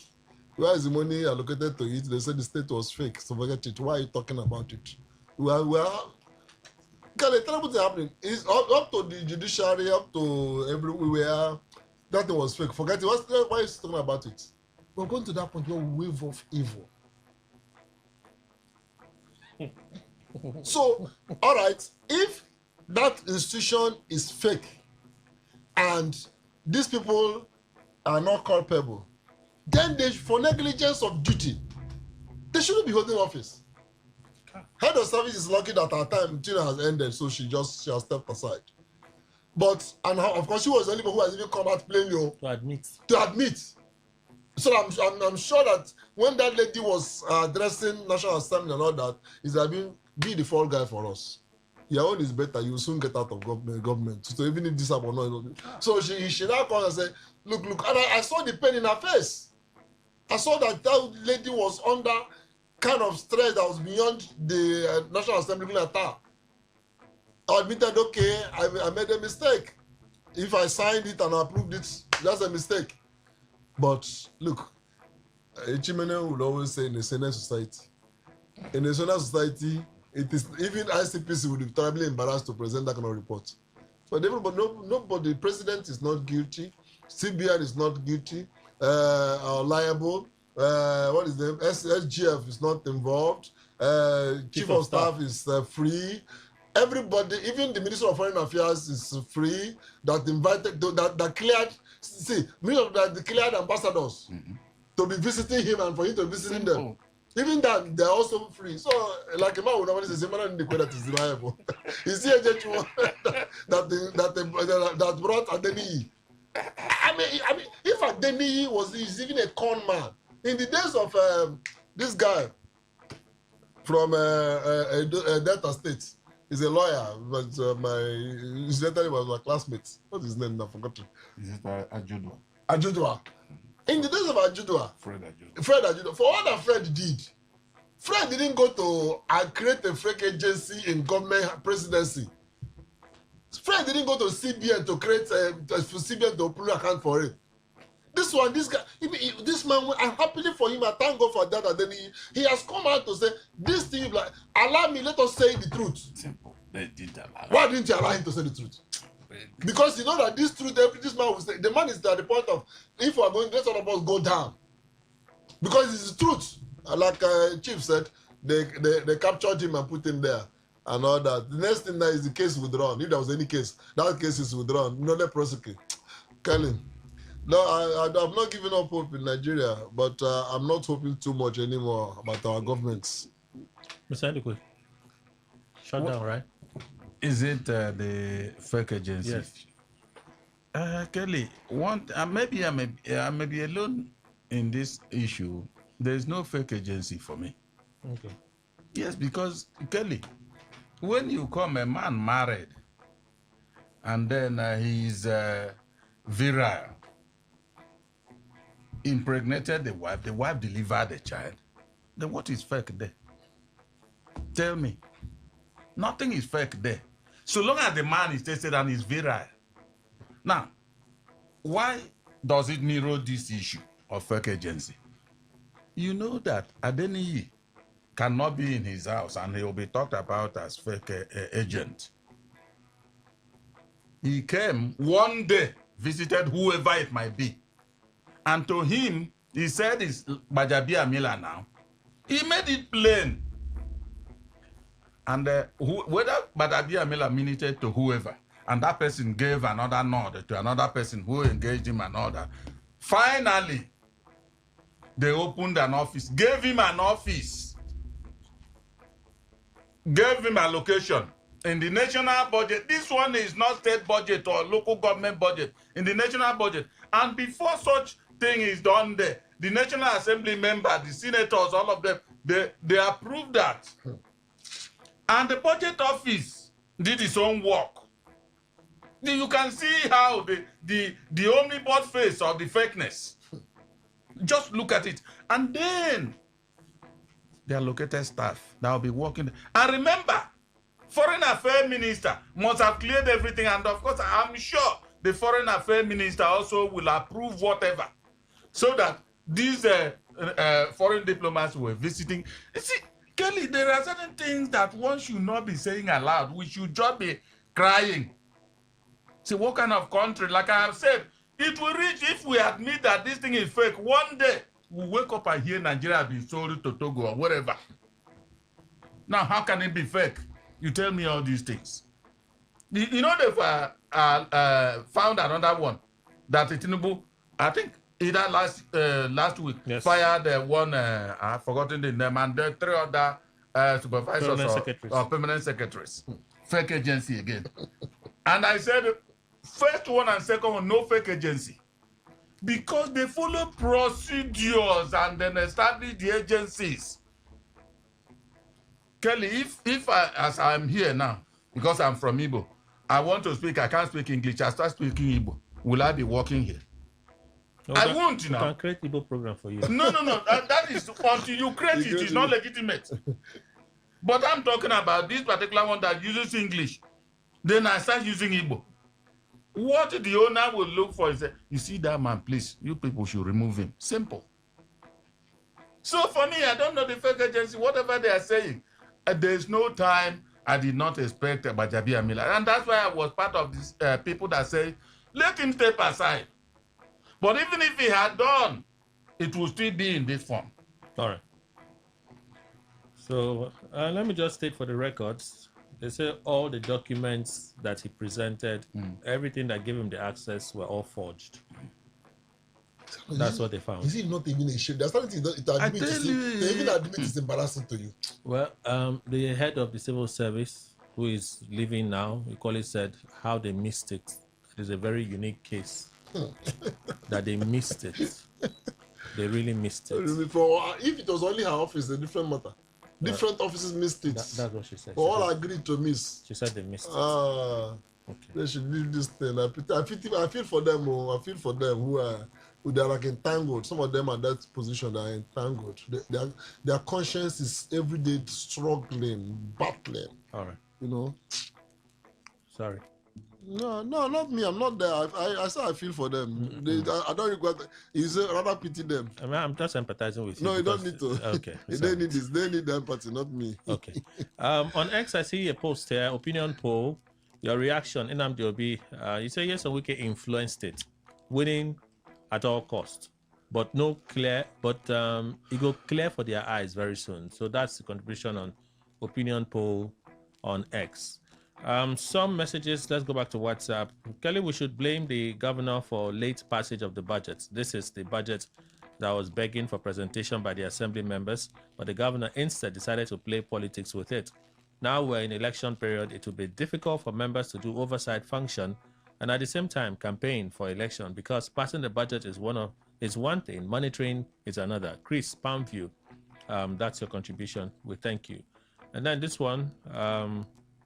Pastor Sunday, the River State budget has been submitted for over 2 months. It's not up to 2 months, yet it has not been passed and implemented.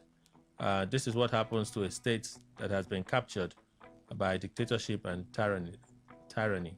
All right. Before we forget, let's play some of the voice messages, okay, from WhatsApp. We'll listen to them and then we'll take your calls. So just chill. Let's chill, all right? Begin with this one. Yes, listen. Good morning, presenter and your guests in your studio. My name is George from Romeo Odegin. River State budget issue. It is really sympathetic, disheartening, and disgusting. But sometimes I keep on asking myself, this River State House of Assembly, I think they pay you people monthly salary. And your conscience will not tell you that River State people are suffering just because of your interest and one man interest in River State. God is watching everybody that is doing this thing to River State people. You were shouting that the governor has not brought in budget. Now the governor have presented budget to you people. What is happening? What is happening to River State budget? Development is not happening in River State. No infrastructure. People are suffering. All right, that's the time. Each contributor has 60 seconds. So there. Go to the next one.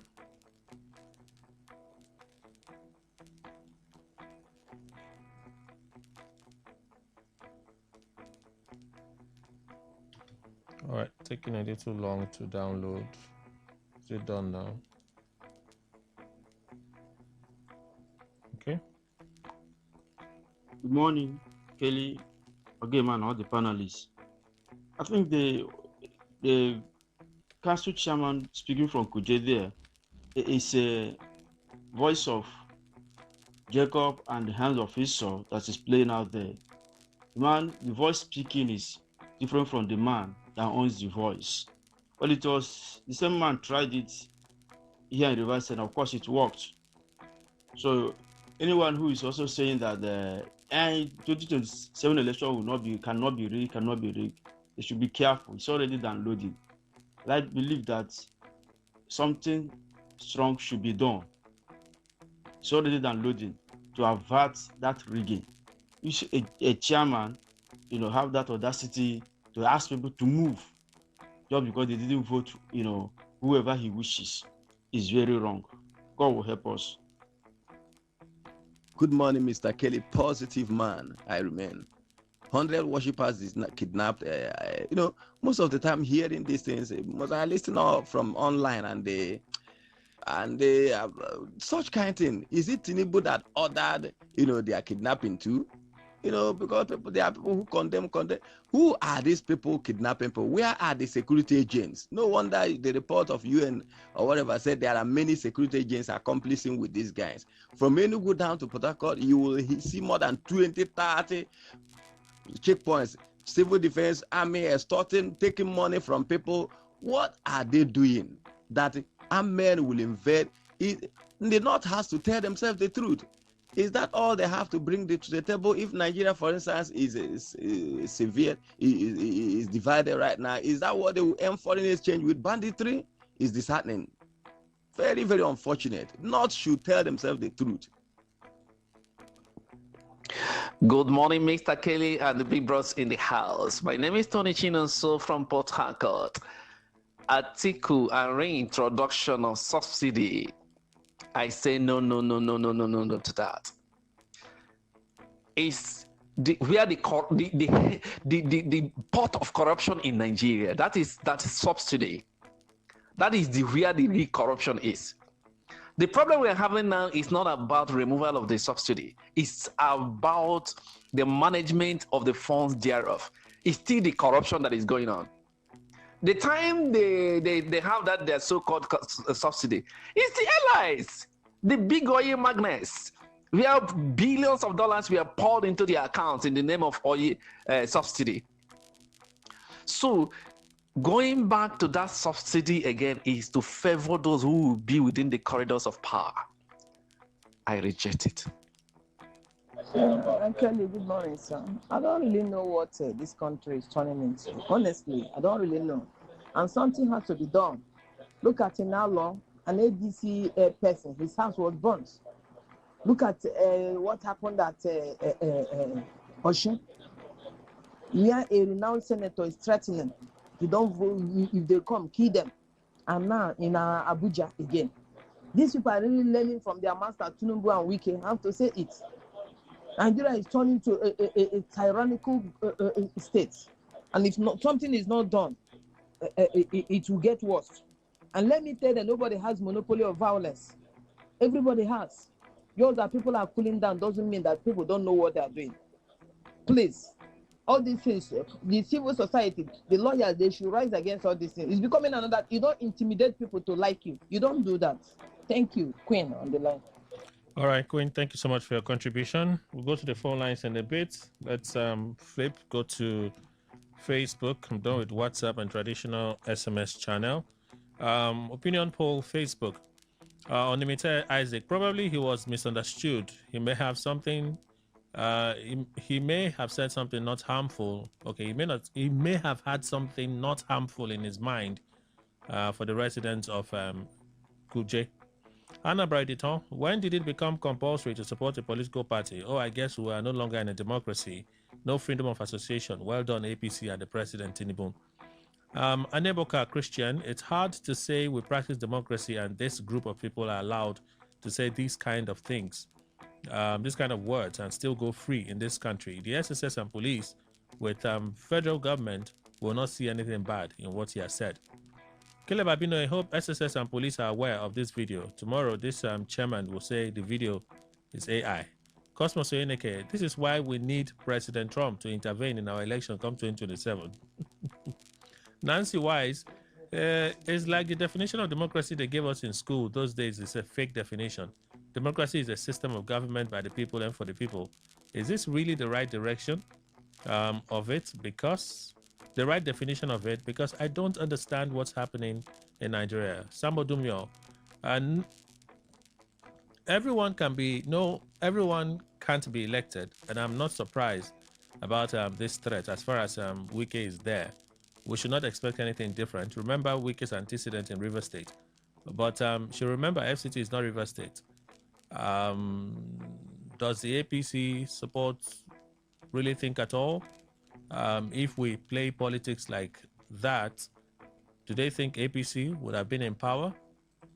Look, Jonathan, the names he mentioned influence his statement. Oh, wow. Hello, John. Remember the president of the country told Nigerians that all is fair in politics. In my simple interpretation, that he said, what he said is that if you are supporting him, you can do or say anything and nothing will happen. The president of the area council boss and more that will come from APC supporters are influenced by their leaders. All right. This is general post. Let's race through some of them.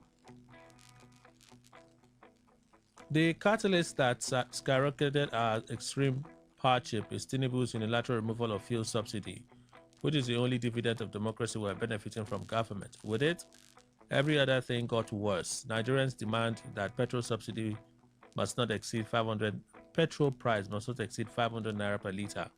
That mindless spendings by the legislature and indeed cost of governance be reduced by at least 60% and the Senate be scrapped. Dr. Mrs. Mao Laborer from Owerri. Samuel Ekere, I don't really get it. Is ICPC assuming the position of the court to exonerate the accused criminal, or the ICPC was simply drafted in to cover up for the presidency? As for Mr. Atiku's plan to restore petrol subsidy, it's acceptable because leadership is for the masses, not select individuals. Amity Prince, support APC or leave. All is fair in politics. We should expect more of this because the government of the day is being shrouded by mistletoes that will do anything in order to fade from him. Yobo Luke from Degema, 30 killed in Niger State. These people that are killed are not fishes, but human beings. And we have government in our country and people are being killed like that. Oh, Nigeria, how did we get here? My dear, lovely state governor, please, I hope tomorrow you will not come back and tell us to follow you, that you are under pressure. That is why you are doing what you are doing now. Ola Briggs, Daboikiabo. Now that it has come to the office of the Chief of Staff to Mr. President, they now know fake documents just to shield their head. But when it gets to Mr. President's school certificate, they can't find it or know if he submitted fake documents too. Oyema Sylvester Kanayo, the dimension we're taking our politics is dangerous. Support APC or leave Abuja is the same threat Wike and his loyalists applied in River State in the last election, and is introducing same in FCT. Remember, no king reigns forever, and violence doesn't bring good results always.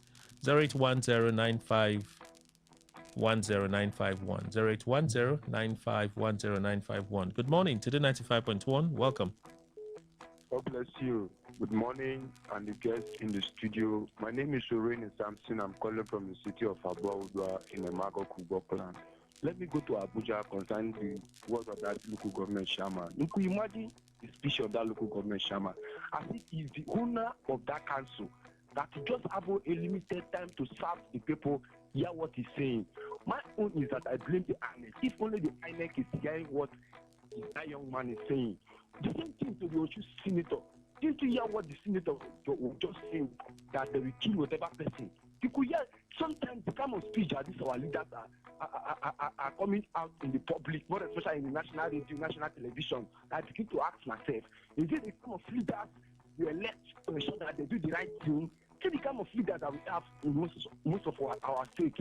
What is the great of this FCC government? The government that we elect to do the right thing. All right. The difference is not the one that promised. Thank you. Good morning, Today 95.1. Welcome. Hello, good morning. George, please go on. Actually, I want to talk about the budget, the River State budget. Well, you know, the budget is not something, it's not to be food you eat in the morning, eat in the afternoon. You must scrutinize that budget very before you pass that budget. I wonder when I hear some people saying, River State have the labor and the Martin Street and everything. Don't want that, you don't want to pass the budget. I begin to wonder, you don't know what the budget really means. You don't know the document that is there. They have to scrutinize it. I'm not sure that what they will pass is the budget that will be nice for the people of the state. All of us are stakeholders of the state, so we should not be bothered when they pass or not. But what people should know that the budget will soon be passed, and when it passes, it will be the satisfactory of every reverse man and every reverse person in the state. All right. Thank you, Judge, from all regions. Thank you so much, Judge. Good morning.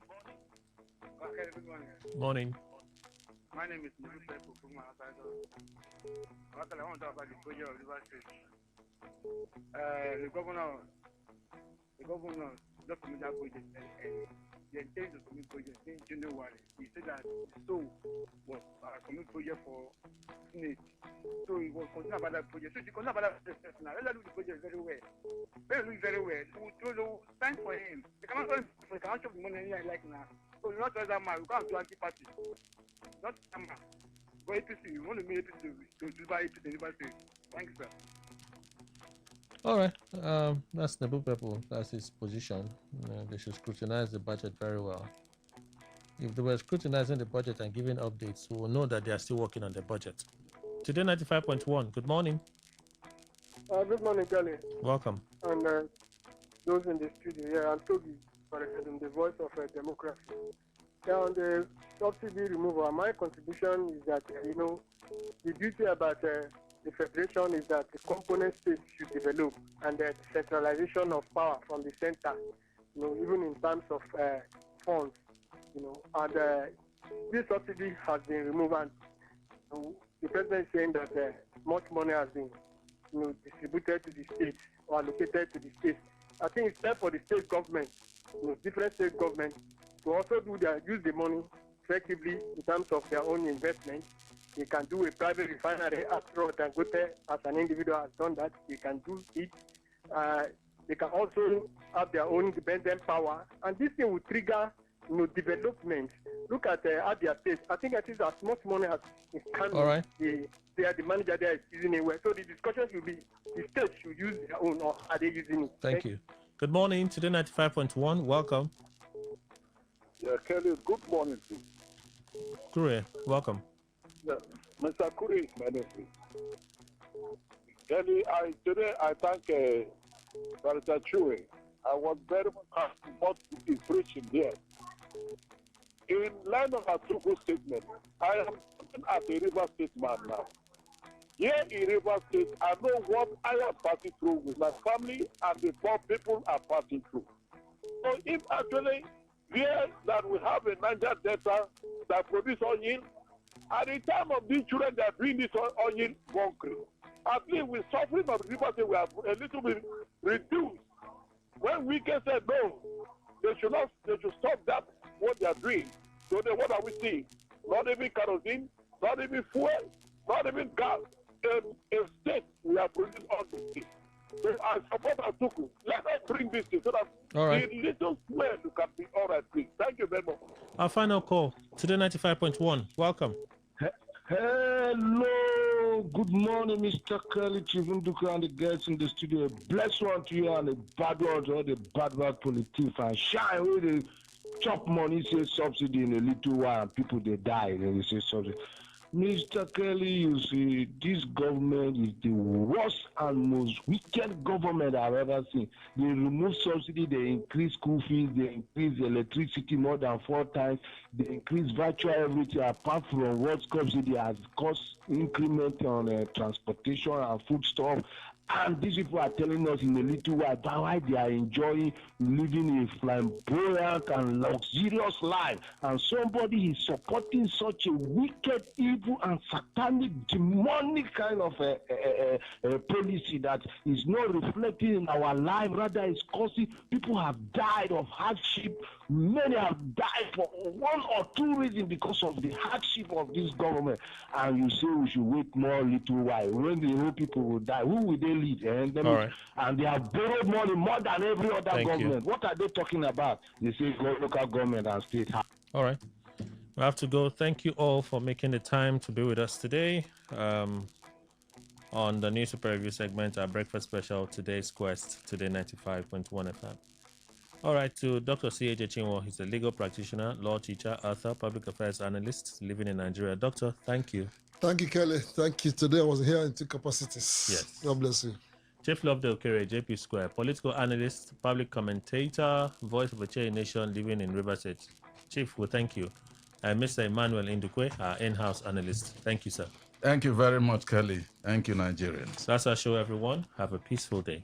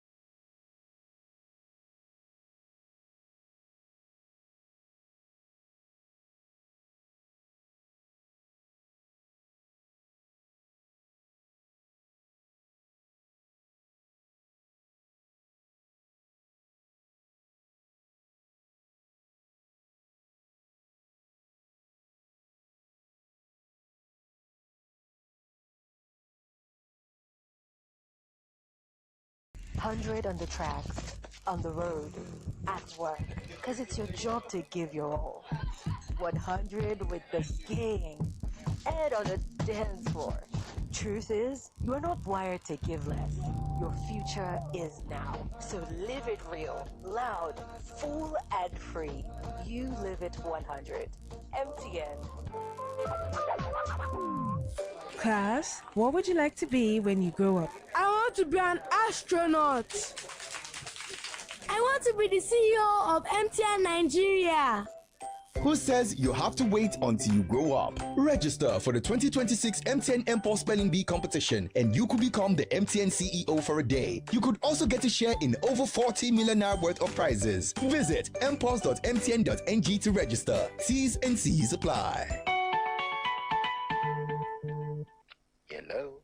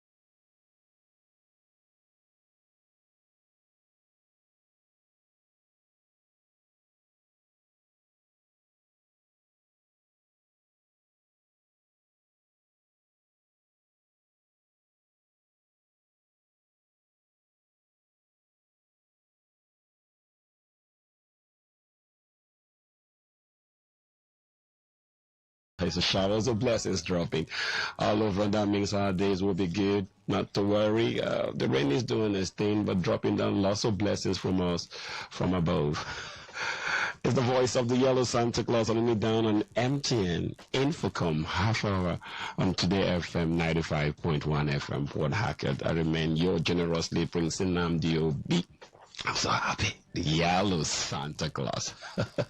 The only Santa Claus that stays with you all day, all time, everywhere you go is that.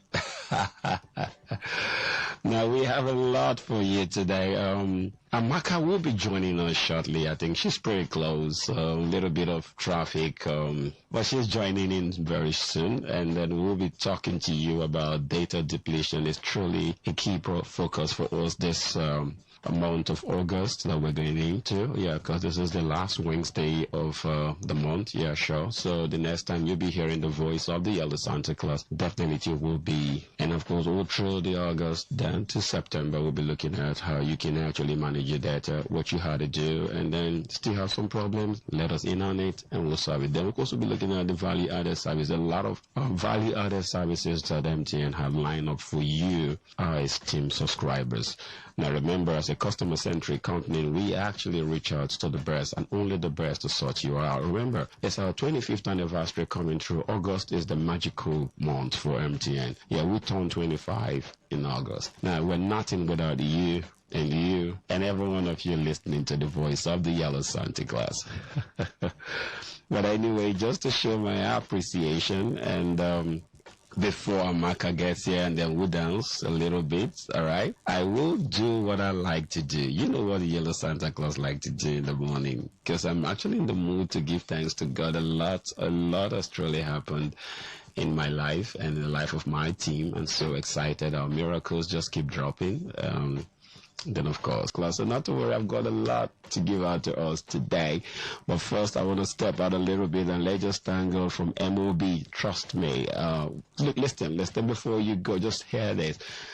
There are a lot of things we're longing to get from God. Being alive alone is a sign and it's an indication that we'll get it. So if you have gotten it, thank God. If you haven't gotten it as well, keep thanking Him, because it will sure come to pass. And we'll be, thank God. For you, every day is day one. Day one for you to give 100. 100 on the tracks, on the road, at work. Because it's your job to give your all. 100 with the gang and on the dance floor. Truth is, you're not wired to give less. Your future is now. So live it real, loud, full and free. You live it 100. MTN. Class, what would you like to be when you grow up? I want to be an astronaut. I want to be the CEO of MTN Nigeria. Who says you have to wait until you grow up? Register for the 2026 MTN MPOS Spelling Bee competition and you could become the MTN CEO for a day. You could also get a share in over 40 million naira worth of prizes. Visit mpos.mtn.ng to register. T's and C's apply. Thank you, God. If you know happen, thank you, God. In everything, thank you, God. Hey. Thank you, God. Thank you, God. Thank you, God. Thank you, God. Thank you, God. Thank you, God. Thank you, God. Thank you, God. Some days you be like say nothing they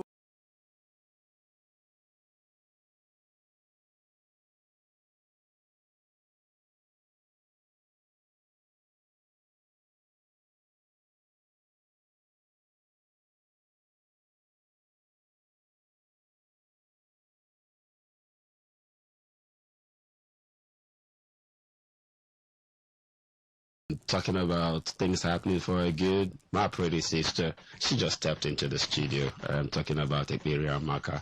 And I'm so happy to have her.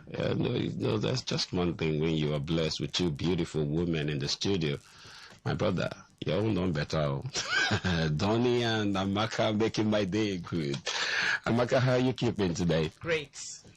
Well, I don't know if it is the rain that makes you come late, but you're actually looking exceptionally beautiful. This cold only affect you. How come? The yellow family, there's no cold. There's no cold, she said. All right, so now we had what do you have for us today? We need to walk us through data depletion and how we can manage our data, please, with the short time we do have. Yellow Port Harcourt. This is Beramaka on the line. Coming from MTN Service Center here in Port Harcourt at 234B. We're here because of the love we have for our customers. We can't overemphasize on data depletion management because, as we know, in today's world, data is life. So there's nothing we can do without data. Most customers are disturbed. They have some questions. They need clarity, and that's why we are here. When we talk of data depletion, it's when someone complains that the mobile data exhausts before the time stipulated. Like some that will do daily, thinking it will stay for 24 hours, or weekly for 7 days, or monthly, or some 2 months, some yearly, some 3 months. In some cases, we discover that this data don't last for that duration of time that we want it to last. And we're here to tell us what is involved and the tips to manage this, our data. So why does my data finish quickly? That's one question that we ask. MTN, why are you stealing my data and so on? No, we are not stealing data. Like this morning, I was going through my customer's line. He was complaining that she did 150 gig and is exhausted. By the time I checked through, I found out that there was this application update that consumed like 50-something gig. Equally, some backup on her iCloud and so on. So you find out that all these automatic app updates, background app running, video streaming, all these social media apps that will be auto-playing their videos and hotspots in some cases. Like some parents, they will buy data thinking the data is with them. The children will do the daddy mommy love thing and just hotspot the phone, and before you know it, you're shouting MTN is still in doing this. Meanwhile, it's the people around you that are using up the data. So these are the things why our data exhausts before the time, which is the data depletion we are talking of today. So what is there? Those apps that consume our data like YouTube, Netflix, TikTok. If you have all these teenagers in your house, let me tell you, it is well, because they can't stay without being on TikTok. They can't stay without this Netflix. And as you're looking, you're paying. These are those things that consume the data. Some can't do without Instagram. Some of our businesses and so on is on Instagram, Facebook, all the Snapchats. All these things are those apps that consume our data. Some of us, we love it. Video calls. You want to catch up with those family that are over there, overseas or in other states. While you're doing and enjoying all these video calls, whether on WhatsApp, whether on Zoom or Teams, they are consuming the data. Or even for offices, by the time we subscribe during team meetings, Zoom meetings, some that you can do even with voice, you want to see yourself and so on. These are the things that consume this data. And equally some app downloads and updates. I know that for those of us using phone, like for Samsungs and so on, if there is need for updates and you've not done it, you find that you can't enjoy the phone. So for us to enjoy all these data can consume more than you expected. Not that anyone is stealing your data. So you might ask me, how can I reduce this consumption? Yes, it's possible, but the truth is, if you really want to enjoy your data, by the time you know the volume of data that is needed is to get that volume of data, because the suggestions I can give you for reducing the consumption might not go down well with you. Like somebody telling you turn off the background data for unused app. Okay, that one is possible. By the time you might check and see some things downloaded, some app you're not using it, you can just turn them off. But what if they are the apps that you need, maybe for your business or for your enjoyment? This life, it doesn't have duplicates. You don't just because of price and not enjoy yourself. So you can go that route. Then another thing is setting the video streaming low or in medium quality, which I know nobody will want that. Nobody that loves enjoyment will want to go back to the days that we used 2G, 3G, you're using it just to save data. So that's another means you can use to reduce data usage. If you don't mind watching a low quality video or so, you can reduce it. Then your data will last as you wish. Then another thing is turning off auto renewals or auto downloads on your WhatsApp or some other social media apps. If you don't need real-time updates, you can turn them off so that those apps don't do all those updates on their own without your authorization. So these are one of the ways. Then monitoring your usage regularly, like I said. If you check what you have done, if another person has come in to do, like your child has come in to do some download, you will be able to know because you're monitoring it. That's the way. Or in the office, you might just leave your phone if it's not locked, or so somebody can play a fast one on you. So monitoring your usage is equally a way to reduce this issue of data being depleted and you can't give account of it. So can I control the usage for specific app? Yes. Most smartphones allow you to do that. You can restrict background data per app. You can limit the mobile data usage. You can set data warning and limit so that by the time you're going above your budget, you can see how you go about it. These are the ways we can prevent heavy data drain from certain apps. Thank you. So you've heard it. So with all of this explanation, I just want to believe you actually listening to her or you were loving her voice. Please listen to her, because people attack the yellow Santa Claus every day. Now, don't get tripped by the beautiful voice. I don't know that you have to regulate your data, turn off my grammar, but I kind of like what she said. If you know the amount of data that you love to use in a month, why not just buy it? But I think, Amaka, I will say this, it might be difficult for the subscribers to know the amount of data they like, because they may not have that. So maybe we could just say, is there a way to advise or recommend a certain level of data? It's possible to know the volume of data you use. All right. By the time you go to like your setting on the phone, all right, there's a place you see data usage. Okay. You'll see maybe in a month you bought like 3 times, you have it 30 days, it will tell you the volume of data you have used. So seeing that volume you have used, you can go purchase it once and have your peace of mind, not the one that maybe you're working, it gets exhausted and you need to buy again. Okay. You just go for that volume that you use per month. All right, I think this sounds good. So go for the volume you do use per month. It will do you a lot of good, so you don't have to point the fingers or your fingers at MTN and to the yellow Santa Claus and say, that's the bad guy. Not the bad guy. You used up your data, not me. That's what it takes to get connected to Today FM. Remember, every addiction is a bad thing, but addicted to MTN and Today FM, sure, the best therapy for heart attack. It's recommended, but don't ask me who. Maybe the yellow Santa Claus. Stay here.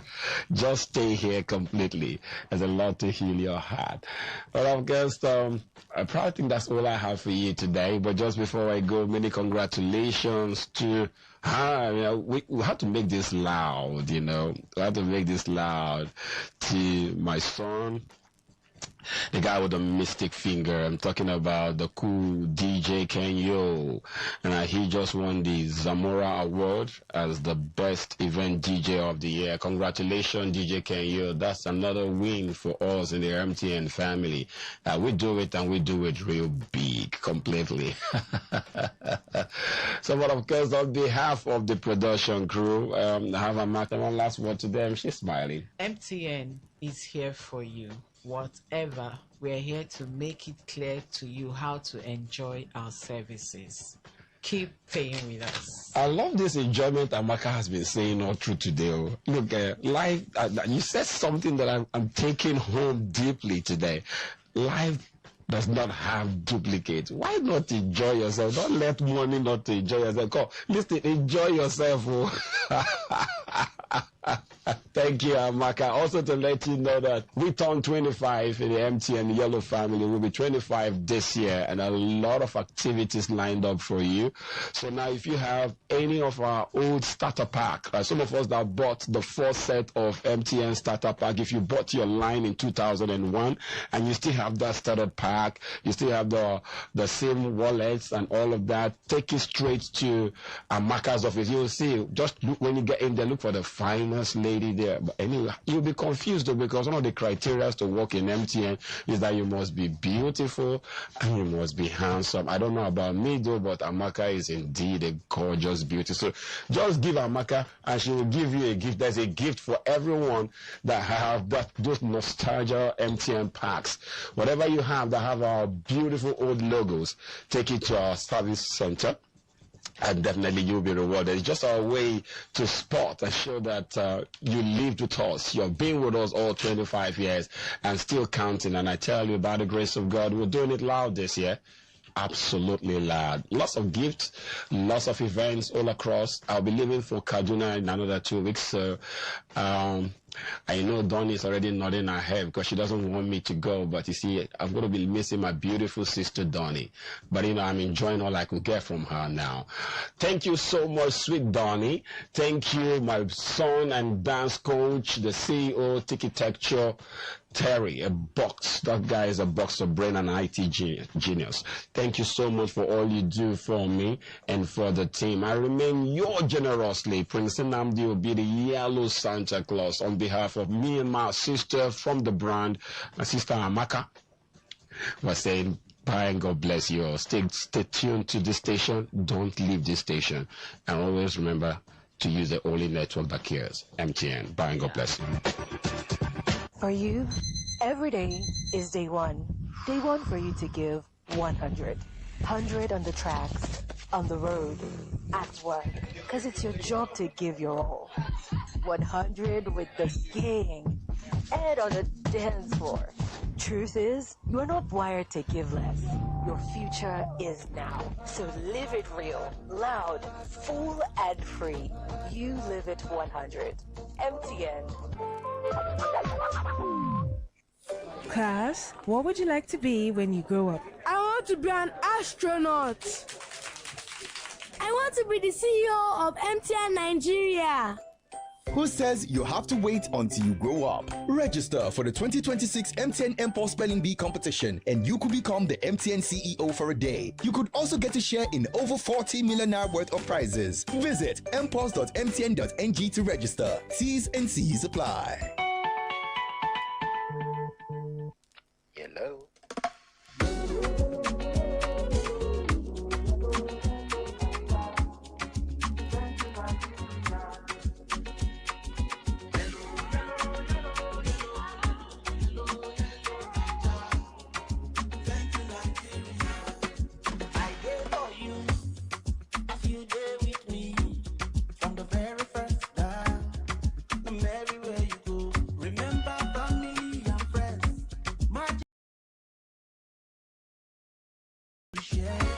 And you know say yellow care from last giddy to go baby just keep it up 25 years no be joke from Alaba to Dubai from Mary to Papa area to say possibility joke what are we doing today.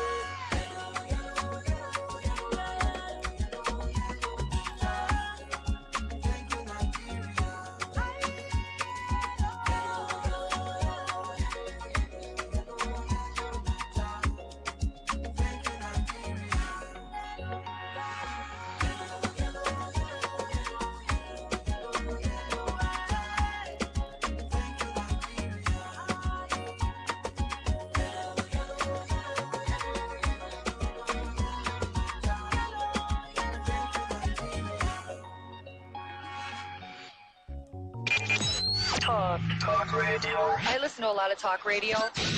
95.1 FM. Turn the dial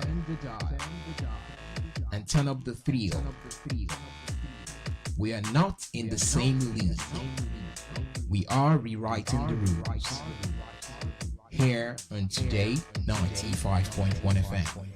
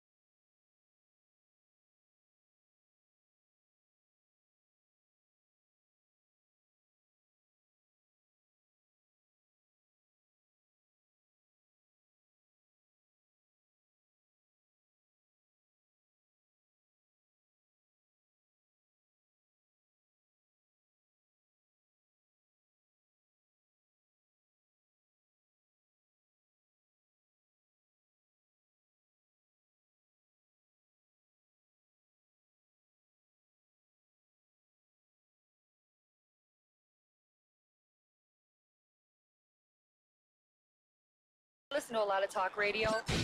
95.1 FM. Whether it's happening in Port Harcourt, South South, Nigeria, or around the world, we've got you covered.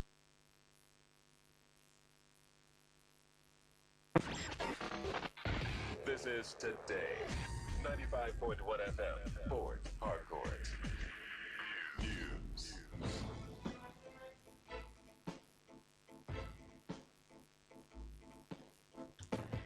Good afternoon.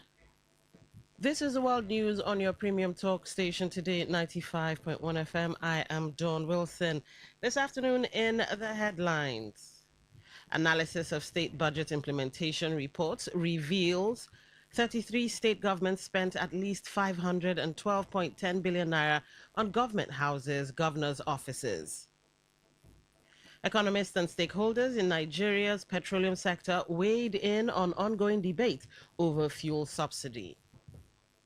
Former Vice President Yemi Osinbajo urges Nigeria's legal stakeholders to reposition justice system around actual needs and daily experiences of ordinary citizens. And on the foreign scene, UK reveals 11 steps prospective applicants for student visas should follow. Details in a moment. Stay tuned. 33 state governments are reported to have spent at least 512.10 billion naira on government houses, governors' offices, and travel and transport in the first 6 months of 2026. According to the analysis of state budget implementation reports, the amount is about 413 times higher than the combined 6-month salary of Nigeria's 36 governors. The analysis showed that while a governor's stated monthly salary of 503,000 translates to 3.18 million over 6 months, the combined 6-month salary of all 36 governors would amount to just 180.65 million. Against the report, the available records show that 420.1 billion naira was identified under Government House, Governor's Office, and related executive administration expenditure, while another 902.9 billion naira was spent under travel and transport budget heads. The federal government has begun urgent intervention on the congested Benin-Agbo-Asaba Expressway following President Bola Tinubu's directive to ease the hardship faced by stranded motorists. The Minister of Works, David Umahi, led the intervention in Edo State, where he inspected the road and met with stakeholders over the worsening gridlock. Umahi's media aide, Francis Wanze, said the president also ordered immediate corrective measures on the deplorable Ifaki-Kaba Ado-Ekiti road, which links Ekiti and Kogi states. The ministry has deployed the Minister of State for Works and other officials to begin remedial works on the Ekiti-Kogi corridor, while Umahi personally oversees the intervention on the Benin-Agbo-Asaba route. The meeting in Benin is expected to involve the Edo and Delta state governments, the National Assembly Works Committees, and the Niger Delta Development Commission, with the aim of finding immediate solutions to the challenges facing motorists.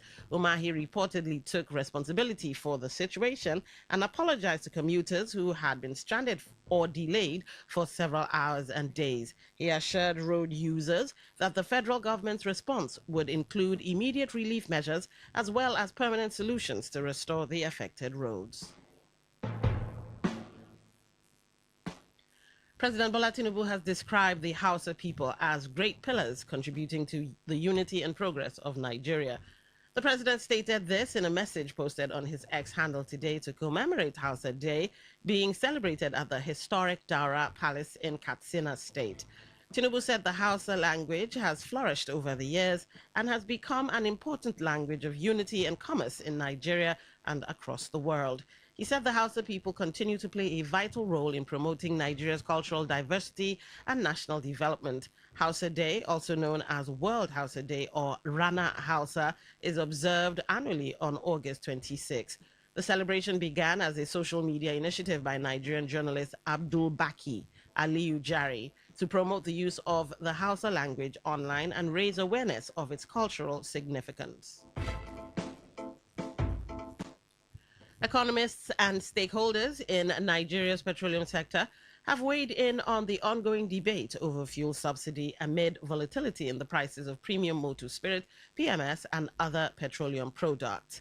The presidential candidate of the African Democratic Congress, ADC, and former Vice President Atiku Abubakar recently reignited the debate over fuel subsidy after declaring that he would restore the policy if elected president in 2027.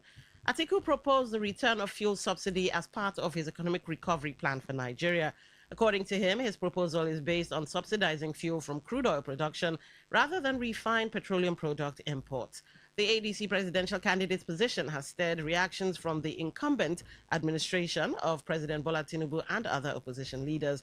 3 years after the removal of fuel subsidy, the Tinubu administration said the country saved 15.8 trillion naira from the policy between June 2023 and December of 2025. However, the presidential candidate of the Nigerian Democratic Congress, Pt2, disagreed with Atiku over the return of fuel subsidy. Speaking at the Nigerian Bar Association conference in Rivers State, the former Anambra State governor said the savings from subsidy removal had been mismanaged by the Tinubu administration. Professor of Accounting and Economics, Godwin Oyedokun, while reacting, urged the federal government to focus on targeted subsidies for vulnerable Nigerians and productive sectors rather than returning to blanket fuel subsidy.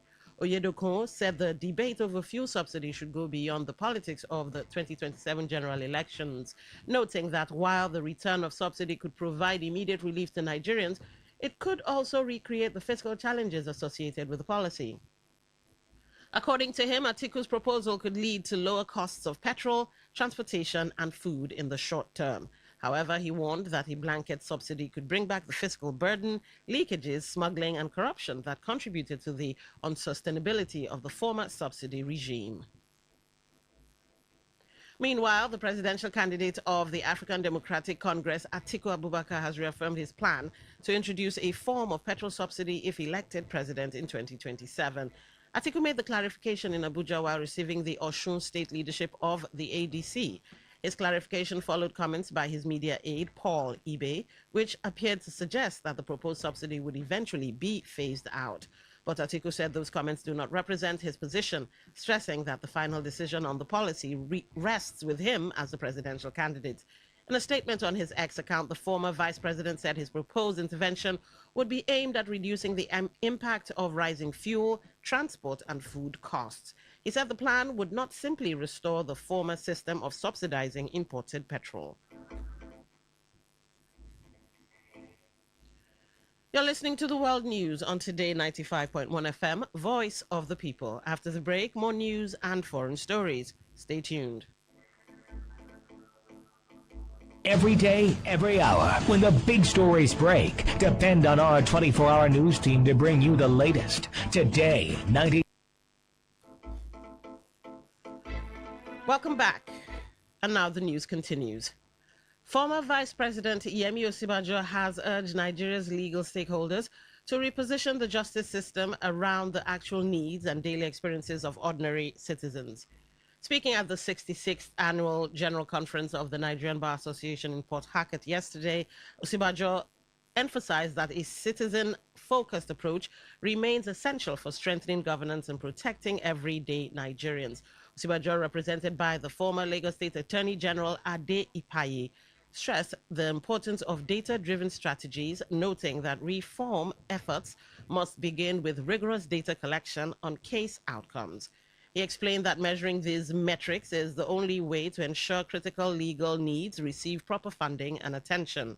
To achieve maximum impact, the former vice president urged the legal community to focus on high-priority areas like pre-trial detention, small claims courts, and first response legal aid, noting that early success in these sectors would build vital momentum for broader institutional changes across the country.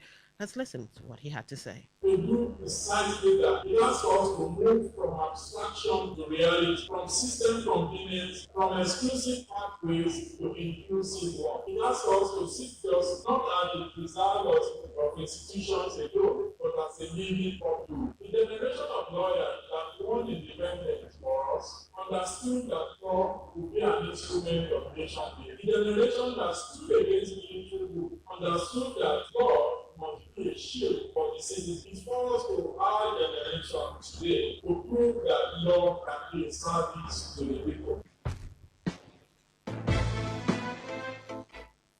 A lecturer at the Captain Ilichi Amadi Polytechnic, Port Harcourt, River State, Zoe Solomon Tamonotoye, has appealed for an urgent intervention from the Nigerian Bar Association over alleged prolonged victimization, salary withholding, and non-implementation of the National Industrial Court judgment. You would recall that barely 6 years ago, Solomon Tamonotoye approached the National Industrial Court of Nigeria to seek redress after he was allegedly unlawfully sacked by the Polytechnic management led by the immediate past rector for alleged rape, a case which the court eventually delivered judgment in his favor and made orders concerning his employment, outstanding salaries, entitlements, and damages. Solomon Tamonotoye, in an open letter to the NBA at the ongoing conference in Port Harcourt, claimed that despite the judgment in his favor almost 2 years ago, he has continued to face difficulties in obtaining the benefits of the judgment, including the withheld salaries, entitlements, and damages awarded to him by the court. He appealed to the Nigerian Bar Association to take an interest in the case and examine the circumstances surrounding the judgment of the National Industrial Court and its execution, while also urging the River State government to intervene in the matter and ensure that the rule of law is upheld. Let's listen to that. I therefore respectfully appeal to the Nigerian Bar Association to take an interest in my case and examine the circumstances surrounding the judgment of the National Industrial Court and its execution. Urge the River State government to intervene in the matter and ensure that the rule of law is upheld. Examine the circumstances and legality of the continued withholding of my salary, particularly in circumstances where the River State government has continued to provide for my monthly salary. Zoe Solomon Tamonotoye also appealed that the governor and NBA should examine the circumstances and legality of the continued withholding of the salary, particularly in circumstances where the River State government has continued to provide for monthly salary, just as he recommended an independent legal review or mediation capable of bringing the prolonged dispute to a just and lawful conclusion. This matter has gone beyond a mere industrial dispute between an employee and his employer. It is, in my humble view, a matter that raises fundamental questions about the oppressive use of institutional power, the impunity with which individuals occupying public office use their positions of authority against ordinary citizens, disregard to court judgments, lack of administrative accountability, protection of workers' rights, abuse of institutional authority, and access to justice. The Nigerian Democratic Congress candidate for Ikwere constituency, River State House of Assembly in the forthcoming general elections, DK Providence Chima, has called on the Inspector General of Police, the Commissioner of Police River State, the Divisional Police Officer Elele, and the Traditional Institution in Elele to urgently investigate the activities of OSPAC in Elele in Ikwere local government area over unlawful arrest and detention of citizens. Providence Chima said he is particularly concerned about the reported arrest of one Onyemechi Nda, Emmanuel Ihenacho, and Eze Igwe, as well as alleged threats to the lives and safety of some members and supporters of his political party, the NDC, in Ilele. In a statement he signed, said he believes every law-abiding citizen has the right to free association, visit lawful gatherings, and participate in legitimate political or social activities without intimidation or harassment, stressing that the outcome of such unlawful display will lead to the breakdown of law and order. While calling on the DPO to ensure the immediate release of NDC members illegally arrested, Providence Chima further urged the human rights organizations and the general public to rise against any action capable of creating fear, tension, or instability in Ilele, while the recent issue should be promptly investigated by the appropriate authorities. DK Providence Chima therefore urged the relevant security agencies and the traditional institution to call Ilele OSPAC to order and ensure that its activities remain within the confines of the law and its original objectives, which is simply communities, rather than becoming partisan or being used as a tool to disrupt lawful political meetings. Providence Chima also said himself and his party, the NDC, are concerned about allegations of cultism and possession of firearms being labeled against citizens, and such serious allegations should be subjected to proper investigation. He further warned that no innocent person should be victimized or labeled without credible evidence, insisting that NDC remains committed to peace, democracy, the rule of law, and the peaceful participation of all citizens in political activities. Providence Chima therefore appealed to Ospak Ilele to keep off partisan political activities and stop any action capable of threatening the peace and stability of Ilele people in Rivers State, just as he called on the security agencies to act promptly, impartially, and professionally to protect the rights and safety of all the residents of the state. On the foreign scene, prospective international students seeking to study in the United Kingdom have been advised to prepare their documents, secure an unconditional offer from a licensed education provider, and carefully check their information before submitting a student visa application.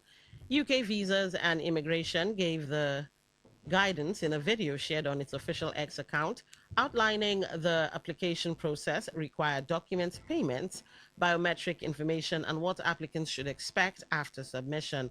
Before beginning the application, it is expected that prospective students should first confirm that they need a student visa to study in the UK.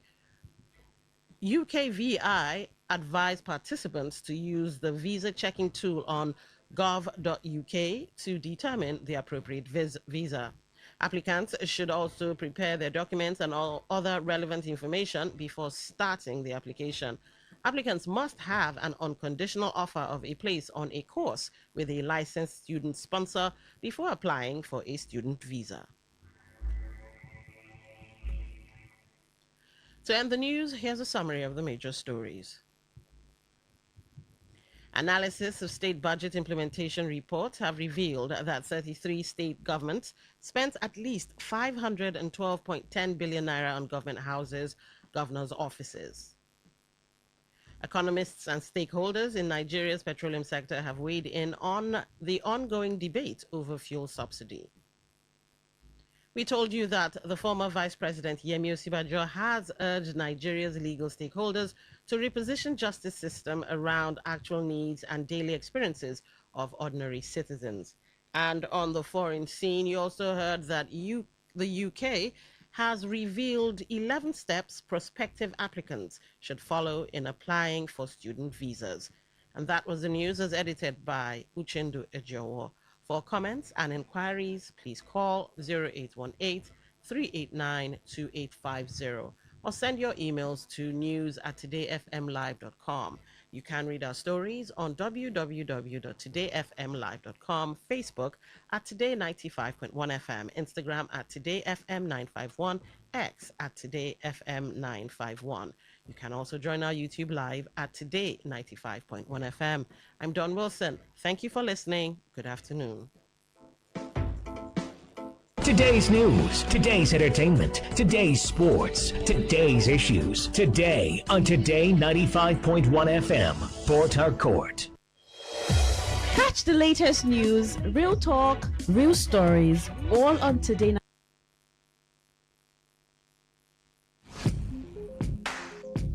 Looking to grow your business? Ready to elevate your brand and reach the right audience? This is your moment to take your brand to the next level with Today 95.1 FM. Your trusted voice, reaching thousands of listeners every single day. From startups to established brands, we create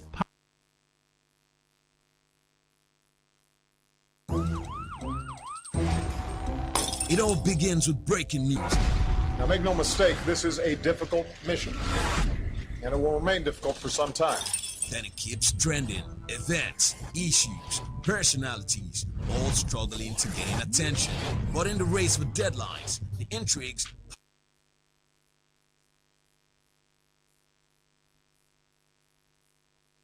This is your premium talk radio to Today 95.1 FM. Catch the latest news, real talk, real stories, all on Today 95.1 FM, where you belong.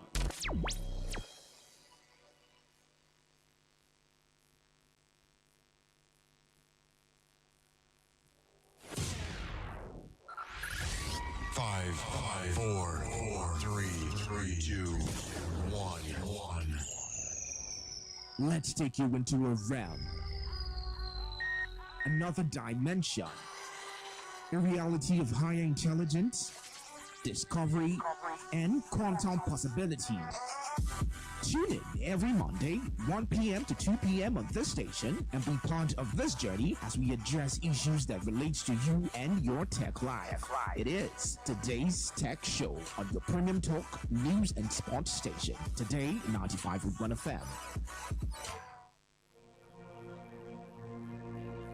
Today is business. Today is a new trend for your businesses. We give you all the information you need to grow your business, new ideas and innovations that keep you earning more and staying relevant. Every day we engage in business, buying and selling, trading and exchanging of services as individuals or as a country. Money goes round, it goes up and down. But have you ever wondered what business is all about? And have you ever wondered how you can stand out in your business? Today FM has got you covered every Wednesday between the hours of 1 p.m. to 2 p.m. Learn all you need from professionals on how the country runs its business affairs and how you can be an outstanding entrepreneur and grow your business. Business Today. It all begins with breaking news. Now, make no mistake, this is a difficult mission, and it will remain difficult for some time. Then it keeps trending. Events, issues, personalities, all struggling to gain attention. But in the race for deadlines, the intrigues, power play on the current are often missed or underreported. Insecurity here is basically a product of poverty. But not anymore. As the platform on radio steps in to fill the missing links on events, issues, and personalities in the news. I'm not afraid of anybody. The platform on radio serves on the hottest topics and trending issues. Only on Today 95.1 FM. 95.1 FM. Port Harcourt. Weekdays, 4 p.m. Get on the platform on radio and be served.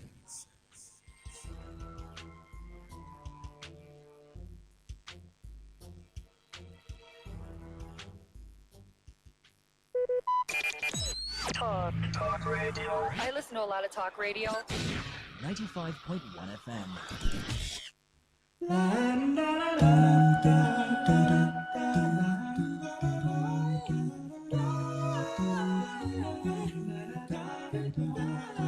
Cause we got amazing love.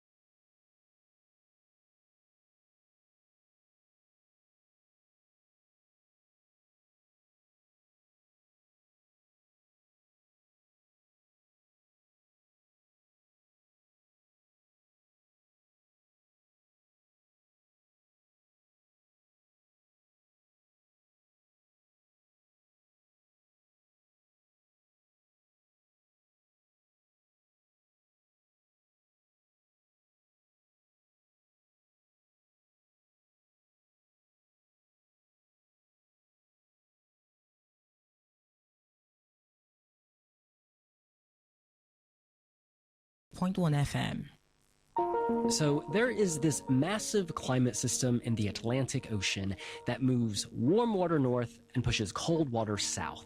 It's called AMOC. That's the Atlantic Meridional Overturning Circulation.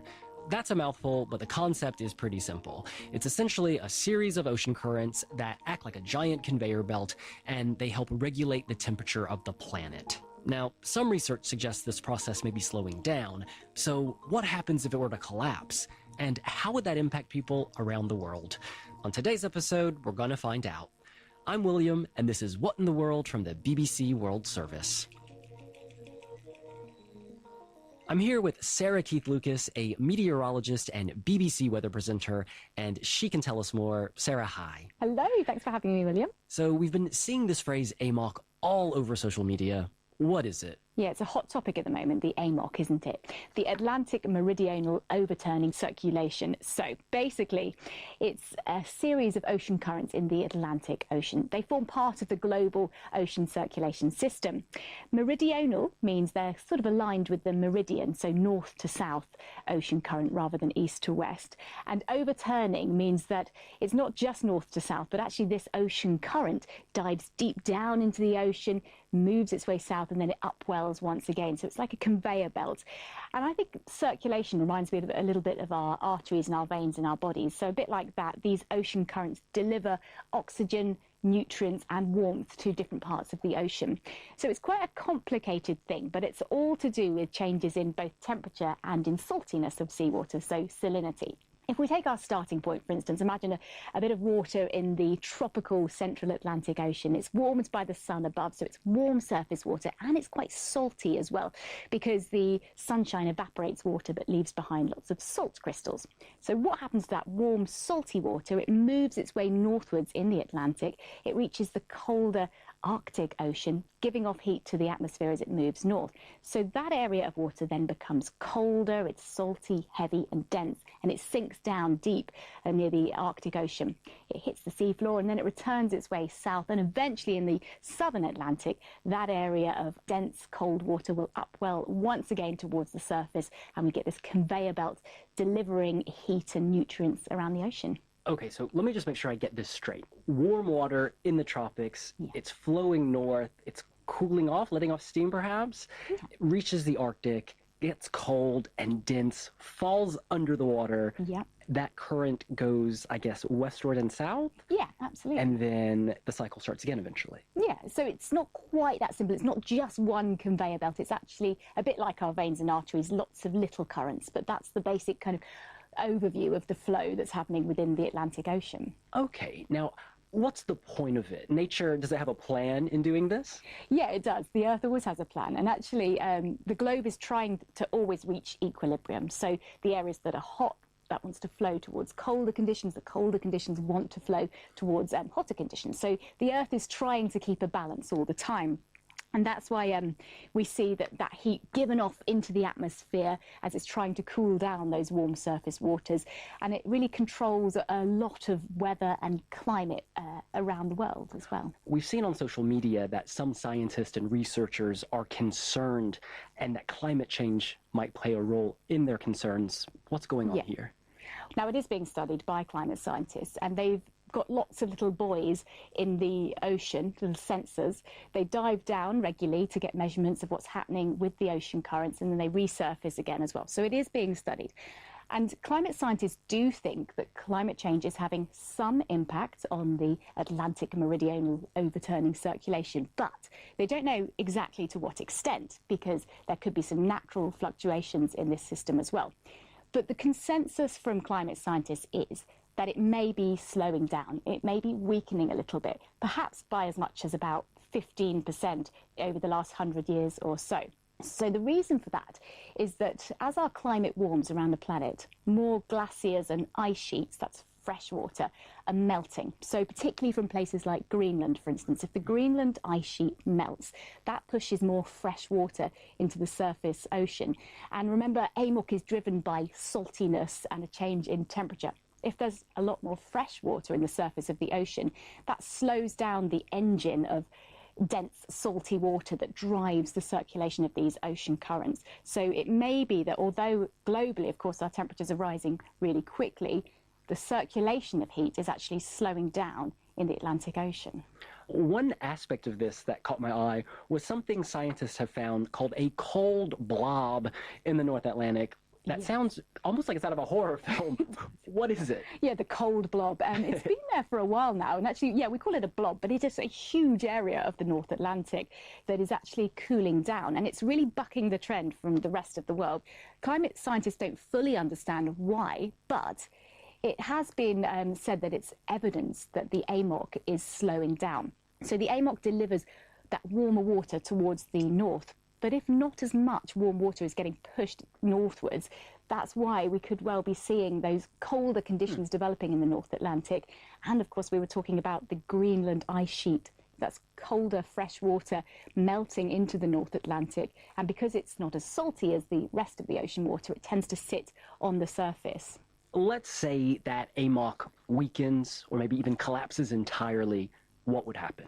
It should be noted that it's what we call a Hill event. So it would be high impact, low likelihood events. So climate scientists don't think that the AMOC is going to completely collapse during this century, but it's not without the realms of possibilities. So the potential impacts could be a huge change in climate for places like Northwest Europe. We talked about the AMOC keeping them relatively warm. So we could see a much, much colder climate developing. Somewhere like London could see the same climate as Alaska, for instance. And of course, our infrastructure just isn't built to cope with that. But further afield, it could really shift whole climatic zones, like, for instance, the monsoon rains in West Africa and in India as well. Those rain belts could shift much further south if the AMOC was to collapse completely. So in terms of food security, that could be under threat if we didn't see rain in the right regions. Hearing you talk about that, I can't help but think about this movie. It's called The Day After Tomorrow, and there's this sudden climate change event, and basically we're plunged into a new ice age. Yeah. Now in the movie, it happens pretty quickly. What time scale are we looking at for the scenarios you've outlined to actually happen? So that's got to be one of my favourite movies, Ask Any Meteorologist. The science behind that isn't really what climate scientists are expecting, because in that movie, of course, the Northern Hemisphere was plunged into a new ice age really, really quickly and very dramatically as well. So we're not expecting that, but the science isn't too far off, because we could see colder conditions developing despite our global warming if we reach what's called a tipping point in climate change. Now, we don't know what that tipping point is, so we don't know how quickly things would happen. But usually what happens in the ocean takes a lot longer than what happens in the atmosphere. So it's more likely that it would be a very slow and gradual transition, the oceans taking decades or perhaps even centuries to react to human-induced climate change. And have there been discussions around what we can do so we don't reach that tipping point? Humans need to stop putting fossil fuels into our atmosphere, but also stopping deforestation as well. So trees are just the best carbon sink that we can get anywhere in the world. So planting more trees and releasing less fossil fuels, it sounds simple. We know we need to do it, but of course it's a massive undertaking to change society, communities right around the world. Well, that is all for today. Thanks to Sarah Keith-Lucas for being with us, and thanks to all of you for listening. This is What in the World from the BBC World Service. I'm William Lee Adams. We'll see you again soon. Talk radio. I listen to a lot of talk radio. 95.1 FM. Here's the breakdown from BBC Pidgin.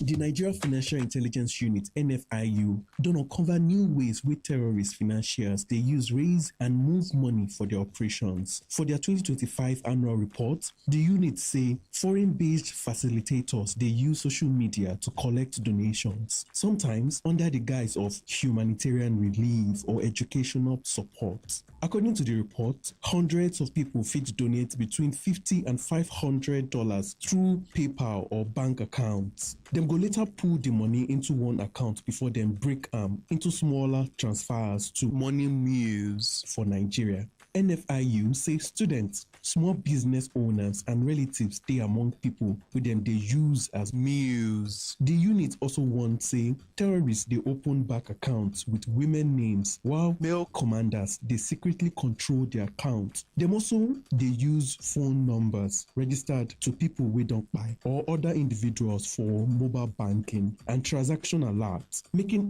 harder to trace the real beneficiaries. Security experts don't call for stronger intelligence sharing between security agencies and banks to track suspicious financial transactions. Make Winyan don't land on top BBC News Pidgin TikTok by 12 for afternoon every Wednesday. Enter bbcpidgin.com for more story and follow us for our social media platforms, including TikTok and WhatsApp channel.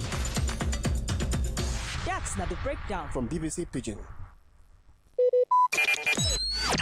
Talk radio. I listen to a lot of talk radio. 95.1 FM.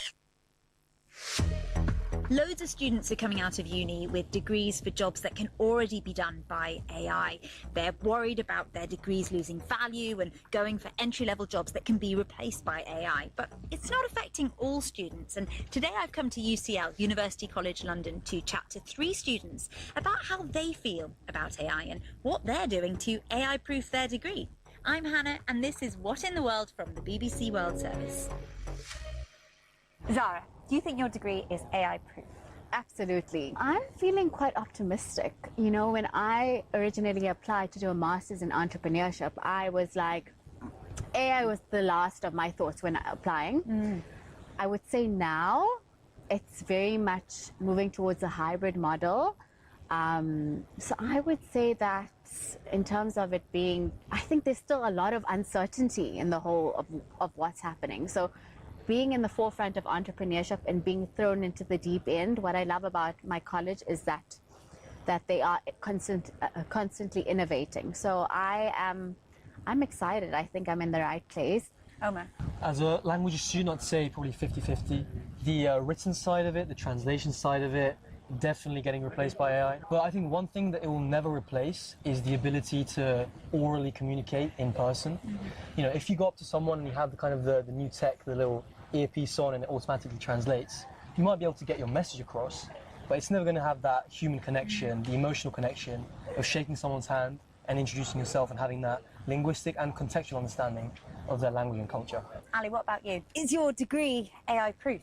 Yes, I'm Ali, and I did a law degree at KCL, and I do think my degree is future-proof because law firms are incredibly proactive with future-proofing themselves with AI. And legal tech, legal AI is a huge industry that I'm very excited to be able to explore. It's a really interesting topic because so many students are coming out of uni now and they're finding that their degrees are obsolete, that the jobs that they wanted to do can now be done by AI, and that's what I'm really curious about. I want to hear about your choices and how they're being impacted. How is AI impacting your field and the job that you want to go into after uni? So I want to go down the route of law as well after my languages degree, specifically into sports law. And, you know, I think legal tech is a really interesting emerging industry.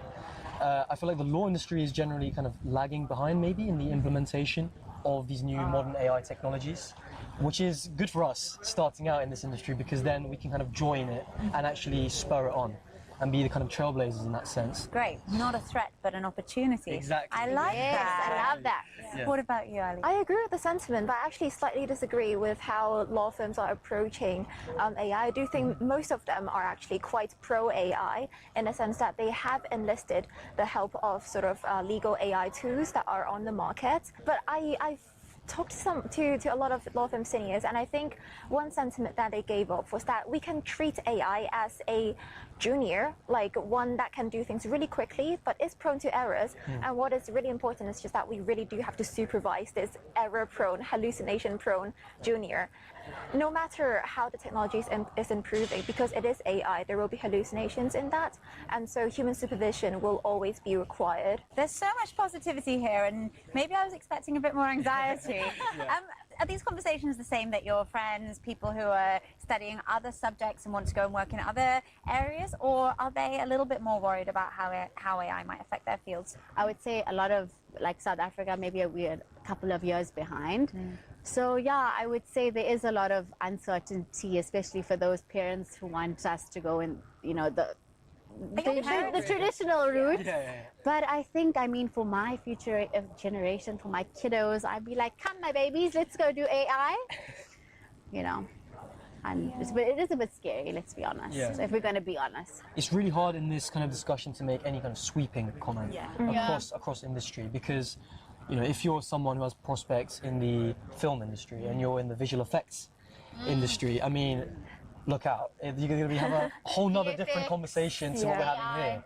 So, and that relates to a bunch of different industries. And I think, depending on which lens you look at it through, AI can be like a real catalyst or a handicap, depending on your perspective. Zara, you said that AI was a bit scary, and you guys both agreed with it. What are you scared of? Gosh, it is scary because I'm a people's person. I want to be chilling with my people, so I'm a little bit scared of that. But that's why I always strive to be a leader. Who is leading AI? Who is creating AI? The leaders. That's why I always try and be optimistic about it, as opposed to, I just feel the fear and do it anyway, personally. 20 years ago, people in my situation, sort of a future trainee solicitor, they'd be preparing for actually doing a lot of grunt work. They have told me how much they've learned from sorting through a lot of documents, and this is the kind of osmosis that I don't really get to have now. So I guess my fear is more of, will I be able to grow to the level that I need to be as a senior if I'm not exposed to the same kind of junior work, even though I have the job. So I think that is the underlying fear. You did languages, I do languages. It's super beneficial course, because not only does it give you linguistic skills, but I think it gives a lot of life skills in terms of, we have an integrated year abroad. I haven't had the experience yet, but we're going to go and live for a year in a different country by ourselves, exploring it. And also you get real cultural, contextual understanding of other countries, of other peoples. And I think that's invaluable to have in a society.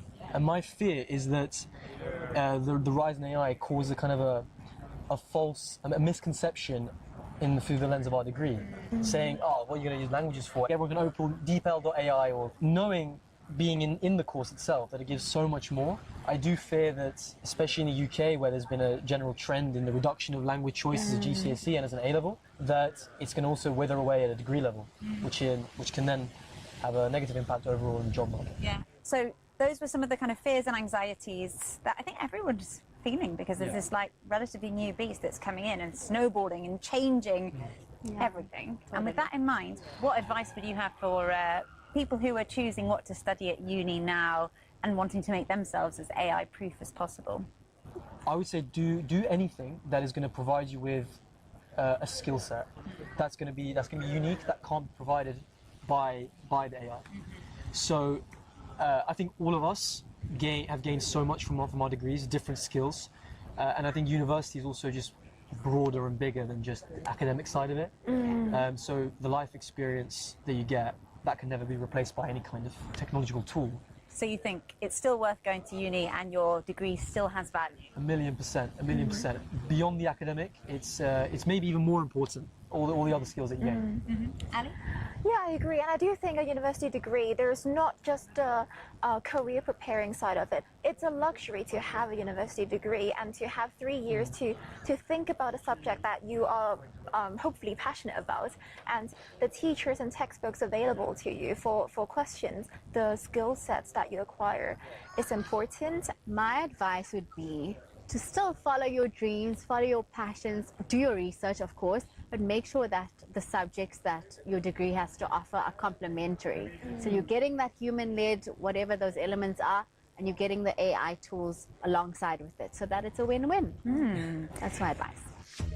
I'm really grateful for you guys being here today and speaking to me, and also the message that you guys gave of hope, actually, because I worry that we might come away from this discussion hearing fear and anxiety that your degrees might not have the value that, you know, when you signed up for them, and also that the jobs that you might have wanted to go into wouldn't have been available for you. But actually what I'm hearing is that you all want to work really strongly with AI and are not going to let it replace you. Yes. Thank you.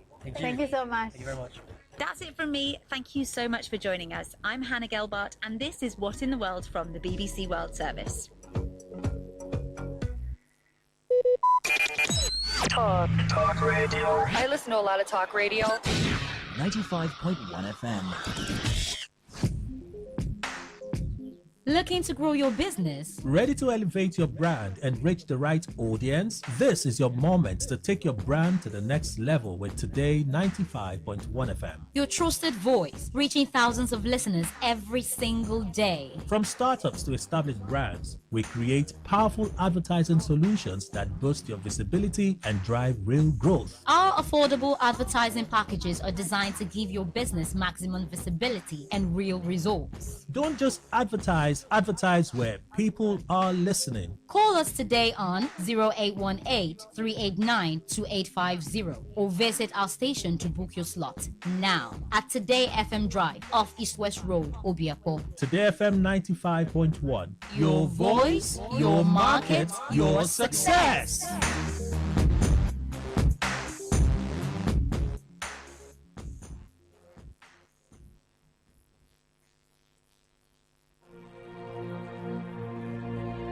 Today is business. Today is a new trend for your businesses. We give you all the information you need to grow your business, new ideas and innovations that keep you earning more and staying relevant. Every day, we engage in business, buying and selling, trading, and exchanging of services as individuals or as a country. Money goes round, it goes up and down. But have you ever wondered what business is all about? And have you ever wondered how you can stand out in your business? Today FM has got you covered every Wednesday between the hours of 1 p.m. to 2 p.m. Learn all you need from professionals on how the country runs its business affairs and how you can be an outstanding entrepreneur and grow your business. Business Today. It all begins with breaking news. Now, make no mistake, this is a difficult mission, and it will remain difficult for some time. Then it keeps trending. Events, issues, personalities, all struggling to gain attention. But in the race with deadlines, the intrigues, power play on the current are often missed or underreported. Insecurity here is basically a product of poverty. But not anymore. As the platform on radio steps in to fill the missing links on events, issues, and personalities in the news. I'm not afraid of anybody. Yeah! The platform on radio serves only the hottest topics and trending issues. Only on Today 95.1 FM. 95.1 FM. Port Harcourt. Weekdays, 4 p.m. Get on the platform on radio and be served.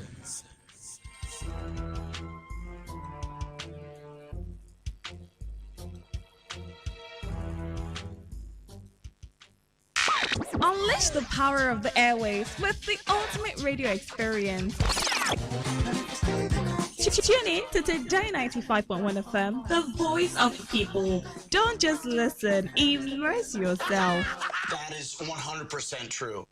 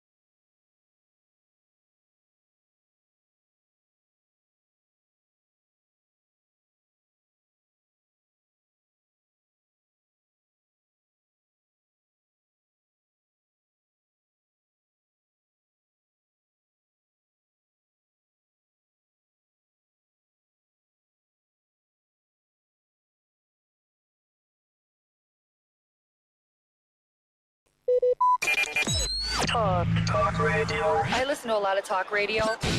95.1 FM.